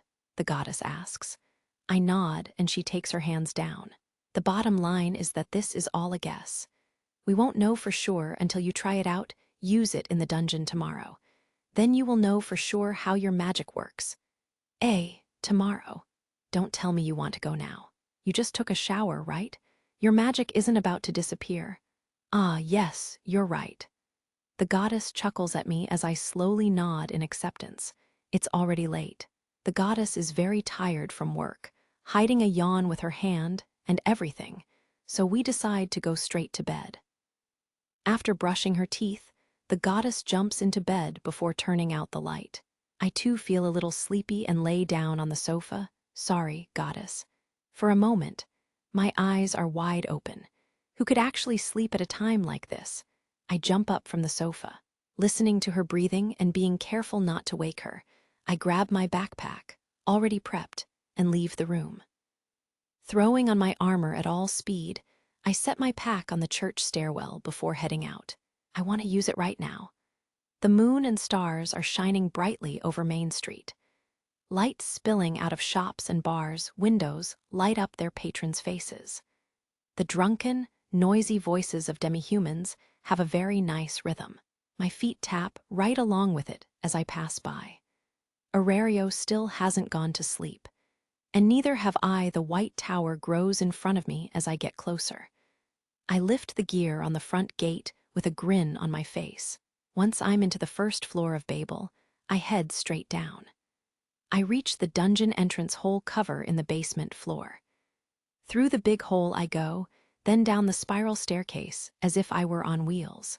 It's still not fast enough for me, so I put my hand on the railing halfway down and jump up and over the side into the middle of the hole. I tear through the air and land with a solid thud. The impact feels so good it makes my eyes water and my feet shake with excitement. I'm now officially on level 1 of the dungeon. Crunch! I come to a halt. It's a wide hallway. A short, fat green shadow has popped up in the middle of my line of sight. A goblin. This looks good. The enemy's size, the distance between us, everything looks good. I swallow all the spit in my mouth and wipe my sweaty palms on my inner shirt. It sees me. Yelling at the top of its lungs, it slams its feet against the ground as it charges right at me. I clench my right fist before thrusting my arm straight out and spread my fingers in front of the oncoming monster. My heart pounds away in my ears. I focus all of my built-up nerves, anxiety, and excitement into my right shoulder. Short breath. Raising my eyebrows as high as they would go, I release a roar of my own. Firebult? A scarlet light floods my vision a moment later. Scarlet lightning flashes through the hallway. No, not quite. Electric flames. The bolts carve sharp, random lines through the air before piercing the goblin. That's all that I can see. An explosive flash of light blinds me the instant the electric flame reaches the goblin's body. An orange flower blooms. Ah! The goblin stands there for a moment, covered in burns, its body smoking. Its eyes go white as it flops onto the floor. The last utterance of the monster echoes through the hallway. No way. It works. It really works. My magic works. I pull my arm down and take a long, hard look at the palm of my right hand in stunned silence. All those times I've tried that pose while working in the fields, and now it's here. It's the hand I see every day. Nothing's changed, but now it works. Magic came from this hand. Ha ha ha, I know it works, but I'm not satisfied yet. My entire body is sizzling. I close the open hand in front of my face into a tight fist. Yes, real results, real progress. This is something that I can see with my own eyes, not just my status on a sheet of paper. I'm finally getting closer to Miss Wallenstein. I can feel it. Firebolt, electric flame. Conjured in an instant, it strikes at the speed of light with the power of fire. Fire magic faster than anyone. Magic just for me. A new wave of joy envelops me. I accidentally bite my lip while fist pumping over and over again. It hurts. I don't care. I'm in the zone, my face flush with excitement. My eyes haven't sparkled this much since the moment I registered for the guild. Pure, naive glimmering. The emotion and excitement go straight to my head. I sprint into the dungeon, looking for my next target. Firebult. Jua. I find a monster, then thrust out my arm. Firebultttt. Ebshii. I feel like a small child, running around yelling as loud as he can. Fffiirrrrebboltttt. Bgy. Explosion on sight. Firebult. Firebult. Firebult. Firebult. Firebult. Firebult. Firebult. Firebult. Firebult. Firebultttt. Gyahh. Whoops, I'm on the 5th level. I've gone too far in. I laugh to myself, looking around the room with a very satisfied smile. The fact that the pale blue walls have turned light green is all the proof I need. I was having too much fun. I reflect to myself as I make a quick U-turn. About time to go home, I say to myself, humming a tune when, wah, something feels off. Heartbeat in my ears, I can hear it. It happens quickly. I've never drunk alcohol before, but this must be what a drunk person feels like. My legs are unsteady. I'm not even sure they're touching the ground. My vision spins. I glimpse the rapidly approaching floor and pass out right then and there. What's wrong, eyes? Two adventurers entered the 5th-level floor. However, they didn't come from above. They arrived from below. Standing firm without a scratch on them, Eyes and Reveria had spent 3 days climbing up from the lower fortress, level 37. Even though they'd been fighting off monsters for the past 46 hours straight on their journey to the surface, neither of them looked all that tired. Now their journey's end was right in front of them, but Eyes, who was walking a few paces in front of Reveria, stopped in her tracks. The elf looked at Eyes' long blonde hair as she asked what was wrong. A person is on the ground, done in by a monster. Sure enough, alone in the middle of the room was the body of an adventurer. He lay face down on the dungeon floor, like he had tripped and not gotten back on his feet. The two girls approached him. No visible wounds, healing and detox appear to be unnecessary. Looks like a classic case of mind down. Reveria continued her diagnosis in a matter-of-fact tone, saying that he'd probably used magic without thinking about the consequences. Using magic was not free. It required energy. Magic uses mental energy, the opposite of physical strength, to activate. Of course, just as the body has its limit, the mind can only take so much. Reveria was amazed that this boy had been able to keep using magic to the point of losing consciousness. Meanwhile, Eyes crouched down over the adventurer with her hands on her knees, staring at his white hair. This boy, what's that? Do you know him, Eyes? Not really. We've never spoken directly. He's, the boy I told you about, the Minotaur. I see. He's the boy that idiot insulted. She had heard many things about this boy, Belle, from Eyes. First, he was the coward who was chased around by the Minotaur. He'd also run out of a bar they'd been drinking at after he was slandered by Bita. Even though Reveria had warned their party member and defended the boy, she hadn't realized that he had actually been there. She regretted not stopping the conversation sooner. She knew they had hurt him. Even worse, Eyes had been dragged into the middle of that exchange. Reveria, I want to compensate this boy. There are other ways of saying that. Reveria let out a long sigh in response to Eyes' choice of words. Eyes looked up at her with pleading, sparkling eyes and blinked 2, 3 times. Realizing that Eyes didn't understand, Reveria gave up and decided not to say anything. Well, helping someone at a time like this is common courtesy. Eyes nodded twice, her clothing swishing with her head. Reveria leaned forward for a closer look at Belle. Seeing that the boy showed no signs of waking up anytime soon, Reveria shifted her gaze onto Eyes. Eyes, do for this boy exactly what I'm about to tell you. If you're going to compensate him, that should be enough. What? Reveria gave her a look to convey her real message. Is it okay just to do that? I'm not certain, but you will protect this spot. You don't have to do anything above and beyond that. Besides, any man would be happy because it's you. I don't understand. You don't have to understand, Reveria chuckled to herself. The elf looked down at Eyes for a moment, like a mother watching her child grow up, before returning her expression to its usual refined, dignified state. Her face back to normal, Reveria stood up. I'm returning to the surface. I'll just get in your way if I stay here. You two have to be alone to understand each other. Yes, thank you, Reveria. The elf nodded with an affirmative before leaving them behind. She wasn't the least bit worried about monsters attacking them. As far as guardians went, the boy had the best one on the planet to protect him. A deep slumber envelops me. A fragrance like a serene wind, warmed from the heat of the sun. All the sensation my skin transmits is soft and pleasant. I'm drowsy. I'm so comfortable I don't want to move. Something is stroking my hair. Thin fingers run down my cheek, so gentle, so reassuring. My eyelids open slowly. Mother, I call out to the person I've never met, don't even know her face. The fuzzy outline filling my vision stops moving. Sorry, I'm not your mother. Huh. The person responds in a voice that goes right through me. I blink to clear my clouded eyes. As I do, the fuzzy shapes come into focus. The first thing I can make out is shiny blonde hair, then a beautiful face. Finally, golden eyes that match her hair. Are you awake? My eyes are open. My head is awake.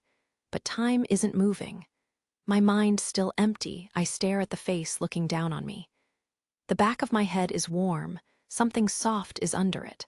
I think I know what's going on. My head is probably in her lap. This person, Eyes Wallenstein, strokes my hair again. She touches my eyelids, warm. I clumsily raise my upper body. I know it's a waste of warm comfort, but still I sit up. She leaves my line of sight. In her place is a massacre of slain monsters and random bones. I pretend not to see anything and turn back to Miss Wallenstein. She's still there. An illusion? Not an illusion. Miss Wallenstein's expression suddenly changes. The line of her eyebrows slants. We exchange glances for an eternal moment. Gold and ruby-red eyes. It looks like the silence is getting to her. My face is turning redder with each passing heartbeat. By the time Miss Wallenstein realizes it, my head is red enough that it might as well be an overripe apple sitting on my shoulders. My eyes are out of focus, fluttering and quivering like lakeworms. I scramble to my feet. Gee! I run away as fast as my legs can carry me. Why do you always run away? If someone had been there to hear her words, they would have heard a hint of loneliness in Eyes' voice. Chapter 4, Divine Wine, please have a look. All right. An amulet was placed on the counter. The owner of the store, an old male gnome with a long white beard and a red hat, picked up the green jewel-encrusted necklace and made his way to the back room. At the gnome trader, a very simply named antique shop, a small transaction was again taking place. A prum stood at the counter, waiting for the owner to return, surrounded by a random assortment of odds and ends decorating the shop. All finished. Sorry to keep you waiting. What's the result? Looks like it's got a full status boost and resistance to poison attached to it. Very good, very good. So, how does 46,000 vowels sound to you? The prum nodded with a very satisfied look. A deal had been struck. Is today's payment in cash? No, the usual. The two finished the transaction at a brisk pace. A grandfather clock in the corner of the store ticked off the seconds. The gnome slowly opened his mouth to speak. It might not be this geezer's place to say this, but, fiddling with the talisman in his hands, the owner gazed at his customer with a bit of concern in his eyes. The prum tilted his head. Wouldn't be a good idea to stick your neck into dangerous situations. Might already be too late, I know. There's a rumor goin' round in some adventurer circles. Not too well known yet, but out there just the same. Talkin' 'bout a prum with sticky fingers pilfering their valuables. Sometimes even a whole party at once. What are you trying to say? No, no, my friend. I'm not suspecting you. The prum in question is a lady, and been stealing for a while by the sound of it. Suspecting a man like yourself would be barkin' up the wrong tree, I know. It's just, said the gnome under his breath, his white beard twitching. I've seen most of the valuables reported stolen with my own 2 eyes. Yes, this geezer thinks you should keep an eye on your company and keep your nose down. The owner's mood suddenly turned sour. The prum could see it in his eyes. In response, however, the male prum flashed an arrogant smile. Sounds like there's a bad prum out there. But then again, are the words of adventurers all that reliable? I mean, many of them do exactly the same kind of stealing and blackmail. That is true. If you ask me, they should all get off their high horses. The prum continued with a nasty grin on his lips. It's harsh, but the fact is that it's their fault for being tricked. The owner replied angrily, but his voice was drowned out by the ticking wall clock. HNNGH goo? Belle, what are you doing? I'm lying face down on the sofa, holding a cushion against the back of my head with both hands.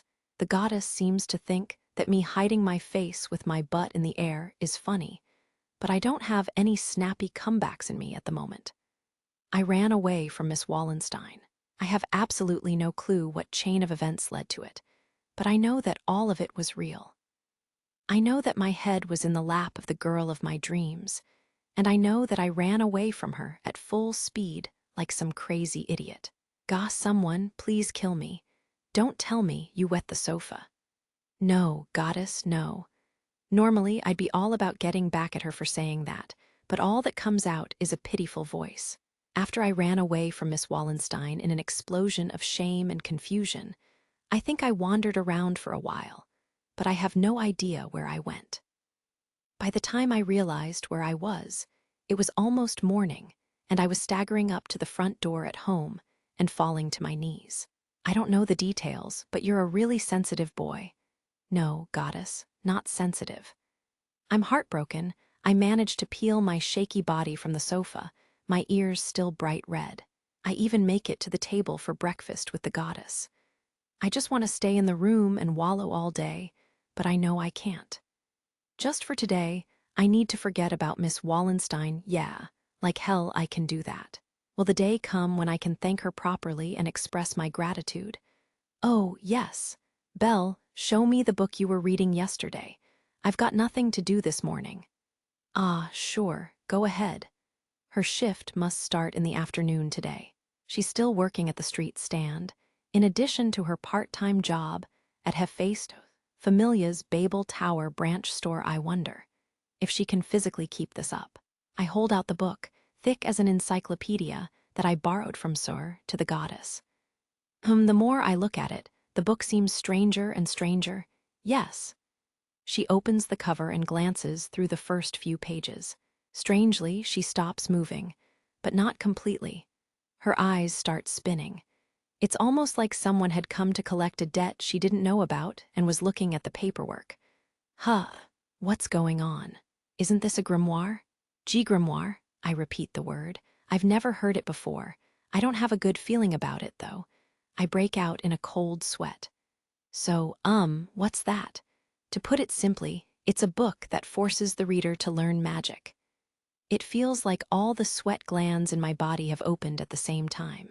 I don't think you know about advanced abilities, but they're special skills like magic control or enigma. This book could only be made by someone who has mastered both. I know what you're talking about, goddess. Someone with 2 advanced abilities, in other words, a member of a familia who has reached at least level 3. An average smith could never make something like this. It would have to be someone much, much stronger. It has to be the masterwork of someone on the level of a legendary individual known as the philosopher. My body turns to stone, a broken smile on my lips. So this is how you learned magic, so Belle. Just how exactly did this grimoire end up here in the first place? I borrowed it from a friend. She said it was left behind by someone else. What's it worth? At least as much as Hephaestus Familia's highest quality weapons, or possibly even more. Crack. My stone body breaks right down the middle. By the way, it can only be used once. Once someone acquires magic from it, a grimoire becomes nothing more than trash. A big paperweight. I'm dead. Acquiring magic through external intervention was said to be miraculous, and I used a book containing precisely such a miracle. Not only that, I basically stole it, and now it's worthless. Millions of vows down the drain, and all because of me. A heavy silence falls over our home. I'm in despair. There is no way to undo what I've done. The goddess stares at the floor, her face as emotionless as a mask. She suddenly turns to the table, grabs a chair, and walks over to me, her feet tapping lightly on the floor. She climbs up onto the seat, thumps both hands down onto my shoulders, and starts talking down to me from her high vantage point. Listen to me, Belle. You met the book's owner by accident, and you returned the book to him before reading it, so the book was never here. Even if there was a mistake, the grimoire had been used before you had it. That's how this happened. Goddess, that's wrong. Why is she trying to pull a fast one? Belle, Gekai is not all sunshine and flowers. there are many dark, dark things.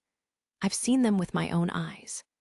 Being thrown out of home, being so poor that even buying potato puffs was impossible and starving, being forced to live under ruins, carrying an enormous debt.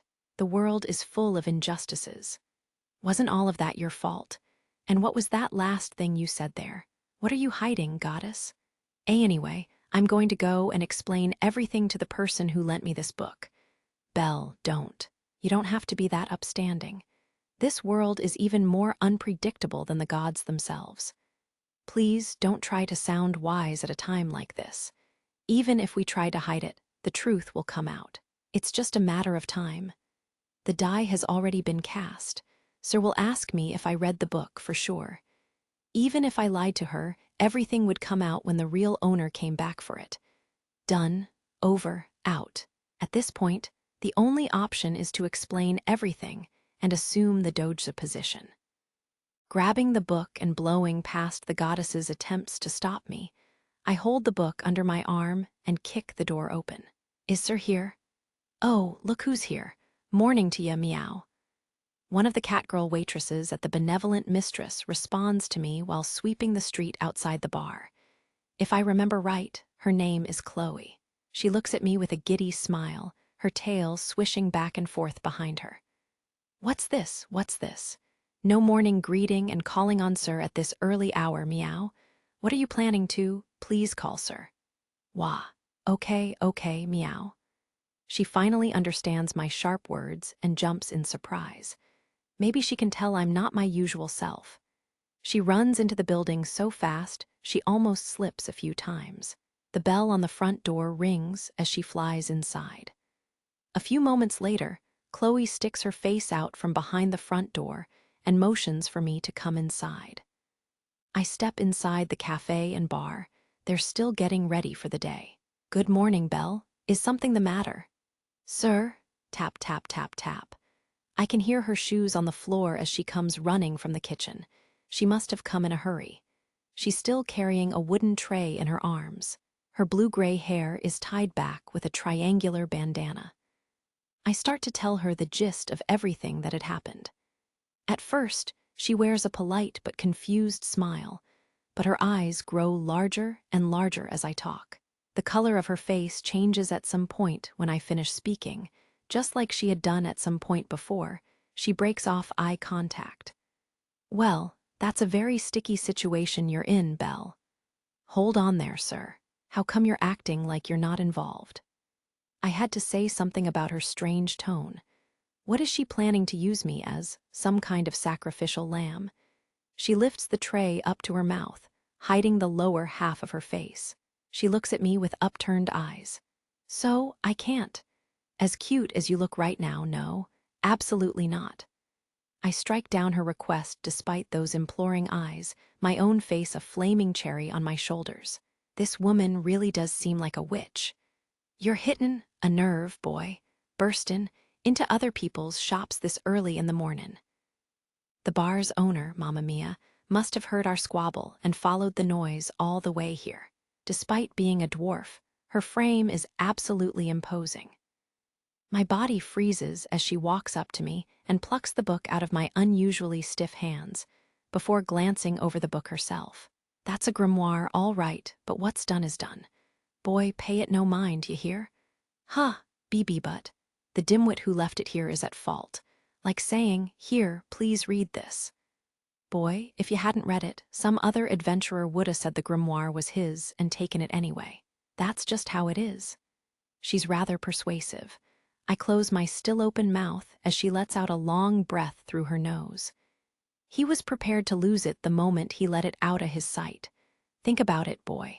If you lost a wallet full of cash, you'd come back to get it, wouldn't you? Well, it's the same thing. Useless to worry about it, boy.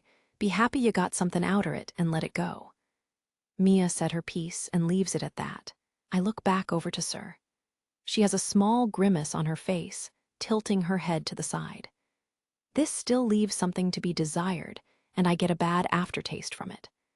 My face puckers up like I've drunk bitter medicine. Mia glances at me through the side of one of her big eyes. Real men don't brood over nothing. she says. Yes, ma'am. Her voice is like a slap on the wrist. My whole body shoots to attention in response. As I watch the dwarfess make heavy strides toward the back of the bar, I still can't help but wonder if it's really okay to just ignore what happened.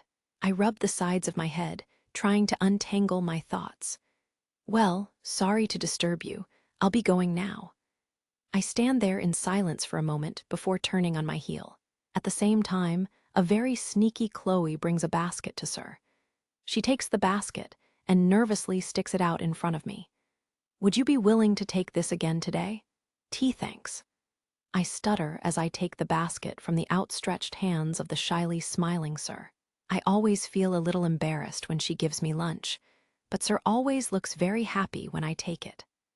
Honestly, her smile looks more cheerful than usual, not that it isn't always cheerful. I just can't put it into words. My skin gets even redder as I express my gratitude one more time before finally making my exit from the benevolent mistress. I set down the ex-grimoire when I get home and equip my armor to get ready for a day in the dungeon. I give the goddess a basic explanation of what happened at the bar before heading out.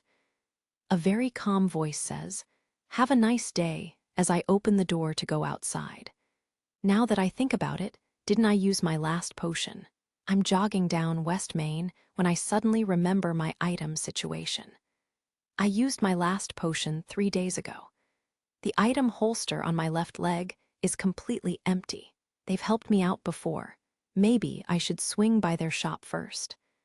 I decide to stop by a store I haven't been to in a while on my way to the dungeon. The shop is located off of West Main, but I have to go through a few back streets to get there. Basically, it's a house that was built in a dark, damp place.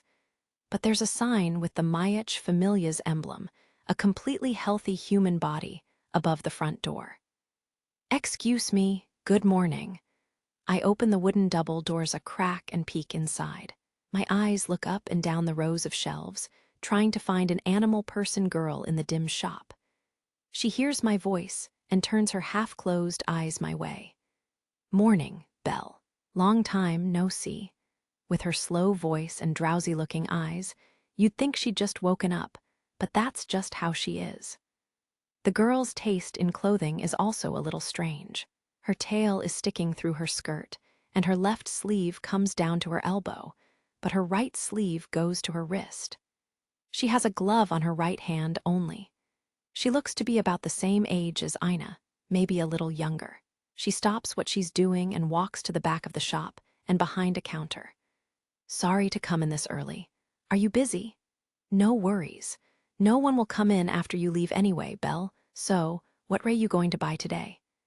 She reaches under the counter and pulls up a closed case before setting it on the counter between us. The wide case holds many tubes filled with various colorful liquids lined up in a row. By the way, is Lord Myach around? I would like to speak with him if it's all right. Lord Myach is on a personal errand and won't be back until tonight. I'm alone today. My eyes were scanning the tubes when I asked her, and that was her answer. The shop is run by Myach and belongs to Myach Familia. It also doubles as the Familia's home. The girl I'm talking to is Naza, Myach Familia's only member. She pulls out a very expensive-looking potion from the case and holds it out to me. Say, Belle, what do you think? Isn't it about time to try a high potion? And no, it's still too soon for me. I dodge her proposal with a nervous smile. The high potion she's holding is worth tens of thousands of vals. This kind of conversation is almost a daily thing for us, because we both belong to dirt-poor familias. If there is a way to make or save a few vals, we'll find it. That being said, I'm usually on the losing side when trying to barter with Naza. Belle, you haven't paid us a visit in a long time. Lord Myach was very lonely. His stomach was growling 'cause he was starving. Ever since I hired Lily, I haven't been to this shop. She'll prepare any item I ask for, so I haven't needed to go anywhere else to buy potions. Naza's words stab at my conscience. I'm breaking out in a cold sweat. This is bad. At this rate, I'll end up buying something I don't need. Ah, I just remembered. Something strange happened to me in the dungeon yesterday. Desperate to change the topic, I bring up how I passed out in the dungeon after using magic. Naza listens to my story before letting out an affirmative ah. That's mind down. It happens all the time to adventurers who have just learned magic but get carried away. Mind down. Magic requires mental energy to work. If you use too much, you go out like a light. So that's why, Naza continues as she rustles through a box under the counter, you need a mind-restoring potion to avoid that. This one was just brewed the other day. But that potion is really expensive. No worries. I'll give you a discount, being a regular and all 8,700 vowels. I step back for a moment to think it over. All right. The dog ears on top of Naza's head twitch happily when she hears my response, and she quickly bends over to pick up 2 more tubes. If you're willing to buy this for 8,700 vowels, I'll throw in these 2 potions for an even 9,000. Sound good? Her suggestion makes my eyes go wide and my head spin. Is that really a good deal? Myich Familia's cheapest potions are 500 vowels apiece. Considering that, Naza's offer is really good. But spending 9,000 vowels in one go, that's almost painful. Then again, this item will let me use more magic, so it's very tempting. The first rule of going on adventures is to prepare for anything and everything. No one knows what will happen in the dungeon. It'd be a good idea to be thorough. With those words, she's just sealed the deal. I may be a bit of a coward, but if I have to choose between money and the safety of my party, I'll choose the latter. Okay, I'll accept your offer. Thanks, Belle. I love you. I feel a fire burning in my cheeks at her sudden words. Finishing the transaction, I take the items from the lazily smiling Naza with her half-lidded eyes and immediately feel the need to get the heck out of here. Naza waves goodbye as I make a break for the wooden doors and leave the shop. You're too easy, Belle. I thought I heard something before the doors closed behind me, but no, it's just my imagination. My imagination, I tell you. I leave the item shop and go down West Main, a street that I've traveled many times in the past few hours, toward the dungeon. A ton of fully equipped adventurers have already gathered in large, circular Central Park under a bright and clear blue sky. Wonder if she's here yet? I look around, hoping to find Lily in the park. It's our meeting point, but I can't find a dog girl that looks like her. Just as I was thinking this isn't like her, I happen to catch a glimpse of something strange on my way toward Babel Tower. It's in a part of Central Park, under the shade of a tree with large leaves. Lily is standing with 3 adventurers, sunlight dancing on their faces as the leaves sway in a soft breeze. It looks very comfortable. However, the 3 large men are surrounding Lily. They have their chests puffed out, looking down on her and saying something while Lily frantically shakes her head from side to side. No one looks all that happy. Could they be members of Soma Familia?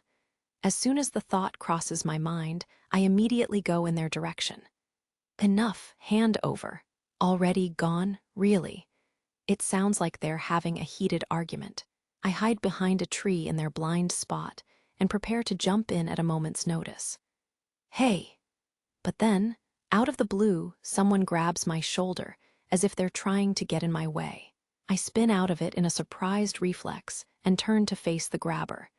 It's a male adventurer, a human with black hair, excellent physique, and a longsword strapped to his back. Wait a second, isn't he? Heth, you're that kid from before Don't Matter. Got a question for ya. You working with that runt over there? That voice, that tone, no doubt about it. He's the man I met in the alleyway a while ago. Oi, haven't got all day. Did you hire that supporter or not? That girl is not the prum you were chasing in the alley that day. I can tell he's pissed off just by looking at his eyes, but I still give him that answer. Part of it might just have been a reflex. It's hard to tell because she's wearing an oversized robe and has a deep hood over her face, but Lily isn't a prum. She's a chinthrope, a dog person. I just want to say, don't get the wrong idea. The man curves his lips into a sneer. Moron is what I want to call ya, but what you think is your own business. You want to play the fool, be my guest. Sounds like he's giving me an angry lecture, but there's something in the tone of his voice that bothers me. It's like he's saying I'm being tricked. But I'm not just going to take him at his word. I squint my eyes in suspicion, and the man makes a jeering smile back at me. But that don't matter. You're gonna help me, we're gonna snatch her. Wah, not askin' you to do it for free. I'll pay you a bit up front and a share of what we get out of the runt. This guy sounds serious. I'm so shocked by his sudden proposal that words leave me. All you have to do is go into the dungeon like usual. After that, find an excuse to leave her alone, and I'll do the rest. Piece of cake, ain't it? The man's mouth opens wide as he laughs with all his might. I don't like that laugh at all. It reeks of a malice I've never heard before. Even as a chill of nervousness sweeps through my body, I clench my fist. Why are you saying things like that? Huh, what's with the backtalk, kid? This is where you nod yes like a good boy. Think of all the money you're gonna get from this. Hell of a sweet deal. Ha ha, the man lets out another round of ridiculing laughter. Use your brain, boy. That's just a supporter. The runt carries the bags. You're no worse off if that useless piece of trash were gone, now are ya? Wring her dry while you can and ditch the rest. I'm way past my boiling point. This is different from the back alley. I don't have room to be scared. A fierce rage is taking control of my body. Not a chance in hell? Friggin' brat. The man's face contorts into a gruesome visage. My forehead tightens as power flows into all of my muscles. A fierce energy surrounds us. The leaves on the branch above us shake, almost as if in fear of what's going on below. We stare each other down for a minute or two until he turns on his heel with a loud tusk and walks away. I watch him go, the mask of fury still on my face. Mr. Bell? A voice from behind me. I turn around, almost as if drawn in by it, to find a dumbfounded Lily standing there, looking up at me. The flames of rage that had been burning inside me cool. I return to my normal self. Lily, how long have you been there? Lily just got here. What were you talking about with that honorable adventurer? Nothing much. He was just trying to pick a fight. I managed to come up with something. I can't exactly tell the person in front of me that he was trying to set up a trap for her. Lily can tell I'm not calm. She stares at me with her mouth closed. Her expression seems a little dark. Oh, you seemed to be tangled up in something a minute ago. Is everything okay, Lily? So you saw that. Please don't worry. As you can see, Lily is fine. She holds out her arms and does a small twirl before looking up at me with a big smile. No bruises or tears on her robe. It looks like nothing happened. That's a relief. Lily, who were those? Just like what happened to Mr. Bell, they were picking a fight with Lily. Maybe Mr. Bell and Lily look weak. She jumped in before I could finish. Smiling her usual bright smile and telling more jokes, she didn't let me get another word in. I don't think she wants to talk about what really happened. All right, let's go, Mr. Bell. Since Lily hasn't worked in 2 days, Lily's counting on your efforts today, Mr. Bell.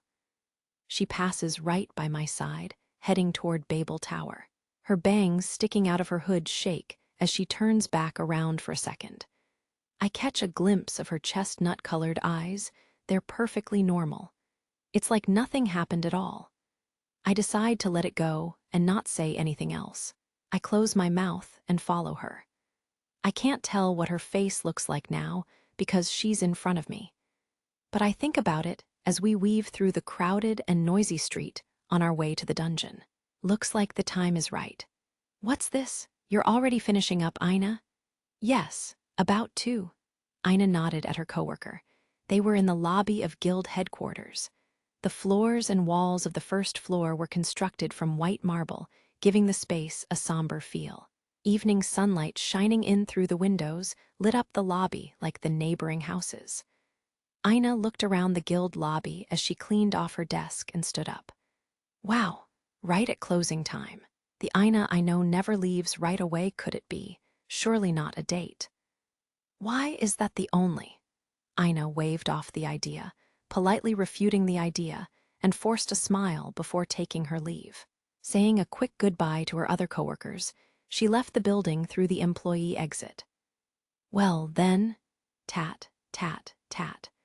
The funny excuse for shoes the guild provided her echoed off the stone street as Ina set off in the opposite direction from her home. This area of West Main was completely devoid of street vendors and stalls. The evening sun bathed long rows of large stores on both sides of the street in red light. Being very close to the guild, almost all of the stores targeted adventurers as their main customers. People who lived and worked in this neighborhood referred to this main street as Adventurers' Way for that reason. The street was wide enough that adventurers wearing heavy armor could easily pass by one another without incident. After all that searching through the guild's resources, I couldn't find anything other than the usual information on Soma Familia.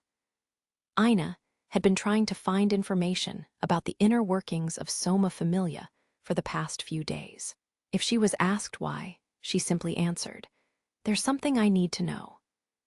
If said person asked for more details, Ina would add that she was concerned about the possibility of Belle being caught up in a difficult situation. Even talking to people in charge of Soma Familia's adventurers, they all say the same things. Let's see what I can find out myself. Despite going through all of the guild's records and talking to as many people as she could, the results were less than promising. She'd gotten as far as understanding, superficially, that all of the members of that familia were obsessed with money. And it seemed as though there was something forcing them into a frenzy. Ina did her best to focus on the important points as she organized her thoughts. A god uses their familia to further their own ends. No, nothing makes sense. Where there was smoke, there was fire. The smoke seemed to be coming from two places: the members' unending desire for money and the sheer number of members in that group. Soma didn't have the type of reputation that could bring in the large numbers of members and followers that belonged to Soma Familia. What if the god Soma isn't the cause? What if there is something else, something making the members of Soma Familia act like that? Ina stopped walking for a moment as she reached that point in her train of thought. A large bar was in front on her. It might be useful to go in here, but it had always been true that a bar was the best place to gather information. However, it was the one place that Ina preferred to avoid. For her, no, for all elves, bars where large numbers of adventurers gathered were usually unlucky places. Basically, men of all races swarmed to her like bees to a flower. Aha, Hano, don't think so. Thinking about what might be waiting for her beyond those doors, Ina laughed quietly to herself before walking past the bar entirely. Her pace quickened when the wild voices of the adventurers inside echoed through the entrance.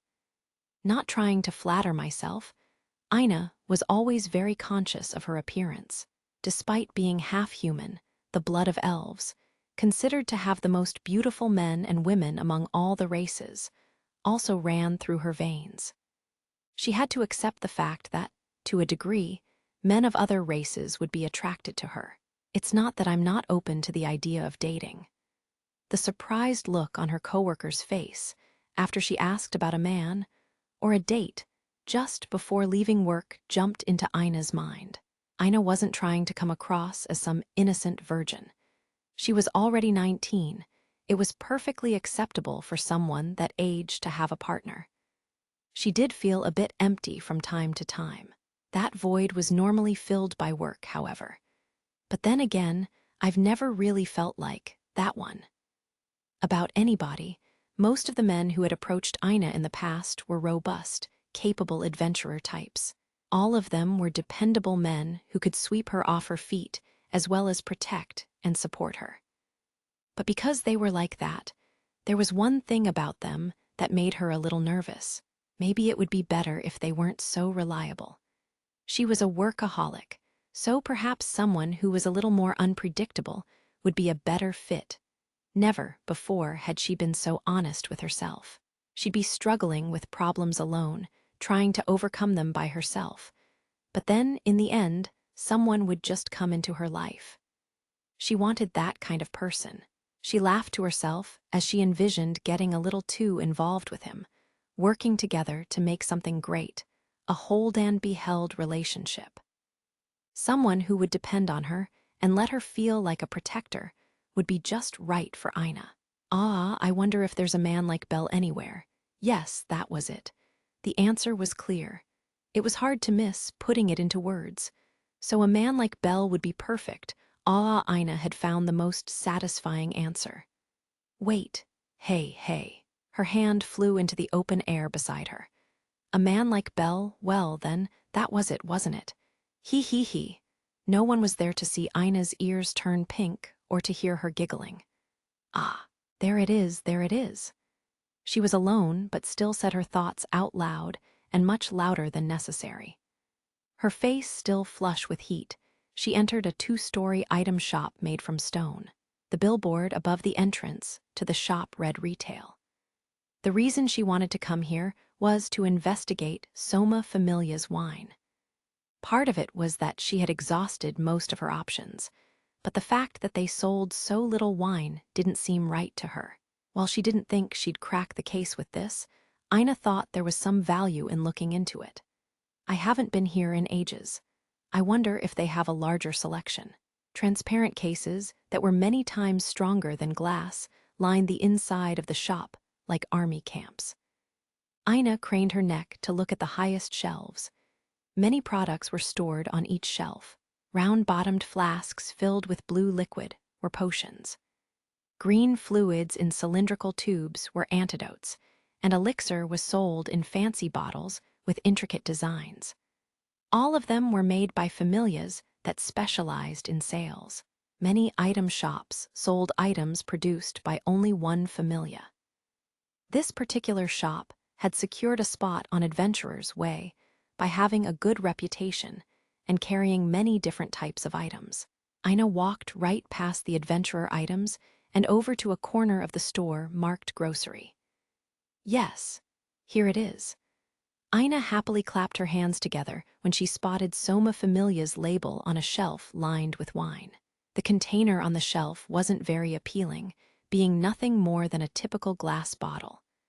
The liquid inside was clear. For something so highly sought after, it didn't look very good at all. However, out of all the varieties of alcohol on the shelf, there was only one of Soma Familia's wines left. Its popularity must be the real deal. Soma. Ina blinked her emerald eyes a few times as she looked at the most boring and thoughtless label in the shop. Same name as its creator, had the god Soma named it after himself. Ina tilted her neck as she thought about it. She was thinking about calling over a sales clerk to open the closed case for her when her eyes saw the price tag. 60,000 vals. Thunk. Ina's forehead hit the shelf. Wah, this is just wine. Unbelievable. It cost more than all of Belle's equipment combined. Ina rubbed the red spot on her head and looked at the bottle one more time. The price was equal to or above the value of specialized weapons and armor for adventurers. While it wasn't impossible for an average person to purchase a bottle of this wine, at that price, it was highly unlikely. The value of the contents and the shoddiness of the bottle didn't match in the slightest. How much money do I have on me? No way I brought enough. The average pay of a guild employee was more than what a run-of-the-mill adventurer made, but nowhere near enough to justify walking around with 60,000 vals in their pockets. Buying even one bottle would put immense strain on Ina's living expenses. Not to mention the fact that she'd bought a piece of armor as a present for Belle just a few days earlier. Ina stood in front of the wine shelf, a fierce debate raging in her mind. Aren't you Ina Toole? Huh. A clear voice caressed her eardrums. Ina turned around to find the person who said her name. Behind her stood a stunningly beautiful and surprisingly tall female elf. Her glimmering jade-colored hair was tied into a single ponytail that hung halfway down her back. Her ears stuck up like leaves on a tree, guiding her gorgeous long hair backward. Even among the beautiful and refined elves, the woman looked on par with royalty. Her looks could even be described as otherworldly. Fitting right in with her elegance, the woman's emerald eyes were the same emerald green color as Ina's, if not a little deeper shade. Ina's body snapped to attention. Lady Reveria? So, it is you. It's been a long time. You have become very beautiful in my absence. I almost didn't recognize you. While it wasn't quite a smile, the lips of Reveria Eljas Alf softened and curved upward. Ina was very quick to show respect. I am honored, my lady. To receive such high praise, I will hold your words dear. Stop talking like that. This isn't the elven homeland. You were not born in the homeland in the first place. You have no reason to hold me in such high regard. Even so, I mustn't forget to be humble and show the utmost respect to royalty such as yourself. Mother always told me. So even that Aina would force this upon her daughter, it is regrettable. She escaped the homeland alongside me, to end up like this. Ina looked on as Reveria let out a wistful sigh before fixing her piercing gaze on her. It is prudent to carry the smallest amount of respect, but any more than that is needless. I find it tiresome to be placed in that particular cage. If you say that you want to respect and honor me, then you must comprehend what my heart desires. Am my lady? Reveria's overpowering words left Ina speechless. The fact remained that Ina was born in a free city, with its doors wide open to any and all races. Her knowledge of elves in the homeland was very limited, but she knew that the elf in front of her was royalty, a high elf. The elven half of her blood was forcing her to bow her head. I'm not asking you to break the system, only don't go overboard. You understood. Good. Reveria gave a satisfied nod, but Ina wasn't sure how to feel. Even her eyebrows weren't on straight. Ina felt like she had lost an argument and tried her best to keep that feeling hidden. So rather than dwell on it, she decided to be happy about their reunion. When they were both young, Ina had met Reveria many times at her childhood home. However, they hadn't seen each other even once since then. Ina knew about Reveria's activities as soon as she entered the guild. Due to their schedules and job responsibilities, there hadn't been a good opportunity to meet again. Not that there wasn't the possibility, but neither of them had made an effort. I'm glad to see that you are well. To think you would work for the guild, of all places. Please forgive me, I meant to contact you. Pay it no mind. I've spent my days in the dungeon ever since arriving in this city. There has been no time for much else. Our meeting would have been delayed over and over, no doubt. All of Reveria's movements, even her short head bow, were extremely polished and refined. Ina had grown up watching her mother carry herself with dignity and grace, but the high elves were on another level entirely. The two girls came from completely different walks of life. Why are you here today, Lady Reveria? What? I used up the last of my items the other day in the dungeon. Simple as that. Would it be silly to think that Lady Reveria can't use healing magic? Why, yes. However, magic is not perfect. If an item is on hand, nothing is better. What about you, Ina? Oh, Reveria's question reminded Ina of her mission. Her knees wobbled for a moment before she decided to answer as best she could without bringing up her investigation of Soma Familia. This was to avoid the possibility of rumors going around that someone working for the guild was investigating a specific group. Ah, this wine. There are many in my familia who adore it. Can I ask you a question, Lady Reveria? Do any of them show signs of dependence or act strangely? Everyone who drinks alcohol looks strange to my eyes, but no one has done anything I would consider out of the ordinary. Why do you ask? Well, a friend of mine recommended it to me. But from the things I've heard about Soma Familia, there was some truth in Ina's words. Even though she didn't feel right, purposely misleading Reveria with her answer, the chance of getting valuable information from her was too good to pass up. I see. I too have heard a few things about members of that familia being odd, almost cold. Lady Reveria, do you know anything about them? She got her hopes up, and her voice cracked with excitement. Her cover was blown. Reveria closed one eye and stared at the excited Ina for a moment. Oh no, Ina froze. She realized her mistake a moment too late. Reveria was very sharp. She could sense the emotions of whomever she was talking with and figure out their true intentions. Reveria was the only person Ina couldn't keep a secret from when they were children. Reveria had more than likely figured out that Ina was investigating Soma Familia. A wave of cold sweat passed over her body as Ina waited for the High Elf's response. Whatever. I'm sorry to say that I don't have any information concerning that familia. No more than you know, probably less. Oh, is that so? Reveria had seen right through her, but Ina was relieved that the High Elf hadn't asked for a reason why. She gazed at Ina for a few moments before opening her mouth to speak. While I don't know about them, I do know someone who knows something concerning that group. Yes. Would you accompany me to my familia's home? The head residence. That was this building put into words. I never heard anything about them. But this is just how the home of a prominent dungeon-prowling familia should be.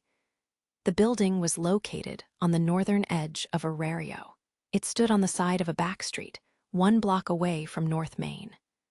Long and thin, it was as if the builders had to squeeze it onto the spot. Several pointed towers protruded from the roof like a line of spears standing on end, supplementing one another. Of course, these bronze towers were nothing compared to Babel, but were still tall enough to make someone crane their neck to look up at them. The very tips of the towers were dyed black by the evening light. It was a dwelling carved from flames. Lady Reveria, welcome back. Excuse me, this person with you, is she with the guild? She is the daughter of a friend. I request that you overlook her position. After being questioned by male and female guards at the doorway, Reveria and Ina walked into the building. The two of them looked as though they could be sisters, walking side by side. In reality, Reveria was many times older than Ina. Elves live the longest of all the races of demi-humans. I suppose it's a little late for this, but are you sure this is all right? What is? Inviting me, a member of the guild, into a home like this, if private information about Loki Familia became public because of me. Do not speak of impossibilities, Ina. If I felt you had the potential for something like that, I would not have brought you here. Or perhaps you are trying to insult me. And no, not at all. More and more childhood memories came flooding back into her head as Ina followed Reveria through the main hall and into a reception room. The room itself was completely open to the hallway and decorated in a calming, light orange color scheme. There were many expensive-looking sofas and round tables draped in cloth. While every furnishing there was of the highest quality, it seemed less a reception room than a space for repose and conversation. Ina got a good feel for the overall atmosphere and mood of Loki Familia just by looking around this room. Hey, not bad. I wouldn't mind living here myself, She noticed something as her gaze reached the far corner of the room. It was in an armchair facing away from her. There seemed to be a big fluff of golden string attached to the side of it. No, not string, blonde hair. It was the back of someone's head, their hair flowing down the side of the chair and sticking out. The person sitting there slowly turned her thin neck to face the elves. Ina suddenly swallowed a lump of air. Welcome home, Reveria. Yes, I have returned. The speaker was a beautiful girl, even younger than Ina. What stood out more than her soft, delicate features was her refined solemnity.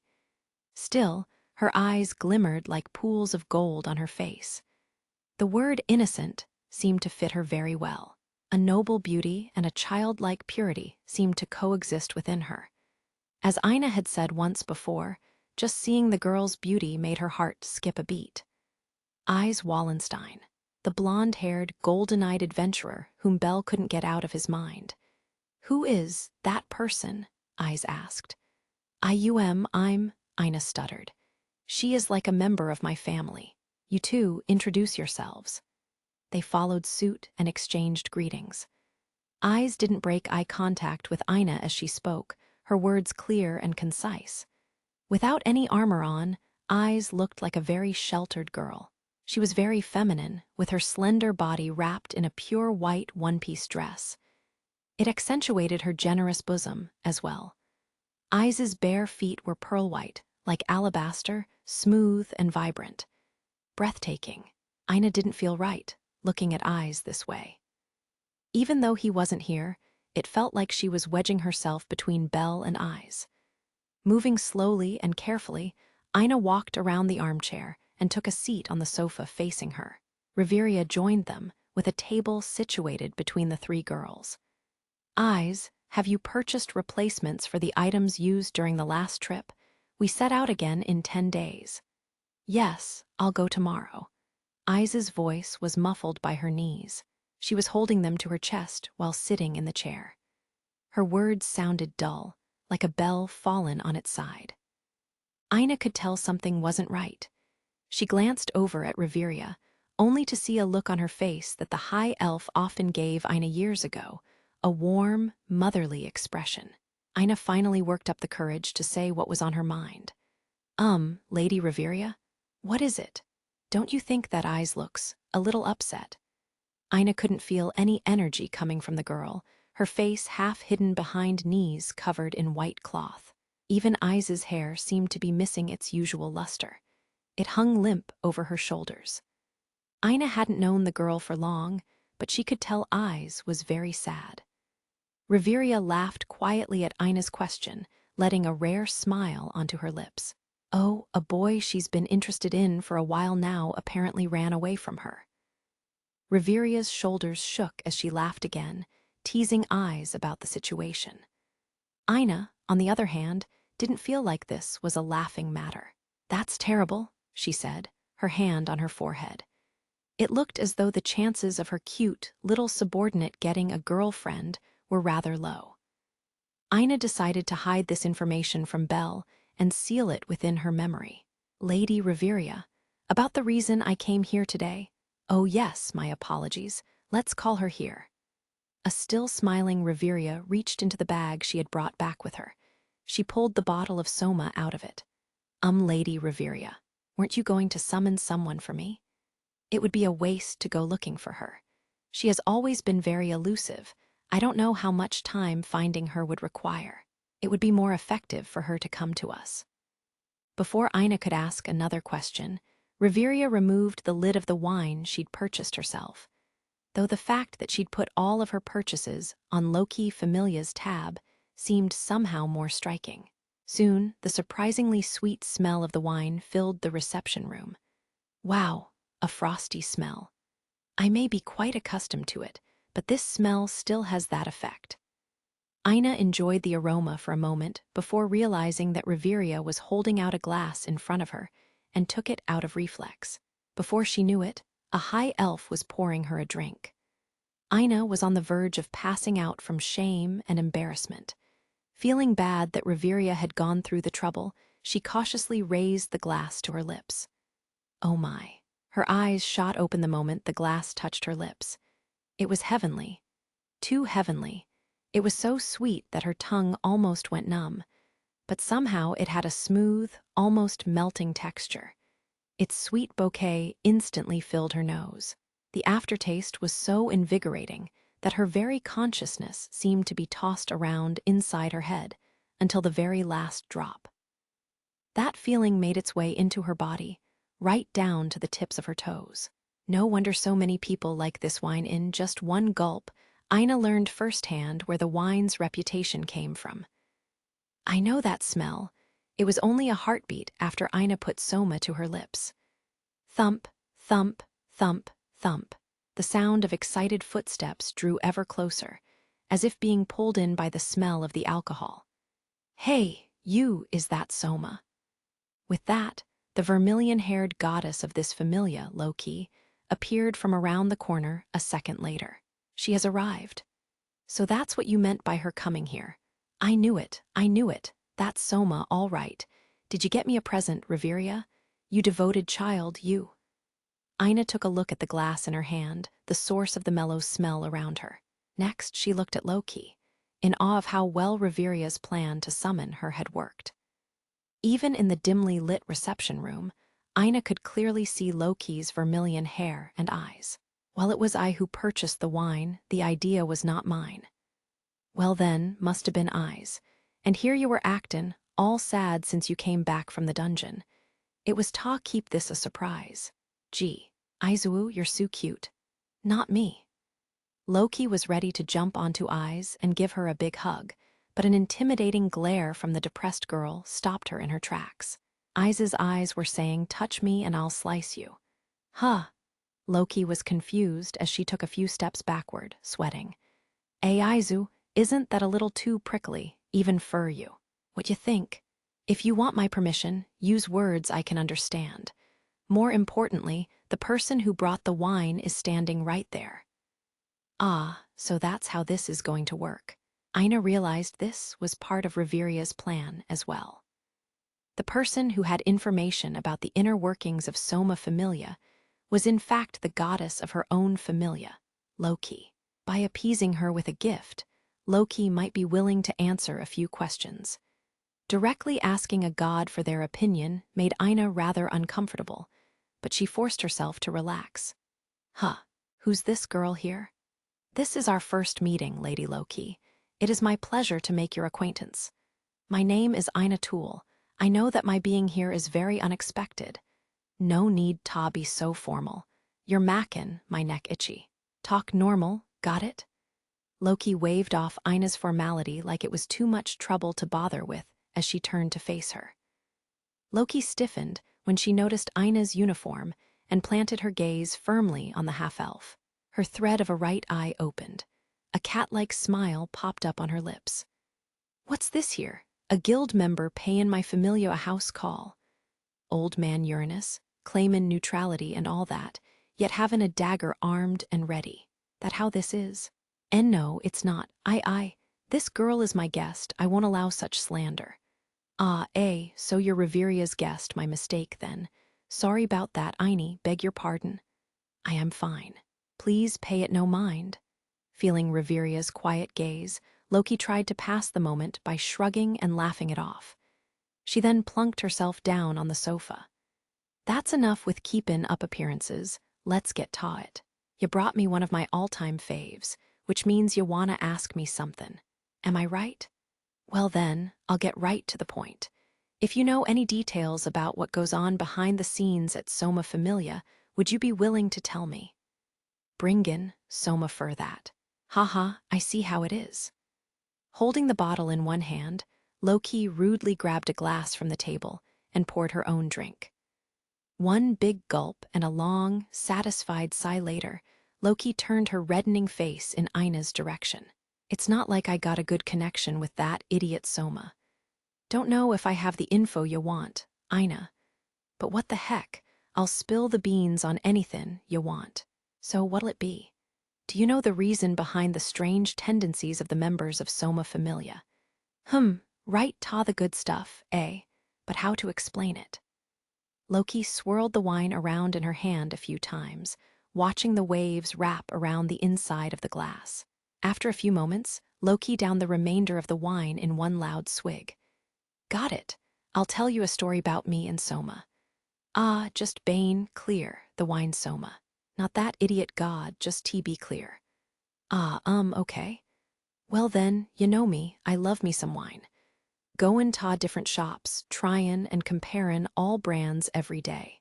Gettin' drunk off my ass, pukin', passin' out livin' the dream in a loop, until one day I ran into this lil beauty, Soma.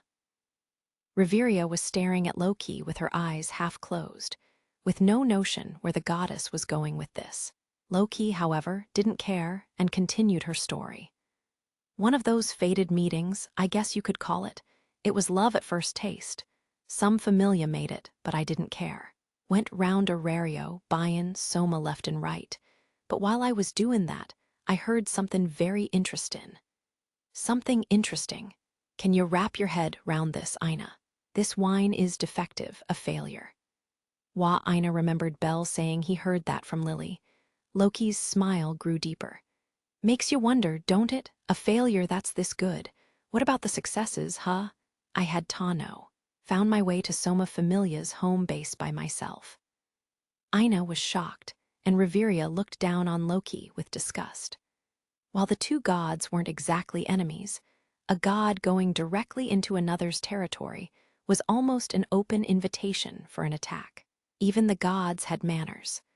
While part of this was to protect personal information, there was no reason for a member of one familia to go waltzing into another's home. Went up to the porch, yellin', "Soma, marry me. I'm beggin' ya." But I was ignored. To the point of gettin' lonely, I was gettin' ticked off, so I went inside without askin'. Aina rubbed her fingers up and down her temple as though she had a bad headache. However, Soma Familia's lack of resistance to an intruder added to her curiosity about the members themselves. Place was totally silent. Not a single child anywhere. This is their home, you know? Why'd everyone be out at the same time? I could tell something wasn't right, and it gave me the chills, but I ignored it and perked up a bit. Went snoopin' round the whole place. I implore you, Loki, do not reveal any more embarrassing information. Gee hee hee, you're no fun, Reveria. Anyway, couldn't find the real Soma anywhere. Finally got to the point o' gettin' fed up with it, turned to go home, and there he was, that idiot himself. Loki lowered her head, as if remembering every detail of that meeting. Her smile vanished.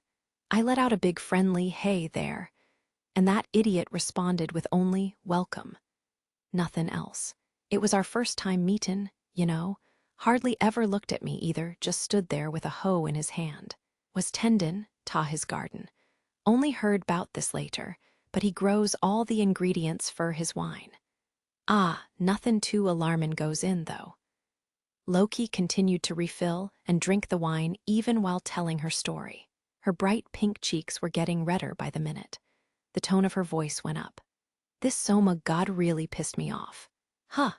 Tried talkin' 'bout everythin', but all he did was answer yeah or and kept on hoeing. He was implyin' that his shit-filled fertilizer was above me. Just talking about this memory made Loki's gaze grow more and more serious. Aina was damp with sweat. That god was nothing more than an indecisive, pitiful coward, but he acted like I was some dumb scarecrow and ignored me, mackin' me sick just thinkin' 'bout it. On top o' that, Aini, on top o' that. Aini, overlookin' all of that, all of his rudeness and whatnot, I still asked ta taste the real Soma, Bane real polite and everythin'. Even bowed ta him. Me, what you think that idiot's answer was?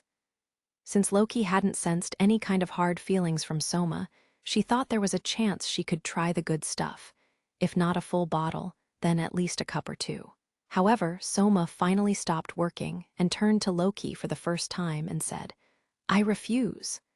Apparently that was the first time he had shown any kind of emotion.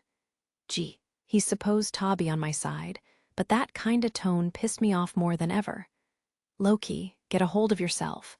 Stop going off on tangents and get to the point. He. Loki took a few quick, deep breaths to calm down before her face relaxed. She sank back into the sofa.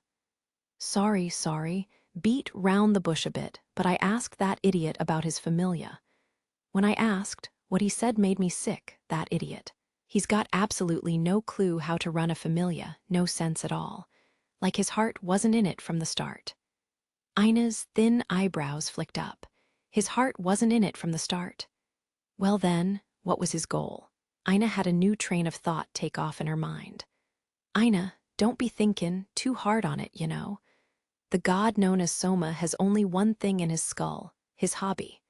Plenty o' those types, right? Their heads so far in the clouds, they can't see nothin' else. That idiot is case number one, the ultimate example. Not barbaric or evil, just purely livin' for his craft. A god o' pure amusement. Guess you could say he's the wise all-hermit of the gods. Ha ha, joked Loki. There were many strange and usual personalities among the gods, but Soma was weird even among them. At least that was the impression Aina was picking up from Loki. Now, The problem is that wine, Soma. That idiot made his familia for one reason only, his hobby. But they weren't bringin' in enough money. Not enough to support his pastime. Anyway, mackin' wine's expensive, yeah. Couldn't keep it goin'. What little brain he had told him to give them a prize. Something really special, a trigger ta get them ta work harder. Don't tell me. Yep, that's Soma. The good stuff, yeah? A drop of wine from her last swig started to roll down Loki's lip. She licked it up a second later. Ina, you drank the failure, so you probably know, but the real stuff isn't playin' round. It takes ya. Not talkin' 'bout getting hammered out of your mind now. The deepest part of your soul, the spirit, gets taken. Like it takes hold of the mind and body, like they're not your own. Whoosh. A sudden chill ran through Ina.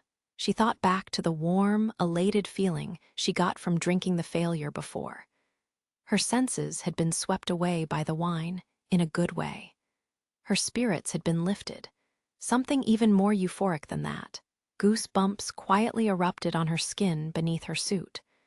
Loki then said, "Maybe if I put it like this, you'll get it easier," as a way of leading into her next sentence. The children who follow him aren't there for the idiot, but the Soma itself. Members of that group weren't worshipping a god, but divine wine.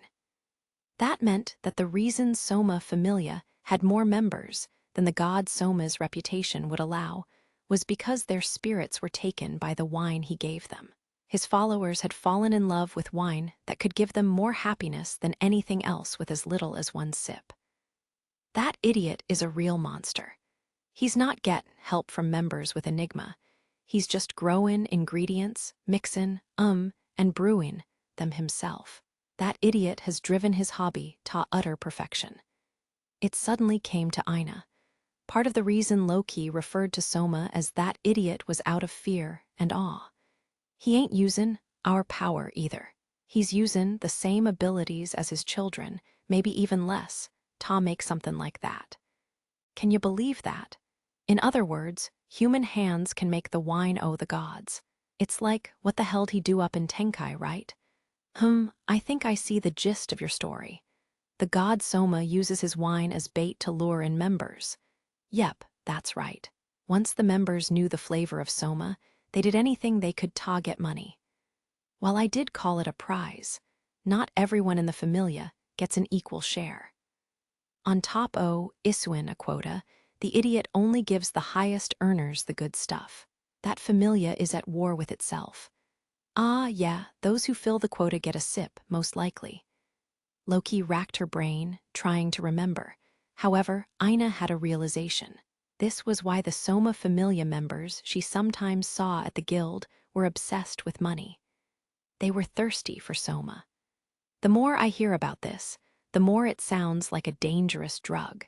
Is it acceptable to let this continue? Might just be my bad choice of words. The spirit gets stolen, but your brain doesn't go up in smoke like that other stuff. You don't go mad, just feel really good. Makes your whole body tremble. Makes you want to take another sip, no matter what. But just like with normal alcohol, that feeling will go away. Loki explained the difference between Soma and drugs like this. There was no withdrawal with Soma. Its addictive qualities were not particularly strong. Since Soma's followers' condition was only temporary, everyone would return to normal in time. However, in the case of Soma Familia, members were given their next drink before the effects of the first dose had worn off. They were stuck in a hellish cycle. Can you explain what you meant by the addictive period being short? Well then, there are loads of children who have tasted Soma but got cut off and managed to recover, right? To add to that, it appeared that even Soma drinkers became tolerant of it over time. The strongest members of Soma Familia were almost always at the top, and therefore received the wine all the time. However, somehow they could drink it without their spirits being stolen and stay normal. Come to think of it, thought Ina, of all the members of Soma Familia who demand money at the exchange, the ones who have reached level 2 are always much calmer and more collected. To sum it all up for ya, the leadership of a careless idiot obsessed with his hobby, the allure of Soma, and the members Craven, for it all mixed together to make the craziness that infects Soma Familia. Normally, if the god at the top of a familia had real interest in it, things wouldn't turn out this way. This was because, if the one who empowered everyone raised their voice, the familia would fall silent. If they didn't, they would be stripped of their fauna. All this information seemed to indicate that, although he was not at fault for the current conditions, Soma himself was responsible for setting them in motion and not putting them to an end. That's all there is to it, Ina. Anything else you wanna ask? No, that's all. Thank you very much for your time. Ina understood what was happening at Soma Familia. While their craving for that special wine was a bit scary on its own, this was a case of her being too focused on appearances. Ina came to this conclusion because their yearning for alcohol and large amounts of money were not much different from other adventurers trying to strike it rich quick in the dungeon. The only scary part of it was how they chose to reach their goal. However, according to Loki's explanation, this was only a risk for part of the familia, not every member.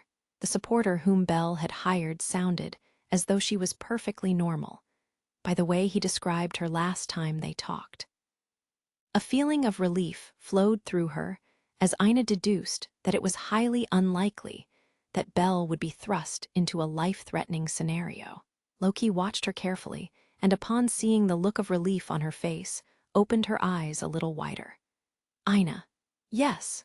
Do you know what happens to donkeys that have a carrot hung in front of them but can never reach it? Ina was dazed by this sudden, strange question. Loki stuck out all of the fingers on both hands one by one and continued without waiting for Ina's answer. The weaker ones get run over as the stronger ones go fur the others' carrots, kickin' and thrashin', their competition out of the way. At first, Ina was confused. The answer dawned on her a moment later. That's what's happenin' at that familia. All the idiot does is hang carrots. Nothing can stop them now. Then Loki folded all of her fingers together, except for the pinky on her right hand. There might be a donkey that doesn't care how many times it gets kicked down by its allies. One who can't do nothing alone, but in exchange skillfully spurs sympathy and pity from a different master. A smart, uncompromising donkey. The face reflected in Loki's vermilion eyes suddenly tensed. Ina's face. The new master might realize his carrots are gone, yeah. Loki sat up to peer into Ina's eyes, sliding all the way into the sofa. Pouring what little was left of the wine into Ina's glass, Loki continued. Just thinkin', if you got a friend connected with one of 'em, you might wanna let IM know, just in case. Don't think it'll be serious, but there might be some problems. Gotta take care o' adventurers at the guild, yeah, said Loki, crossing her legs and grinning. She had seen through Ina. Loki was truly worthy of the title of goddess. Ina took a slow breath and nodded with a very concerned look on her face. Sayin' it out of kindness might not be my place, though. No, I'm taking your advice to heart. She was a good goddess. Loki was much more compassionate than her reputation indicated. Either that or Ina was getting special treatment because of her relationship to Reveria. Feeling Ina's gaze on her, Loki flashed another grin. All right, the wine's gone. Shall we go our separate ways? I apologize for taking this much of your time. Don't worry about it. Glad I got to chat with the cute little beauty Ina. Eh ha ha ha. Loki stood up from the sofa and stretched out as high as she could before going over to the one person who was silent this whole time. Eyes. Hey, Eyes. How long you gonna beat yourself up? 'Kay then, how about updatin' your status? Haven't done it since you been back, yeah? Okay. Foo hee hee, been a long time since I got my hands on Eyes' soft skin. Do anything else and I'll slice you. Huh, you serious?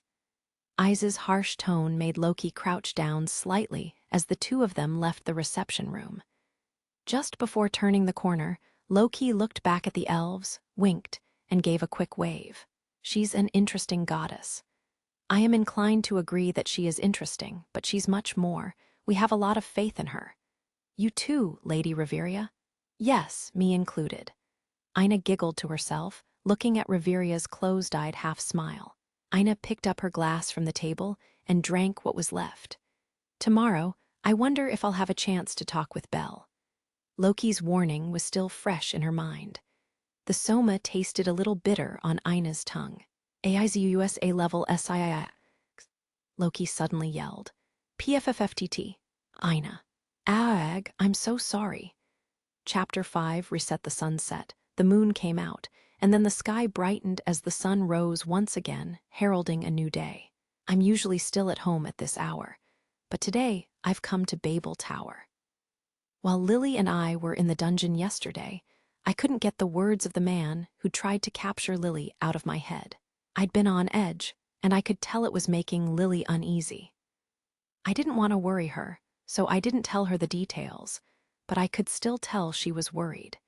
She'd kept stealing glances at me with a nervous, desolate expression as I looked out for anything unusual. I invited her out here so early to try and protect her from this mess. So here I am, just staring at the blue sky. I have nothing to do until Lily arrives, so my mind wanders off into a conversation I had with the goddess last night. Once I got home from the dungeon, I told her everything I knew about Lily and her situation.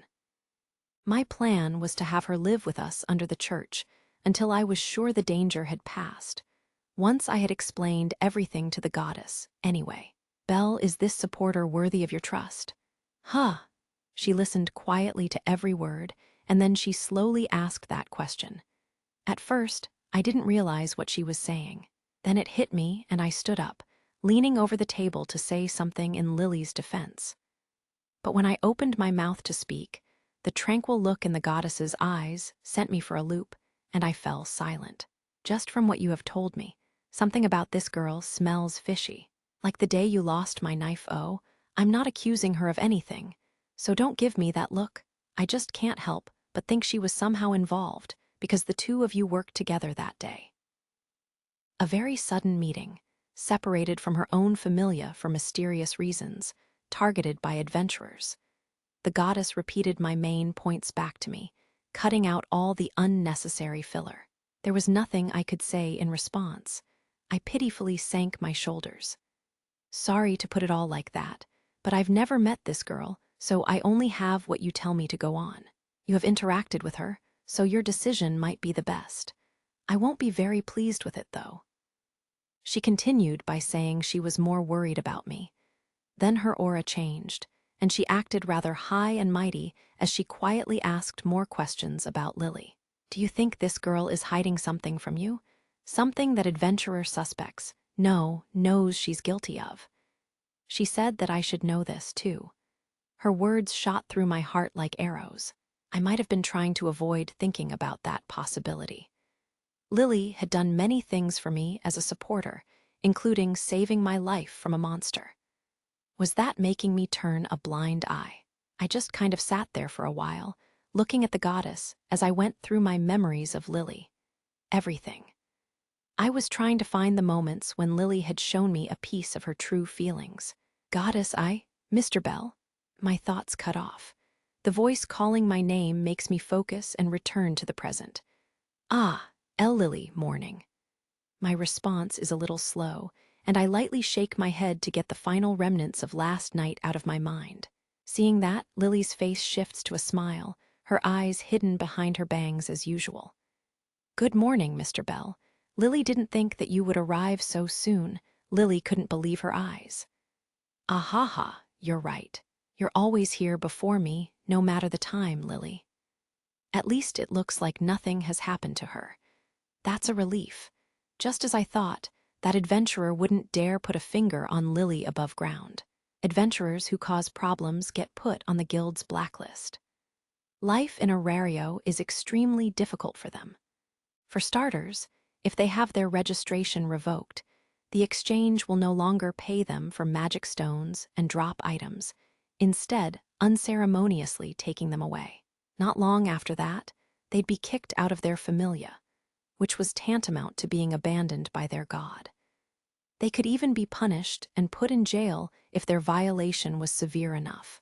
These laws would make the blacklisted adventurers a kind of outlaw, but the guild has no choice but to take a firm stance against them. You could say that they are keeping criminal activities under control. So that's why if anyone is going to cause a problem, they'll do it in the dungeon. With no witnesses, the attacker could say that they were defending themselves or they thought the victim was a monster and attacked by accident. Their escape routes are limitless. Mr. Bell. Sorry, what is it? Shall we go to the 10th level today? I looked down at Lily, her smiling face hidden under hair and hood, almost in shock. It's very sudden, don't you think? Mr. Bell, did you really think that Lily wouldn't notice? Mr. Bell has more than enough power to do well on the 10th level, right? The power she is talking about must be my status. It's true that many of my basic stats, especially my agility, were already in the A and B ranges. The guild has declared that the lowest level that level 1 adventurers are allowed to enter is the 12th level. The reason that I don't go down there now is the fact that I'm so low. Plus, the layout and difficulty of the dungeon get especially hostile below level 10. You could say the dungeon starts bearing its fangs. In any case, having an average status grade of G on the 7th level and an average grade of A on the 12th couldn't be more different. Actually, I've already entered and returned safely from the 9th level floor. At this rate, I should be able to go into the 11th level, even solo. Lily must have decided it was a good time for me to try the 10th. Honestly, I feel like I can do it. I might be a little overconfident in my abilities, but I can see myself thriving there. Even still, there is another more depressing reason that I don't want to set foot on that floor. They come out on the 10th level, large category monsters. There are none of them down to level 9, just like that Minotaur. But I almost died on the 7th level the other day. Are you sure someone like that is ready for the 10th level? That's true, but because Mr. Bell has that experience of failure due to overconfidence, the Mr. Bell of today won't have that problem, right? Lily believes Mr. Bell has more credentials of being an adventurer now because of it. Don't forget that Mr. Bell now has magic. That magic is strong. The new Mr. Bell has no weaknesses. I showed her the firebolt magic yesterday. It wasn't much of a presentation. I wanted to see how much my magic had improved from getting my status updated the night before. That, and I wanted to get used to using the magic, so it was good timing. Lily had been very impressed. Since I'm solo, being able to use Swift Strike magic is very valuable to me. Lily has been as far down as the 11th level with other adventurers, so you can take Lily's word. Mr. Bell will have an easy time on level 10. Lily's guarantee. Even before I had magic, Ina gave me permission to enter the lower 10th, as well as a stern warning. So when I think about it like that, just as Lily said, now that I have magic, the 10th level shouldn't be a problem. To advance or to stay put. The truth is, Lily has to gather a large amount of money in the next few days. Wait a minute, is that? Lily can't say the details, but it involves Lily's familia. As if she were guiding my thoughts, she hits me with her real motivation. I can't help but remember her being surrounded by those 3 adventurers. My mind goes off on its own, and my neck starts to twitch. Can you blame Lily for being selfish, Mr. Bell? Lily bows down in front of me, looking up at my face. If this is really about her contract with her familia, then my interference, basically shouldering the load to help her gather the large amount of money, would work against her. It would depend on who was there at the time. But if it were discovered that someone from another familia helped her gather the money, they would have some hard feelings toward said familia. It might be humiliating. I don't have any way of knowing if Lily's claims are true. I doubt she'd tell me honestly if I asked her. I know I wouldn't if I were in her position. I make up my mind and clench my right fist. All right, let's go to the 10th level. A large smile blooms on Lily's face when I say that. She bows over and over again, saying, "Thank you, thank you, thank you." I scrunch my eyebrows down and force a smile. Should we leave right away? Or should we buy some more items inside Babel, just in case? Lily bought extra items yesterday. Lily has a suggestion, though. Why don't you try this? This is... Lily set her backpack down on the pavement as she spoke. She pulls out the ink-black sheath of a short sword. The divine knife is about 20 selch long, so I would guess this weapon is about 50, just by looking at it. A short sword? No, a baselard. The simple round sheath is flush against the blade's hilt, perfectly hiding the blade within. It's a very simple design for a sword. So, why? Don't feel bad, Mr. Bell, but this was part of the preparation. Mr. Bell's current weapons don't have enough reach to fight against larger monsters.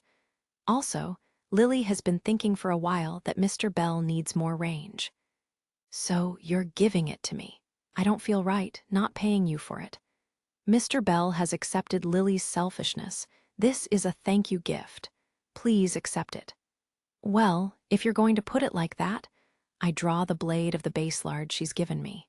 The silver blade is thin on both sides. It's very light and not that much bigger than my dagger, so for someone like me who has never used a sword, it might be pretty useful. I wonder if it suits me. I've never used something like this before. How about testing it on the way to the 10th level?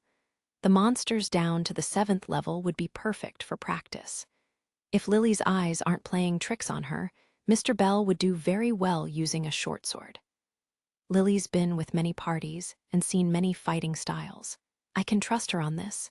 She's been with me a while now. She knows what she's talking about. There is no reason to doubt her. I'll take her word for it. I don't have a belt for a sword. All I can do is hang it from my waist. I was a little slow to realize that the sheath would get in my way. Mr. Bell. If Lily remembers correctly, Mr. Bell's protector can hold weapons about that size, right? Ah, forgot about that. I even told her that myself. I take the divine knife out of the protector for a moment to see if the baselard will fit inside. Yep, no problem. You have an amazing memory, Lily. I completely forgot. Lily only just remembered now, too. Lily puts her hands behind her head and shyly turns away for a moment. I can't help but laugh as I watch her, but soon I realize I have another problem. Where do I put the divine knife? Suddenly, I hear the goddess's words from last night in my head. Is this supporter worthy of your trust? It's almost like the divine knife in my hand speaks to me, as the goddess's voice asks me the same question for a third time. I quietly close my eyes, asking for forgiveness. When I open them up again, I slip the knife into my leg holster. It has slots big enough for potion tubes. The knife and its sheath fit securely. Lily watches me silently, giving a light nod. Well then, shall we go? Lily raises her head at my invitation. Bobbing her head slightly, she smiles and says, yes.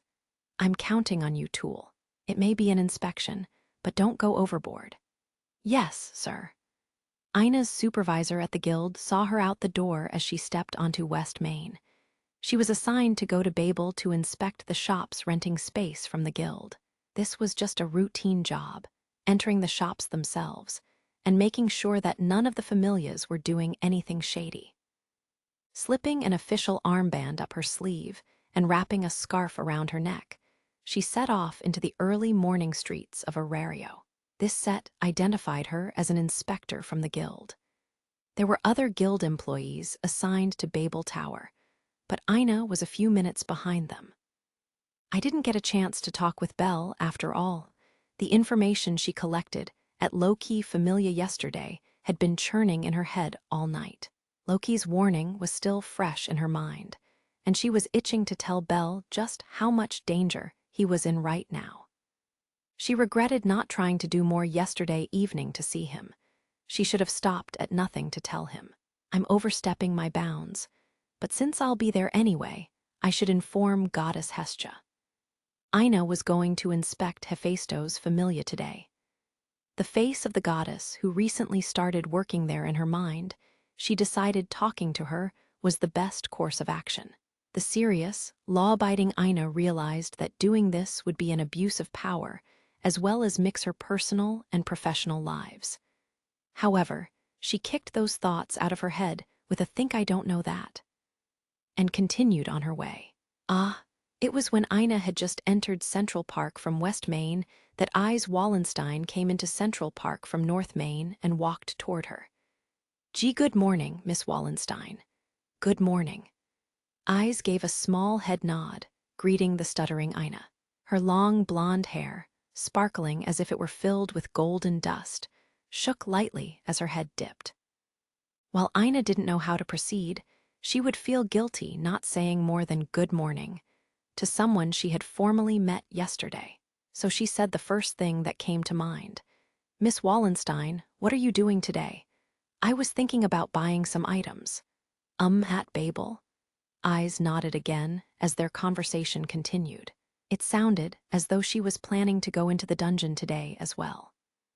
Ina thought it was a little strange that Reveria used a different item shop, but looking at the fully equipped and battle-ready Eyes, she nodded to herself.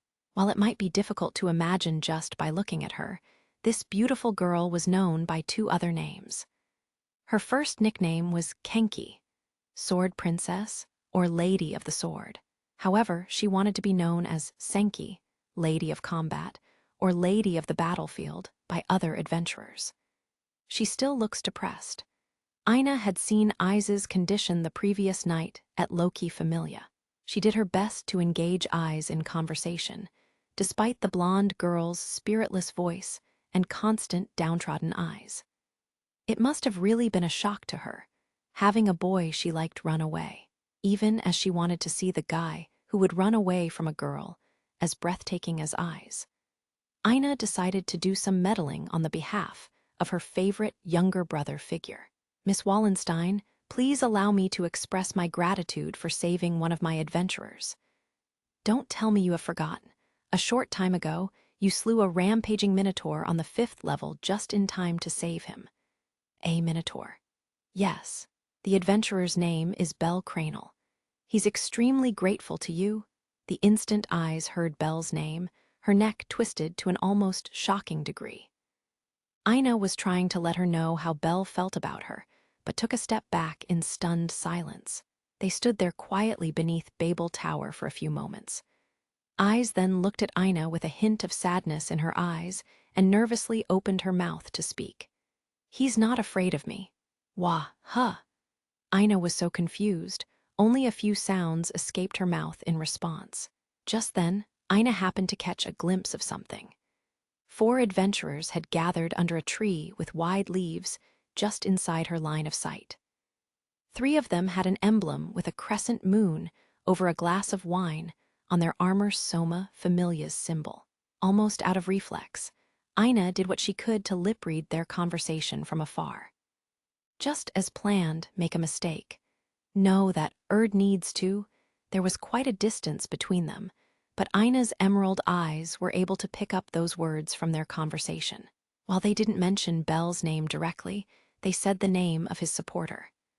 The group then broke up, but all of them made their way toward Babel.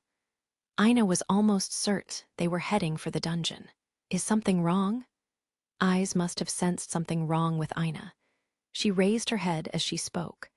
Ina's expression was much more intense than usual, her eyes shaking. Ina stood silently for a few heartbeats before lowering her head in a crisp bow and releasing all of her anxiety at once. "I know this is incredibly rude of me, but I have to ask. Please help my subordinate, save Bell Cranel. I might just be overthinking it, but I have reason to believe he is in a very dangerous situation. I realize I'm asking a lot from you, but I beg you, come to his aid." "Is that yesterday's?" Eyes had heard the conversation in Loki Familia's reception room the night before and instantly connected the dots. The still bowing Ina nodded and proceeded to tell Eyes everything in detail, from the beginning up to the party of Soma Familia adventurers that was now headed for the dungeon. Eyes listened quietly to every word. She nodded back and when Ina finished said, "I understand. Are you sure this is okay?" "Yes, I haven't gotten a chance to apologize to him properly yet." While Ina was a little confused about the meaning of Eyes' words, she stepped aside to let the girl pass. Ina was just going to see her off, but watching her golden blonde hair go into the distance, she had an urge to yell out one more thing. Miss Wallenstein. Bell Cranel really is extremely grateful to you for saving his life. Ina's words brought a new level of focus and clarity to Isa's face, as well as a bit of softness around her eyes and the very slightest of smiles to her lips. The layout and interior of the dungeon change dramatically on levels 8 and 9. First of all, the number of rooms increases, and they become much wider. The corridors connecting the rooms are all very short. Next, the ceiling that had been 3 or 4 meters above my head before is now about 10 meters high. The walls in these levels are yellow and covered in moss. Since the floor is covered with short grass, these levels look like a vast prairie. The light above is concentrated into one spot, like the sun over a massive plain. It feels like I've stepped into the countryside. The monsters that show up here are like a review of previous floors. Rather than new ones roaming the floors, stronger versions of goblins and kobolds show up.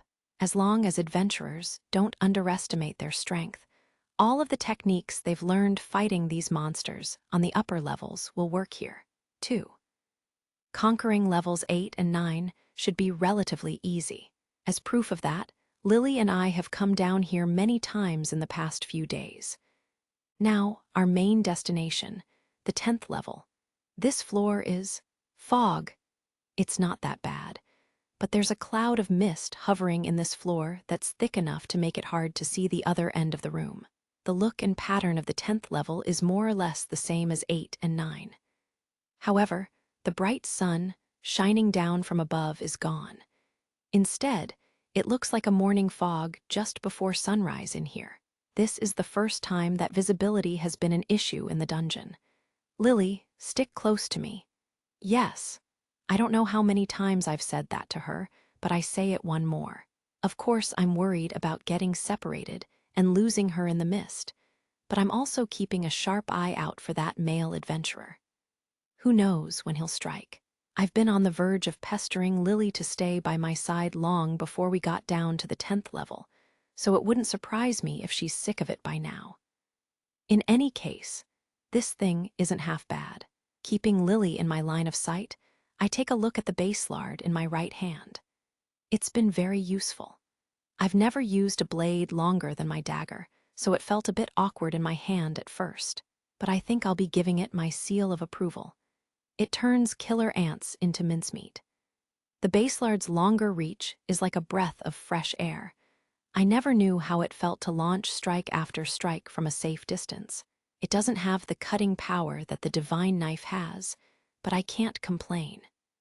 A room opens up in front of us as we exit the corridor. It's another room of open savanna. The fog is still hanging in the air, but I can make out the dimensions of the room. There are leafless, limbless dead trees scattered all around.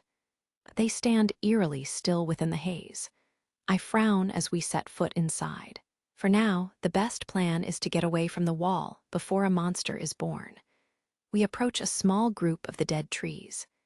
Each stands somewhere between 1 and 2 meters tall.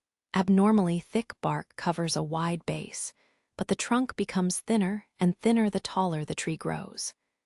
Very strange indeed. Ah, this must be them. After giving the dead trees a once-over, I turn to talk to Lily.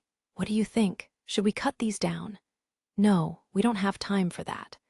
Lily's voice jumps in surprise as she stares past me. I feel a wave of dread run down my back as I turn around to see what startled her. A large silhouette is moving through the fog. Not only can I hear its gigantic feet hit the floor as it walks, I feel the vibrations of the impacts through my boots. My whole body is shaking. I put up my arms defensively, with my face cramping up as I clench my jaw hard. Ugh! The orc, a monster solidly in the large category, appears through the fog with a low growl. It has brown skin and a boar's head. With old hide wrapped around its waist, it looks like it's wearing some kind of beat-up old skirt.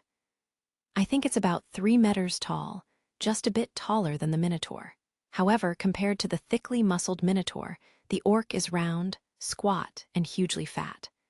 Well, they really are large. You mustn't run away, Mr. Bell. Lily always says that escape never leads to the way forward. I swallow and nod. She's right. If I can't slay this orc, then I'll never be able to take down other large category monsters later, unlike the minotaur. I can't let it scare me just because it towers over me. I take a deep breath and make up my mind. Gah, ungah. The orc catches Lily and me in its beady yellow eyes. Locking onto its prey, the orc quickens its pace, and the floor shakes even more. It makes its way through the group of dead trees, holding out its arm. Grabbing onto one of the trees with its meaty hand, the orc pulls it out of the floor. What was once just natural scenery inside the dungeon has become a crude club in the monster's hands. A landform, the dungeon's own armory. Yet another one of the dungeon's troublesome characteristics. The living dungeon itself provides natural weapons to the monsters that roam around inside it. Landforms first appear on level 10 and give the monsters here that much more power. The dungeon's support has given 1 or 2 extra stones to monsters that could be taken down if unarmed. Lousy timing, landforms can be destroyed, but since they are part of the living dungeon, they grow back after a certain amount of time. It's the same as the monsters themselves. However, I've heard that these dead trees grow back almost instantly. Normally, adventurers would cut down the landforms before monsters arrived to prevent them from being used as weapons. The timing here couldn't have been worse. Now I have to confront a fully armed orc with almost no room to spare. The orc's heavy breathing is getting closer. Its eyes are sparkling, like it could jump at me any second. This will be my first battle with a large category monster. I couldn't be tenser. My chest feels like it's going to explode. Trying to get a handle on my beating heart, I take a deep breath and relax my shoulders. That's when the orc roars with all its might. G-O-O-U-H-H-H-H-H-H-H-H-H, the starting bell. It's time for battle. Hearing the signal, I charge. I can't take a hit. The difference in size is just too great. There's no way I can block an attack. If I'm hit, I'll go flying. The protector on my arm isn't going to stop anything. On the other hand, if I'm on the attack first target, the lower body, especially the feet planted firmly on the ground, just because it's big doesn't mean it's invincible. Sure, I've been scared of its size from the start, but just like all big monsters, it has weaknesses. When the enemy is big, it can't hit a smaller, nimble target very well. This is particularly true for the slow and sluggish orc.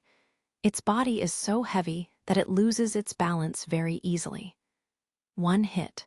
Just one hit. If I can avoid the first hit, it'll be wide open to a counterattack. The orc is getting closer, charging right for me. UGHOOO. The orc builds up a head of steam, raising its club as it comes barreling forward. The dead tree's roots are round, making it look like a big hammer or club. The orc swings it around over its head, lining me up for its first strike. Over its head, that means I shoot forward with no hesitation. It's much easier to dodge an overhead arcing strike than a sideways sweep. If I can just figure out where the weapon will land, I can get out of the way. Once the club hits the ground, I don't have to worry about a follow-up attack. And the orc can't defend itself until it raises the club again, so that's my chance. I'll hit with everything I've got. GHOUUU. Gotcha. Wow. I handily dodge the falling club. I use that momentum to get close to the orc's right side and thrust the baselard into the beast just below its ribs. The orc lets out a piercing scream as greenish liquid squirts out of its wound. The grass below is stained a slightly thicker green. Ha! I quickly decide to follow up my stab attack with the original plan and attack the legs. I spin around, getting the blade as low as possible before bringing it up and into the monster's thick right leg. I grasp the short sword in both hands as it skims the top of the grass before the blade makes contact just below the orc's knee. A deafening roar hits my ears like a wall. The baselard hits bone and comes to a stop. I can feel both the bone itself and the monster's weight bearing down on it. The blade won't go any farther. But I grit my teeth. I use all of my strength to lift the orc up, forcing the baselard's cutting edge forward. Take this! Its leg comes clean off. The baselard shoots out of the back of the monster's shin.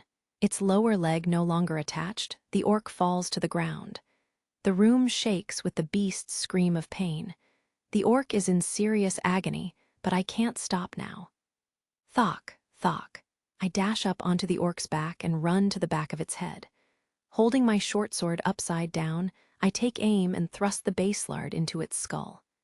Gih, go ugh, Mr. Bell. Another one? The orc beneath me violently shakes before expiring.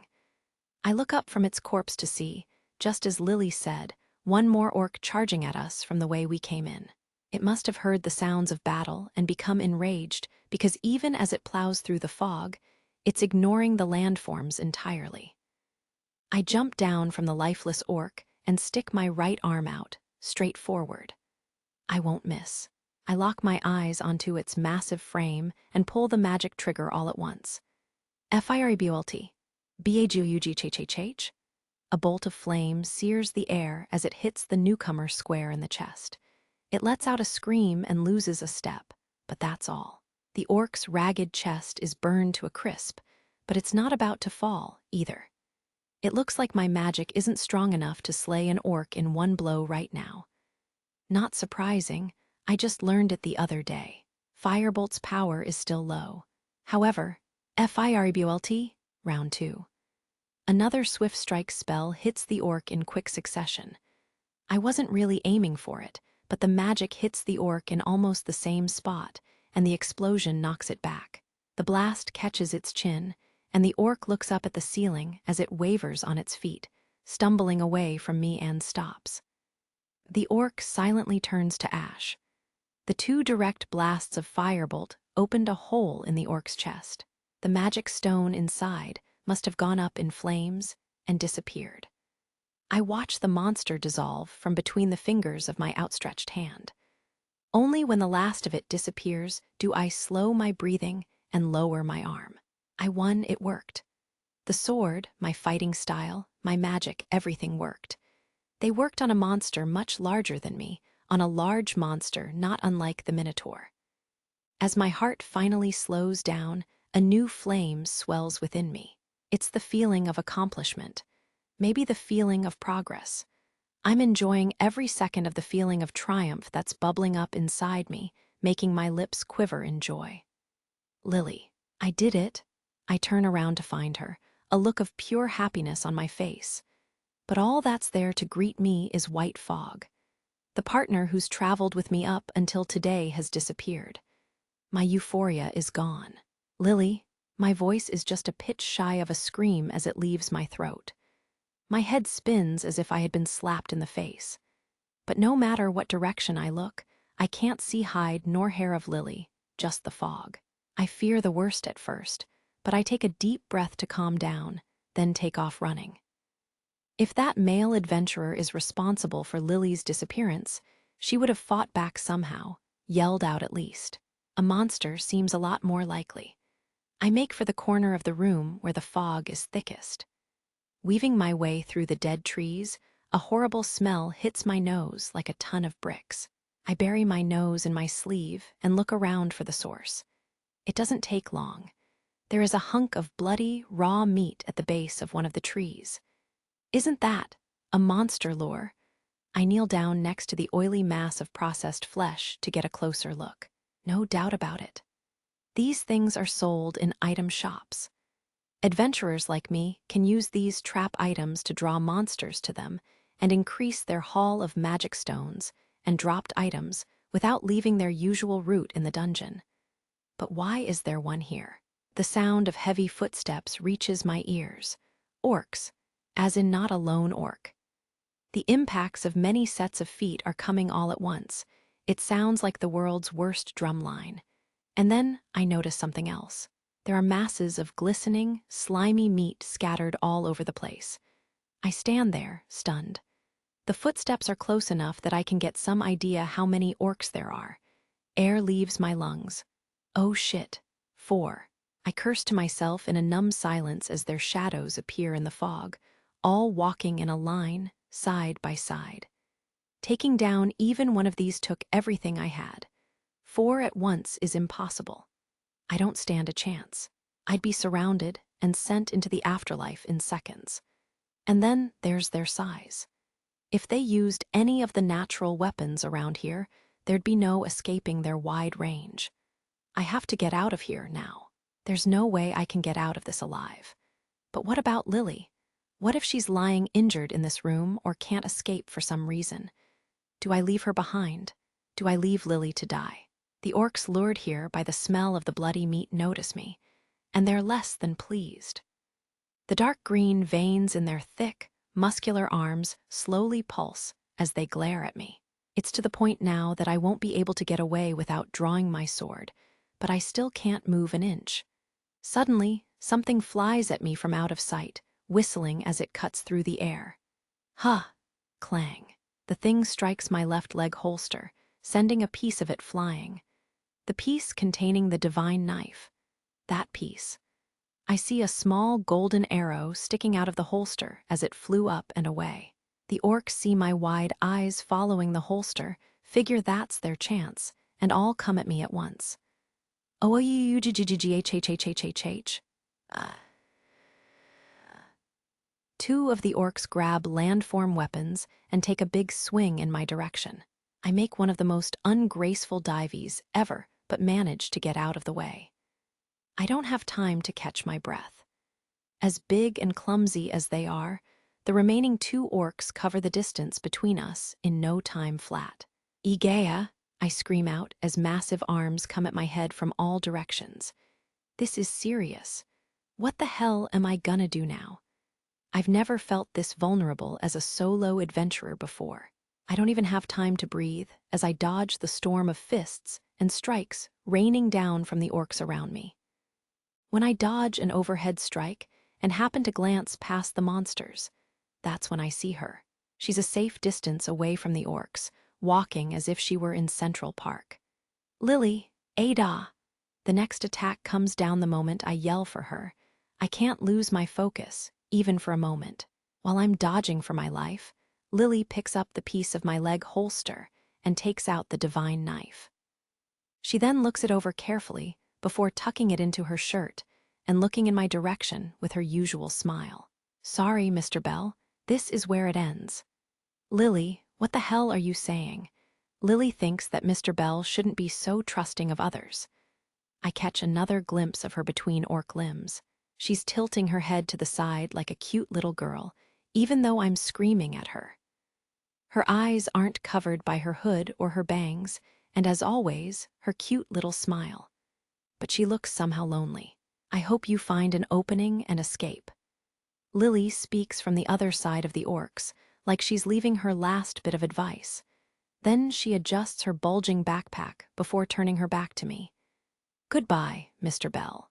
We won't be seeing each other again. She takes one last look over her shoulder before running off into the fog. Lily, enough already. Bugow, you're too nice, Mr. Bell. Lily ran through the halls of the dungeon, carrying bags that no normal person could hope to lift. Grasping the straps of her backpack, she kept on going forward with no hesitation in her steps. Lily had told Belle a total of 2 lies. The first was that she was a dirt poor supporter. Lily was a thief, or con artist might be a better way to put it. She targeted adventurers with high income and class, especially ones who had valuable weapons and armor. For example, she'd worked with Belle up until this point because he'd been her target. Or rather, to be more precise, the Hephaestos familia knife he carried had been her target. The story about being poor was nothing more than a way to approach him.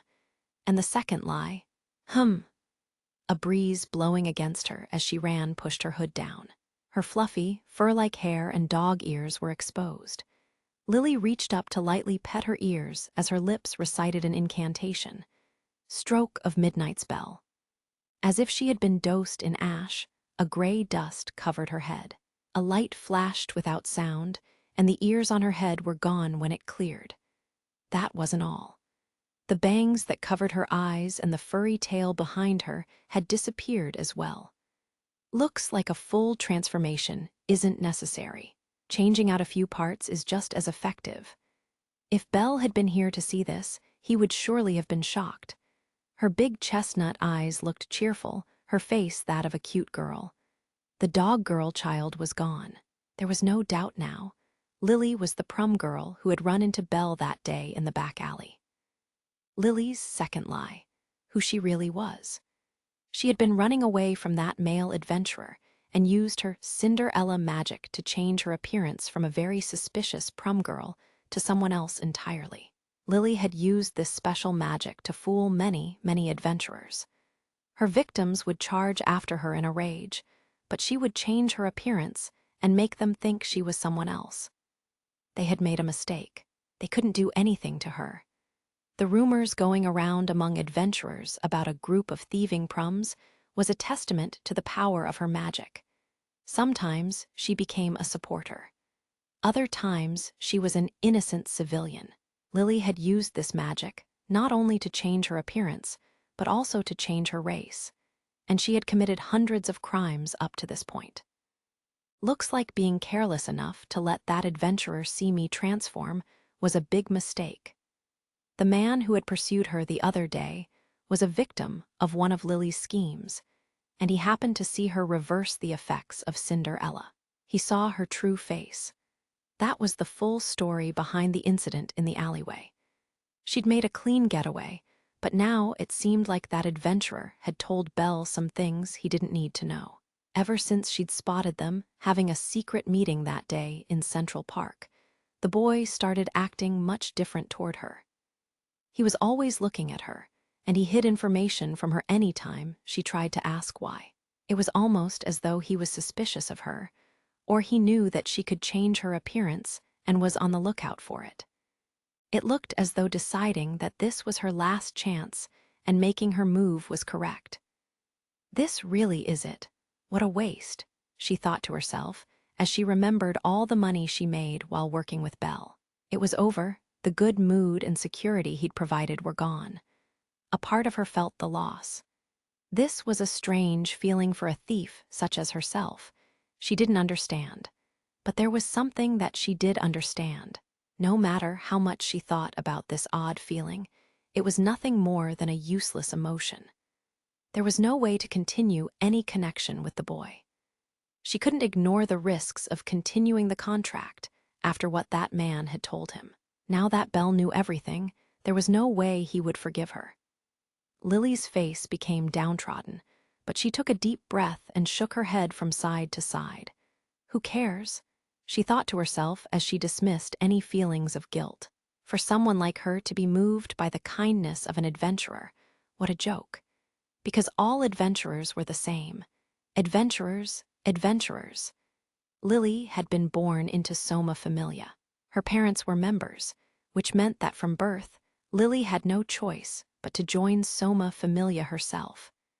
Just by being who she was, the gears of fate might well have been snarled from the beginning.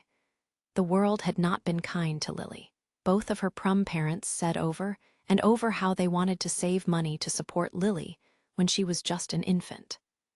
However, they never did anything that could be considered parental, and before she knew it, they were dead. Their desire for money, for Soma, drove them to prowl dungeon levels that were way out of their league. Apparently, they were killed by a monster before they even realized what had hit them. This left Lily on her own in Soma Familia to fend for herself, in a group that was always stealing Soma from one another. She was alone. No one in the Familia looked after her. Those were very painful days.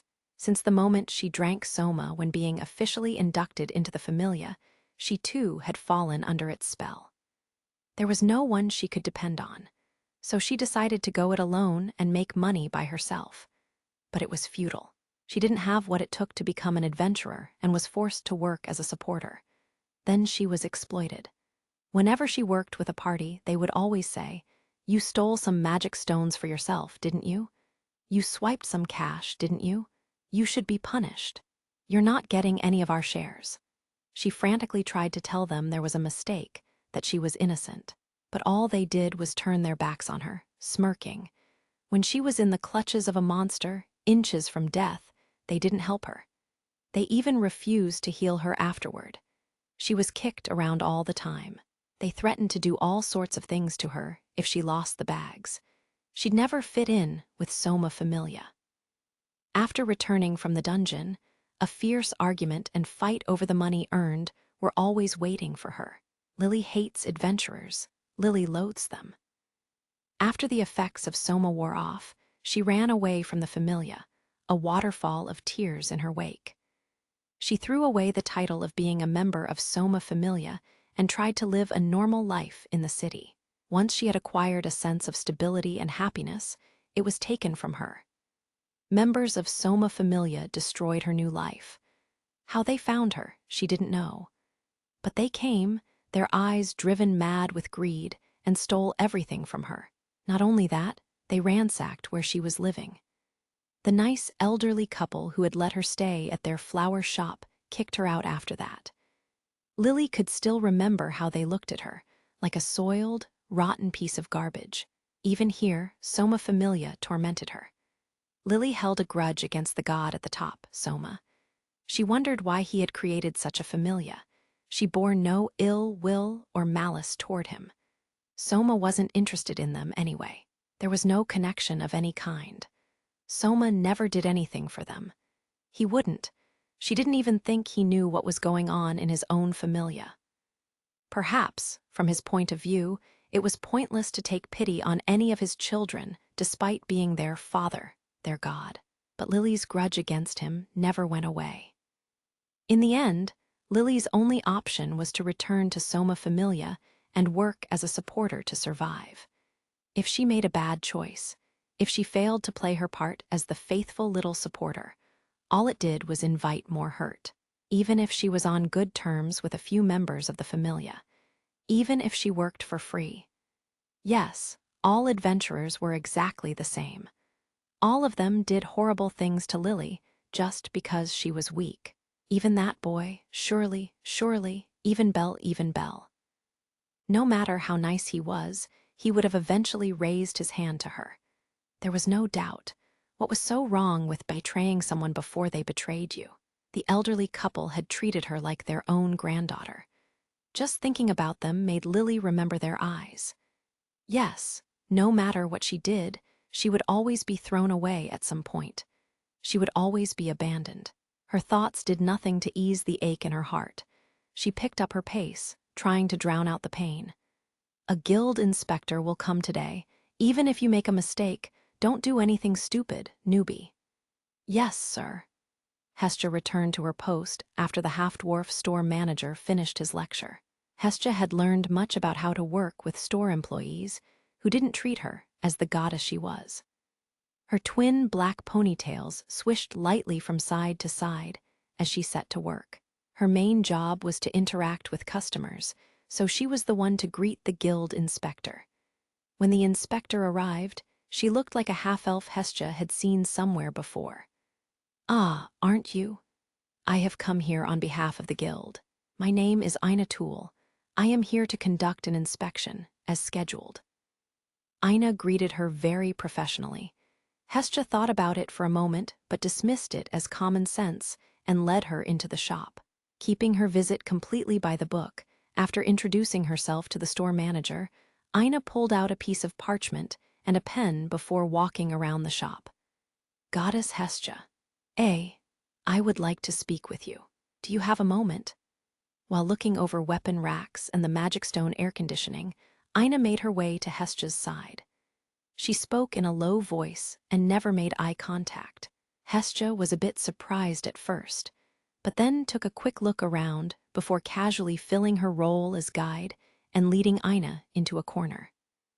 "I'm surprised you'd approach me like that.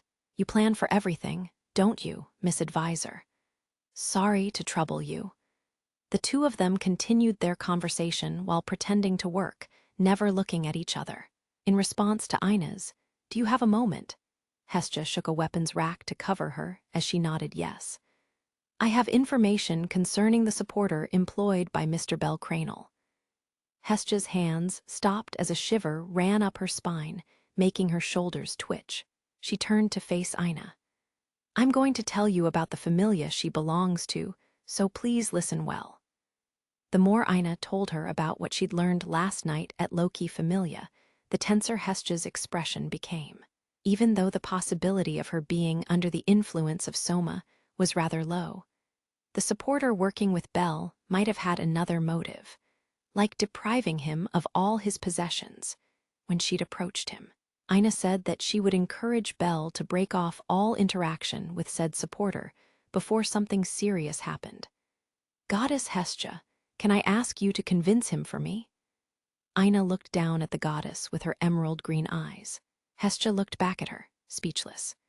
Since leaving Bel behind, Lily had stayed on one clear path straight to the upper levels. She cleared the 10th level and 9th level with no trouble at all before arriving on the 8th level floor. Lily knew every twist and turn of the dungeon down to the 11th level like the back of her hand.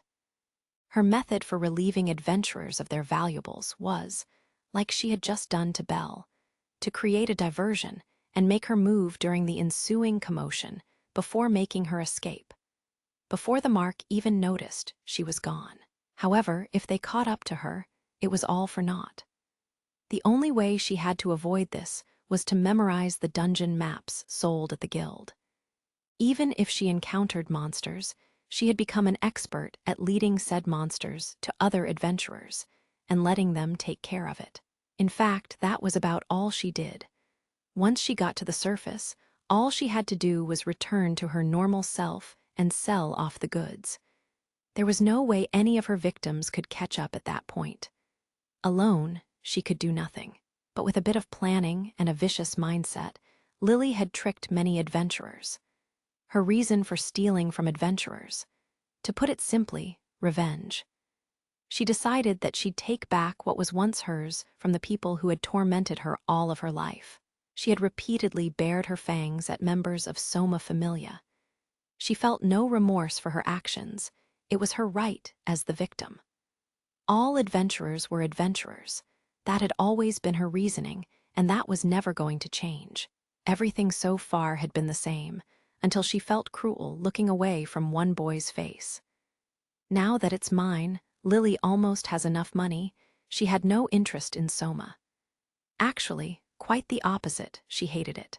A piece of her had a grudge against it as well. Even just the smell of it might make her fall under its spell again, make her go crazy like an animal. Therefore, this money was going toward her salvation. Someday, she was going to trade a large sum of money for her release from Soma Familia. The point was, Lily was a possession of the god Soma. She tried to get the guild involved, but they didn't have the resources to help her and did nothing. The only thing she could do was convince Soma to let her go by offering an extraordinarily large amount of money in exchange for her freedom. She made up her mind. She would get her freedom with her own 2 hands. Lily came to a halt as she stepped into some tall grass. An 8th-level goblin was walking around in front of the only exit from this room, directly in front of her. There were no signs of other adventurers. The goblin blocked her path. Even if she tried to sneak around it, she couldn't go forward.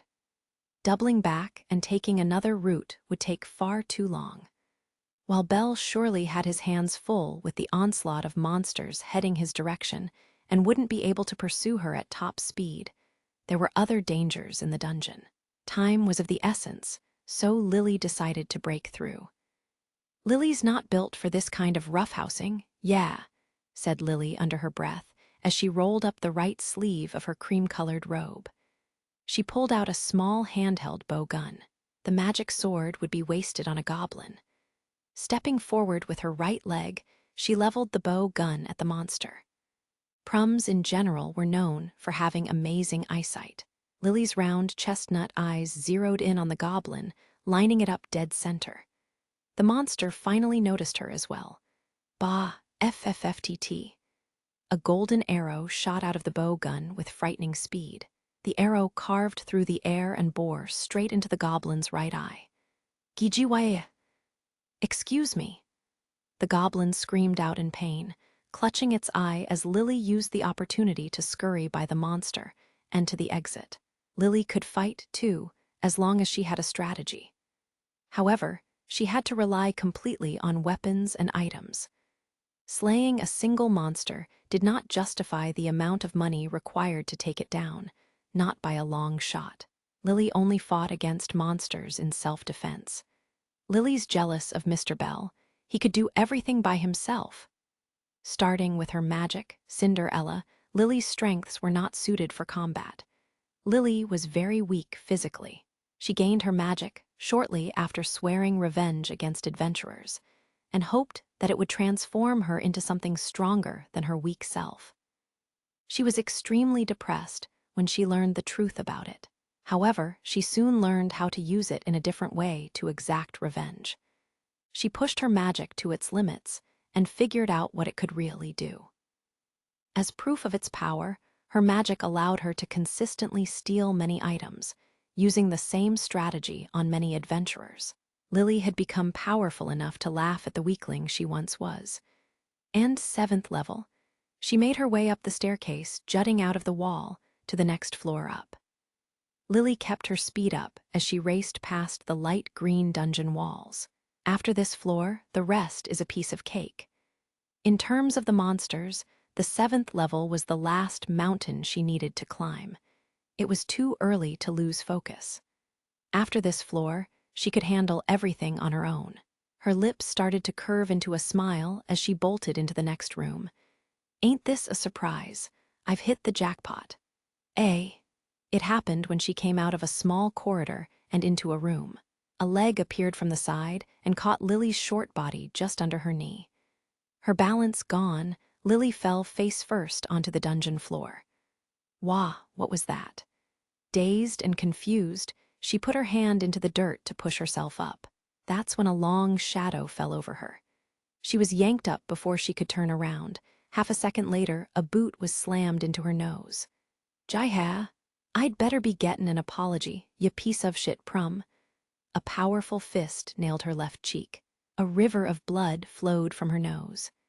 Just as her eyes were beginning to focus, she took another kick to the chest. Her oversized backpack dislodged from her shoulders, rolling backward like a snowball. The next hit wasn't far behind. The heel of a boot bore into the small of her back. Hhhh. Her body bounced off the floor like a ball, bouncing once, twice. Lily was swept up in a whirlpool of pain as her body finally came to a halt. Ah, gahaha. Ha, ha ha ha ha ha ha. That's a good look for ya, plastered in blood and dirt. With the world spinning around her, Lily finally caught a glimpse of the voice's owner. It was a human adventurer. The same one who'd been talking to Belle yesterday, her former employer. The man's jaw was pointing at the ceiling as he looked down on her with a sneer. Thought it was about time for ya to throw away that kid. I wet up a net for ya. Been dyin' to say hello. A net. The dungeon is huge. Waitin' for ya by myself would have been as borin' as lookin' for a needle in a haystack. Got myself some partners, increased my chances. The dungeon itself was extremely large. The floors below level 5 were wider than Central Park. Despite its size, there were only 3 or 4 ways to get this far down. The man had stationed his partners at each of the pathways and waited for her arrival. Of the 4, Lily had chosen the route that the man was watching. Couldn't believe my eyes when I saw that white-haired kid running around with a runt don't tell me. The kid had something that made your eyes go all at witter. Are you dense? But I don't care about that. Before I tear you limb from limb as a thank you for stealing my sword, think I'll make you play along. He declared with a sadistic twinge in his eyes that he would take everything from her. Lily did her best to cup her still bleeding nose as the man ripped off her robe, causing everything inside to fall to the ground. She was now wearing only her underclothes, unable to do anything to resist him. Magic stones, a gold watch, hey, you had a magic sword.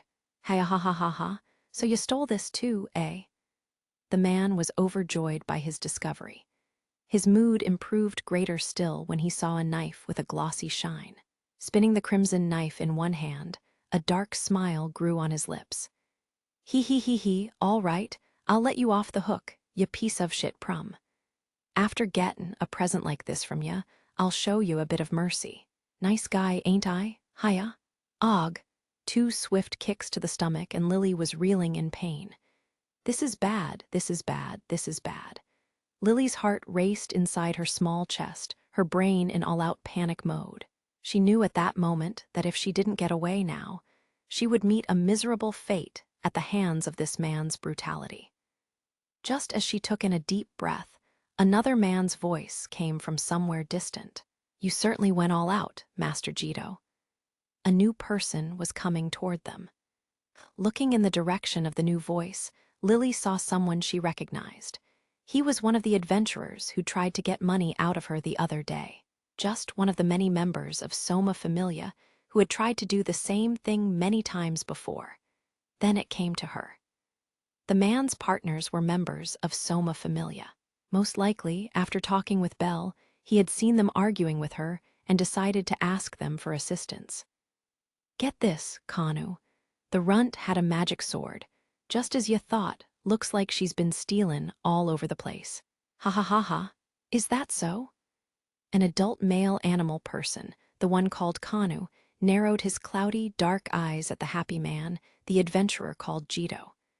But Jito was in such a good mood that he didn't notice. Master Jito, I have a suggestion. What's that? Hand it over. Hey, now I caught the prum I should have first dibs on. That's not quite it. Not just the magic sword, but everything you took from her. I suggest you leave it all on the ground. Huh. Jito looked at his partner with a confused smile.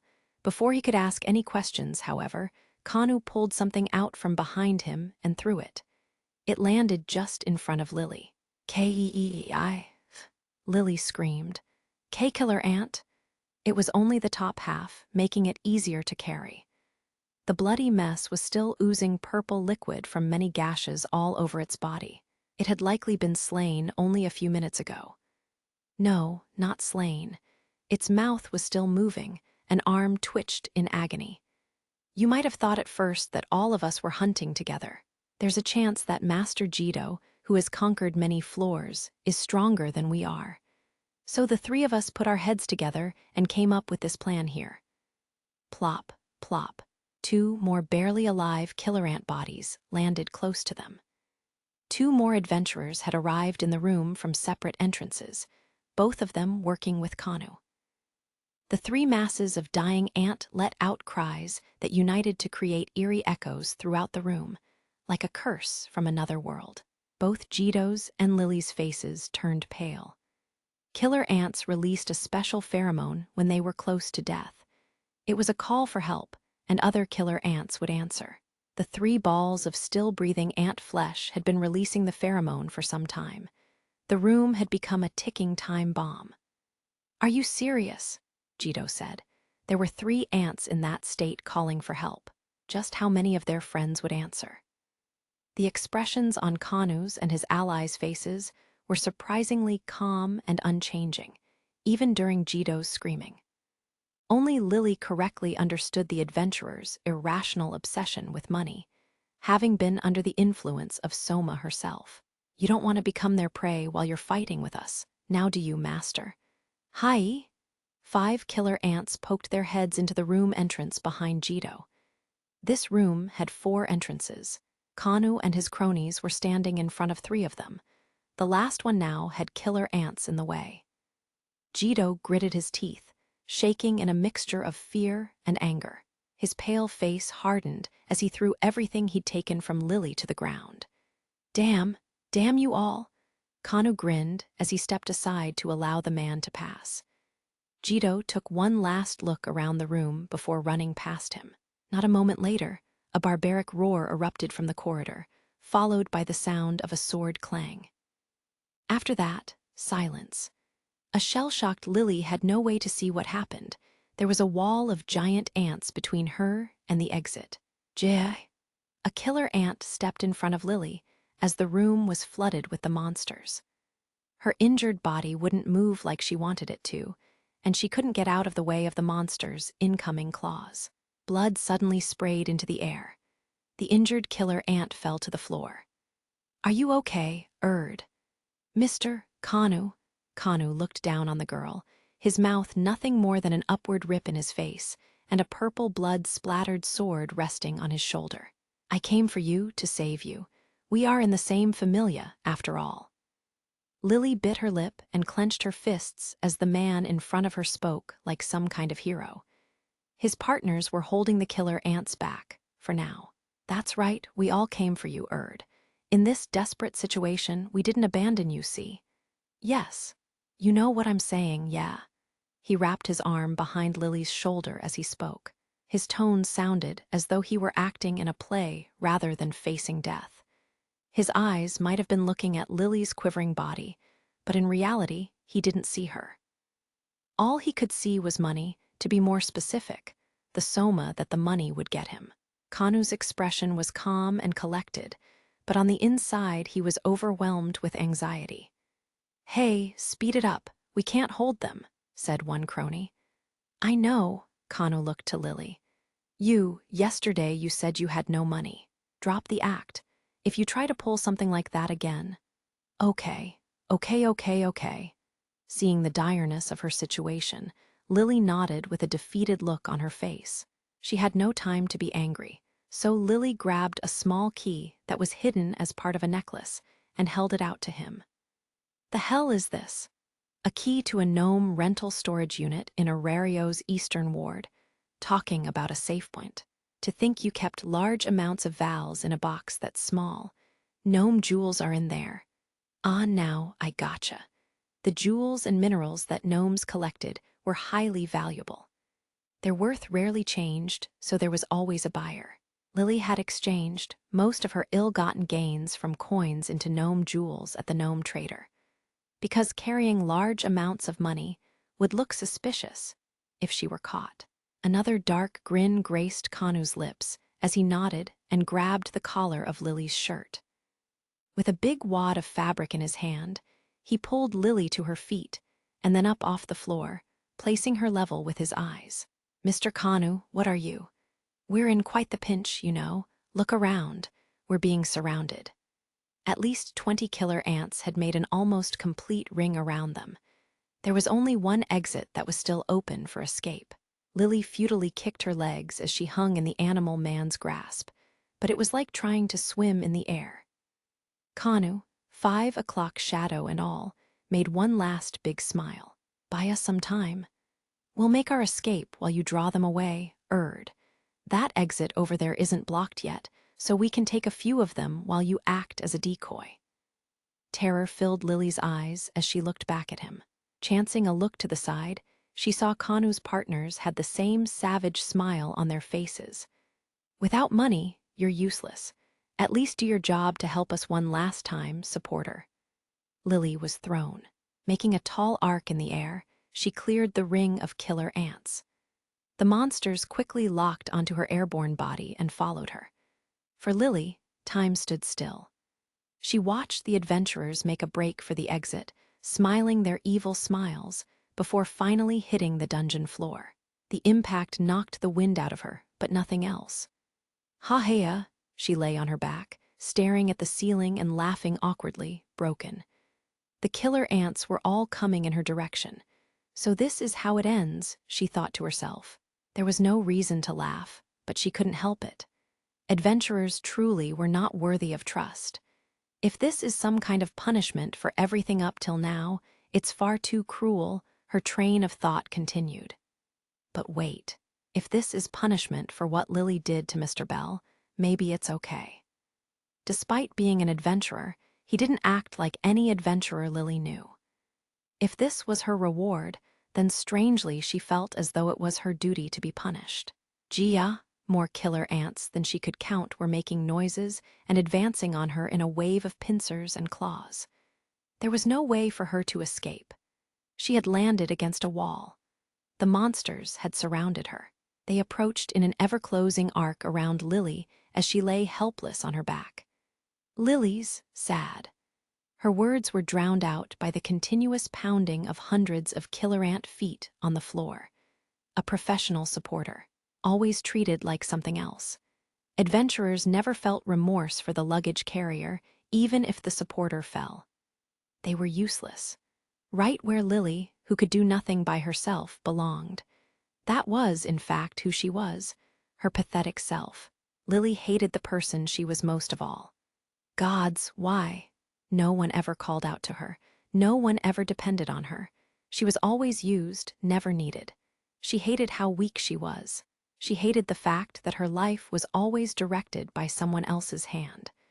Lily wanted to become someone else, anyone else but Lily. Even the magic she learned showed that she didn't want to be herself. Why did you make Lily, Lily? She didn't know how many times she had thought about dying. She had wished that she could go to the gods and ask for a reset more times than she could remember. She wanted to become a different Lily. Any Lily was better than this one. In the end, Lily was too weak to go through with it. But somewhere in her heart, Lily always wanted a reset. Jisia, that's right. It doesn't matter anymore. The half-ring of monsters around her was getting closer and closer. Flop. Her cheek hit the floor as she turned her head to the side with a small, accepting smile on her face. One killer ant was so close it looked gigantic from her new line of sight. Its leg stopped right in front of her face. So lonely. Lily was surprised by the words that rolled off her tongue. It was how she really felt. Only at the end did she realize it. Oh, Lily was lonely.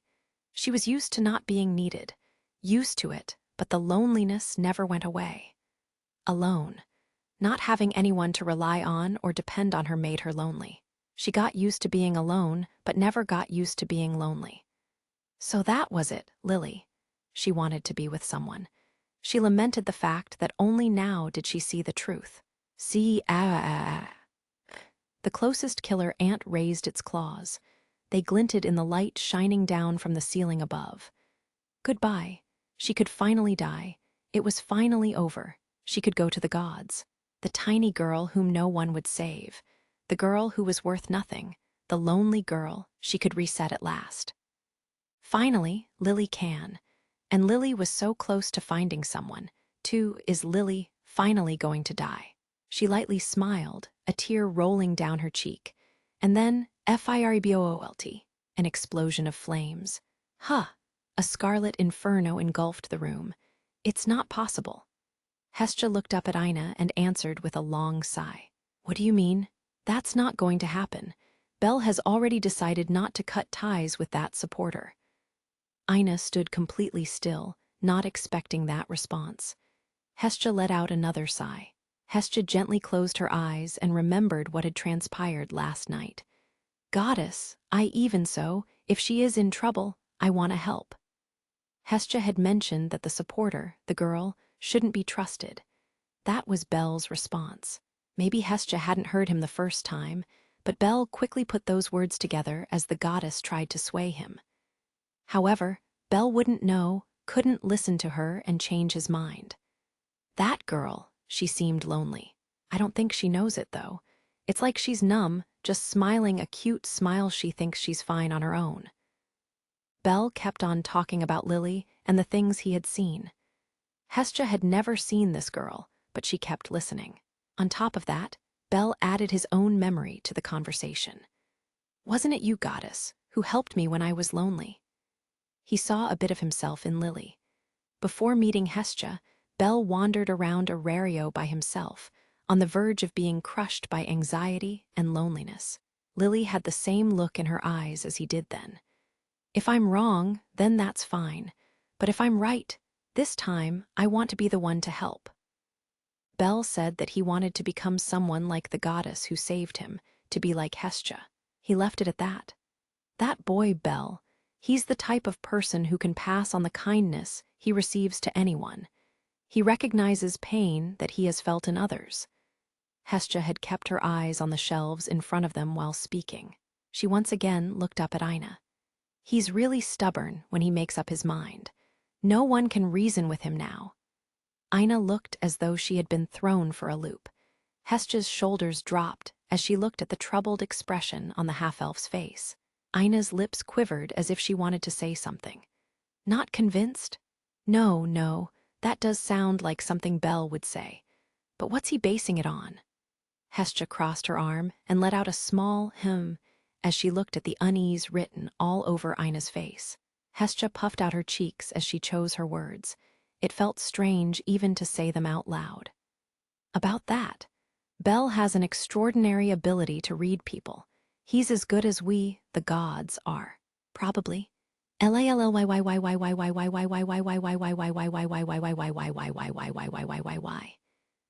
A voice calling out to her cut through the swarm of monsters. Echoes of explosion after explosion of fire filled the room. The startled killer ants all tried to turn and face this sudden attack from behind, but ran into one another as they moved. Flashes of fire reflected off Lily's eyes as they came closer, carving a path through the massive ants. The moment Lily clearly saw lightning flames, the wall of monsters collapsed and a white-haired boy jumped through. Out of MYWAYYYYY, GIGAA. The boy, Belle, dove toward Lily, wielding both his dagger and the short sword as he tore through the mass of killer ants. The killer ant standing over the girl froze for a moment before its head was separated from its body in a flash. Lily, you're okay, yes. Do you know who I am? At first, Lily didn't recognize the boy embracing her. His ruby-red eyes were shaking as he held her. The fingers around her shoulder were clamped down so tight that it hurt. Belle quickly took out a potion and raised it to her lips. Lily's blank eyes looked as if she already had one foot in the grave, but her mouth opened just enough to allow the blue liquid to roll down her throat. Cough, cough. A moment later, a cute little cough escaped her lungs. Mr. Bell? Yes, it's me. You're okay, right? Bell's voice cracked as he spoke, tears gushing from his eyes like Lily's were a moment ago, and a smile on his face.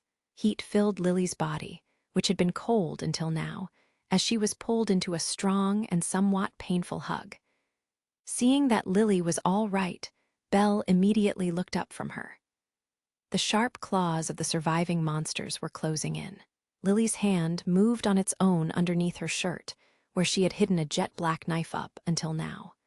She pulled it up and held it out to Belle.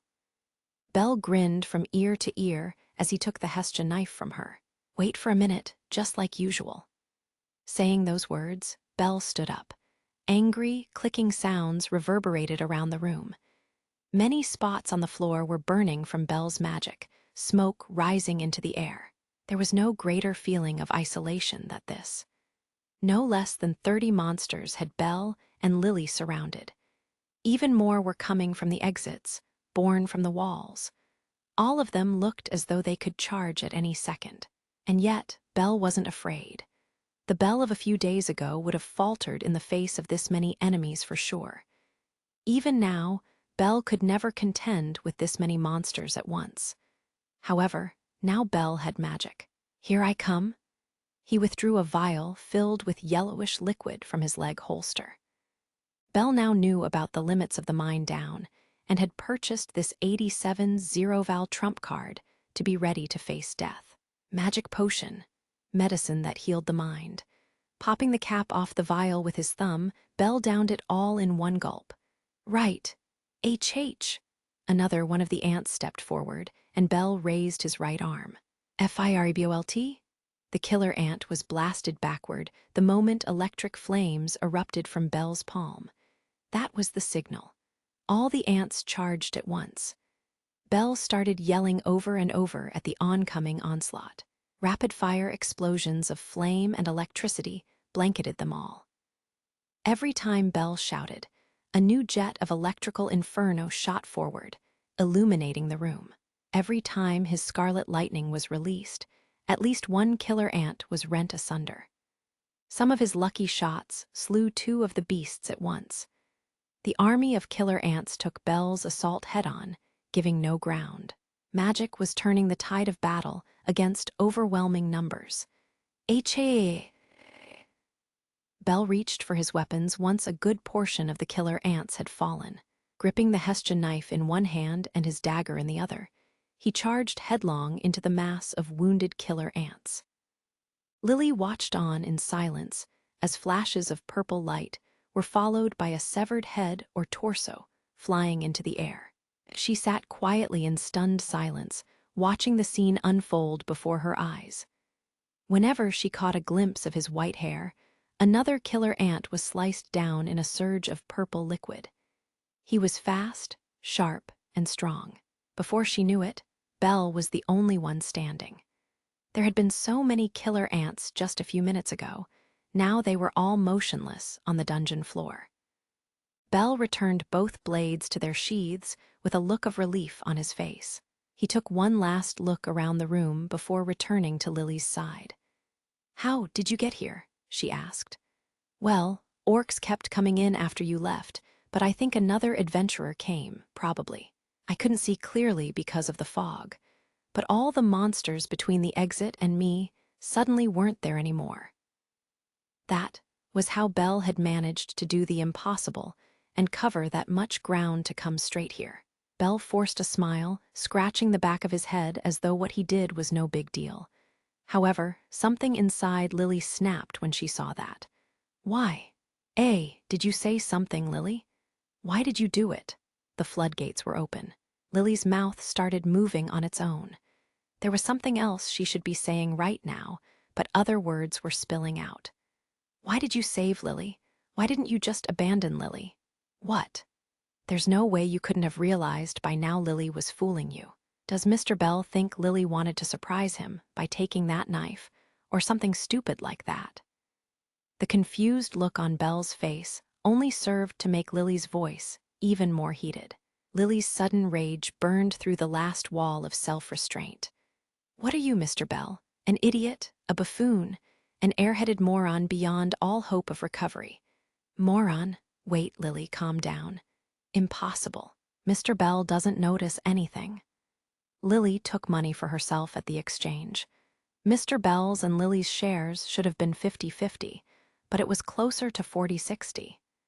There were times Lily got greedy and made it 30-70. Lily charged you more than double the price of items when Lily prepared them. 12 of them. Lily doesn't know how many times Lily was shocked by your lack of knowledge about items or how careless you are with equipment. Belle's mouth twitched as all this information suddenly came to light. Lily would not stop. A little voice in the back of her head was frantically saying, "Stop," but it was no use. She kept on confessing to everything. "Do you understand now? Lily is a bad, bad person, a thief. Lily's a piece of shit prum who lied to you over and over. Lily's not worthy to be your supporter. You, even still, Mr. Bell saved Lily." "Why, yes." "Why?" Lily was gasping for breath as she looked at Belle. She had no clue what she was hoping to hear. But her heart was beating a mile a minute, faster than it should be even now. A little frightened by Lily's barrage, Belle opened his mouth to speak almost as a reflex and said these words, "Be because you're a girl." "Huh?" Lily's entire body felt like it was on fire. Her fists clenched, her shoulders rose to her ears in anger. Her emotions were boiling over, and she had no idea why. She couldn't understand this explosion of discontent. "Idiot. Mr. Bell is an idiot. Saying something like that again, it's the same as before. Would Mr. Bell save any woman just because? Lily can't believe this. You're horrible. Playboy, pervert, enemy of all women." For some reason, tears leaked out of Lily's eyes during her rant. She was in no position to be saying any of it, but she unloaded all of her discontent on the boy standing in front of her. Discontent about what? He saved her. Just what did she have to be discontented about? What was this flame in her chest? No, her whole body trying to say? She didn't have any idea. Belle withstood the latest tirade, Lily once again panting for breath. Relaxing his shoulders and smiling, Belle leaned forward and placed his hand gently on the cheek of the dog-earless Lily. "Well then, because you're Lily." Chestnut eyes went as wide as they could go. "I saved you because you're you, Lily. I didn't want you to disappear." "Foo, There's nothing else to it." Why would I need a better reason to save Lily? Her tear ducts gave out. A waterfall of tears gushed from her eyes, flowing down her face in all directions. Lily couldn't hold back any longer and cried out. Hikwaya, Lily, if you're in trouble, come talk to me. I'm an idiot, so I won't know unless you tell me. Wala, I'll help you, you can count on it. Lily dove into his chest and hung on tight. His metallic armor got in the way, but she didn't care. She embraced him with all her might, her hands around his back. She could feel the palms of Belle's warm hands gently stroking her head and back over and over again. She knew. She noticed. Belle had thought of her when he rushed to this room. His light clothes were trashed, torn to shreds. The pale skin showing through the holes was covered in cuts and bruises. Lily knew that he had taken on hordes of monsters to come to her side. She wanted to call out to him, to say something to acknowledge what Belle had done. Lily wanted him to accept the one thing she hated most. Lily, sorry so sorry? It's okay. The sound of Lily's cries echoed far and wide. The scene of a giant ant massacre filled one corner of the dungeon. Slowly, but surely, their magic stones broken one by one, the slain killer ants turned to ash amid smoke rising from still-burning embers strewn about the room. The ashes slowly fell off the crying girl's face, along with her tears. The human kept the small prum girl in a tight embrace, the same calm smile on his face. The sky was clear, just like on the day that someone called out to him, not a cloud in the sky. Belle walked toward Babel Tower, his white hair bathed in sunlight. 2 days had passed since then. He hadn't seen any trace of Lily since they broke up. The room she had used up to that point had been completely cleared out. She'd left no messages. There was no point going to Soma Familia for help. Lily had disappeared altogether. He felt worried and anxious. He didn't know how many times he had considered searching the city. But at the same time, Belle had a feeling. A feeling that he would see her again soon. It really was just a thought, but he kept to his usual routine, so he could be found easily. Belle stopped, and then started right back up again. He caught a glimpse of something at Babel's west gate, a small figure standing still, wearing a cream robe. The figure's hands were clasped around straps of a backpack while she looked at the ground. The figure's round, cute eyes were clearly visible between bangs in the sunlight. Belle set out toward the figure at a brisk walk. He didn't want to scare her or make her jump. The prum girl noticed him in no time. Her shoulders dropped to an almost pitiful level. She stood still as she watched him approach. They were close enough to shake hands, if only one of them would reach out. Lily looked up and opened her mouth to speak over and over again, but each time she couldn't get any words out. She couldn't start a conversation. It was very unlike her. Belle waited patiently for Lily to speak, but seeing her struggling with it, he flashed a quick smile before starting the conversation himself. Miss Supporter, are you looking for an adventurer? Huh, Lily looked up again. Belle's big grin reflected off Lily's round, chestnut-colored eyes. Are you confused? This is a pretty simple situation, you know. An adventurer in need of a supporter has come to you, asking to buy your services. Lily realized what was going on. Her eyes filled with tears of joy. Her cheeks turned a warm shade of pink. Belle shyly held out his right hand, as though he were embarrassed. I was wondering if you'd be willing to prowl the dungeon with me. Today was a fresh start. Belle and Lily really joined forces, their own two-person party. Their relationship had been reset, a new beginning.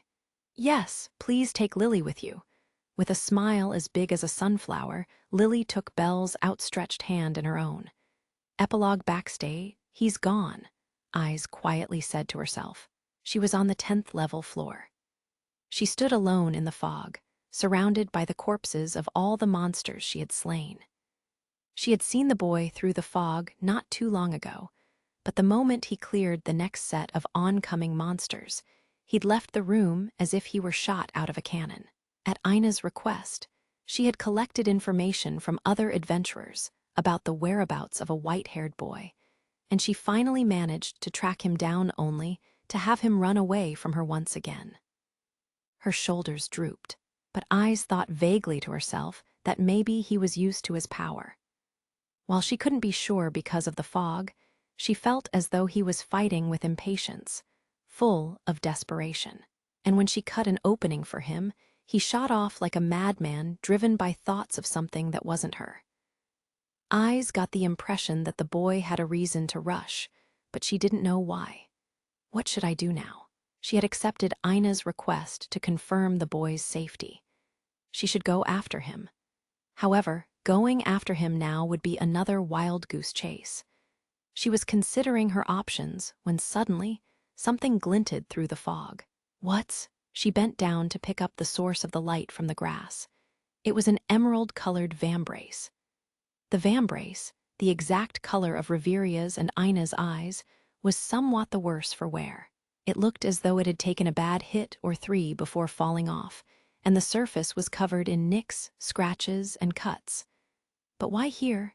She wondered to herself before it came to her. Ah, an important thought occurred to her. Could this be? Behind her, a lost needle rabbit hopped around the prairie field on the 10th level floor of the dungeon. Little barista, made by GOIBNIU Familia, designed 4 shorter races like PRUMS, has power beyond its size.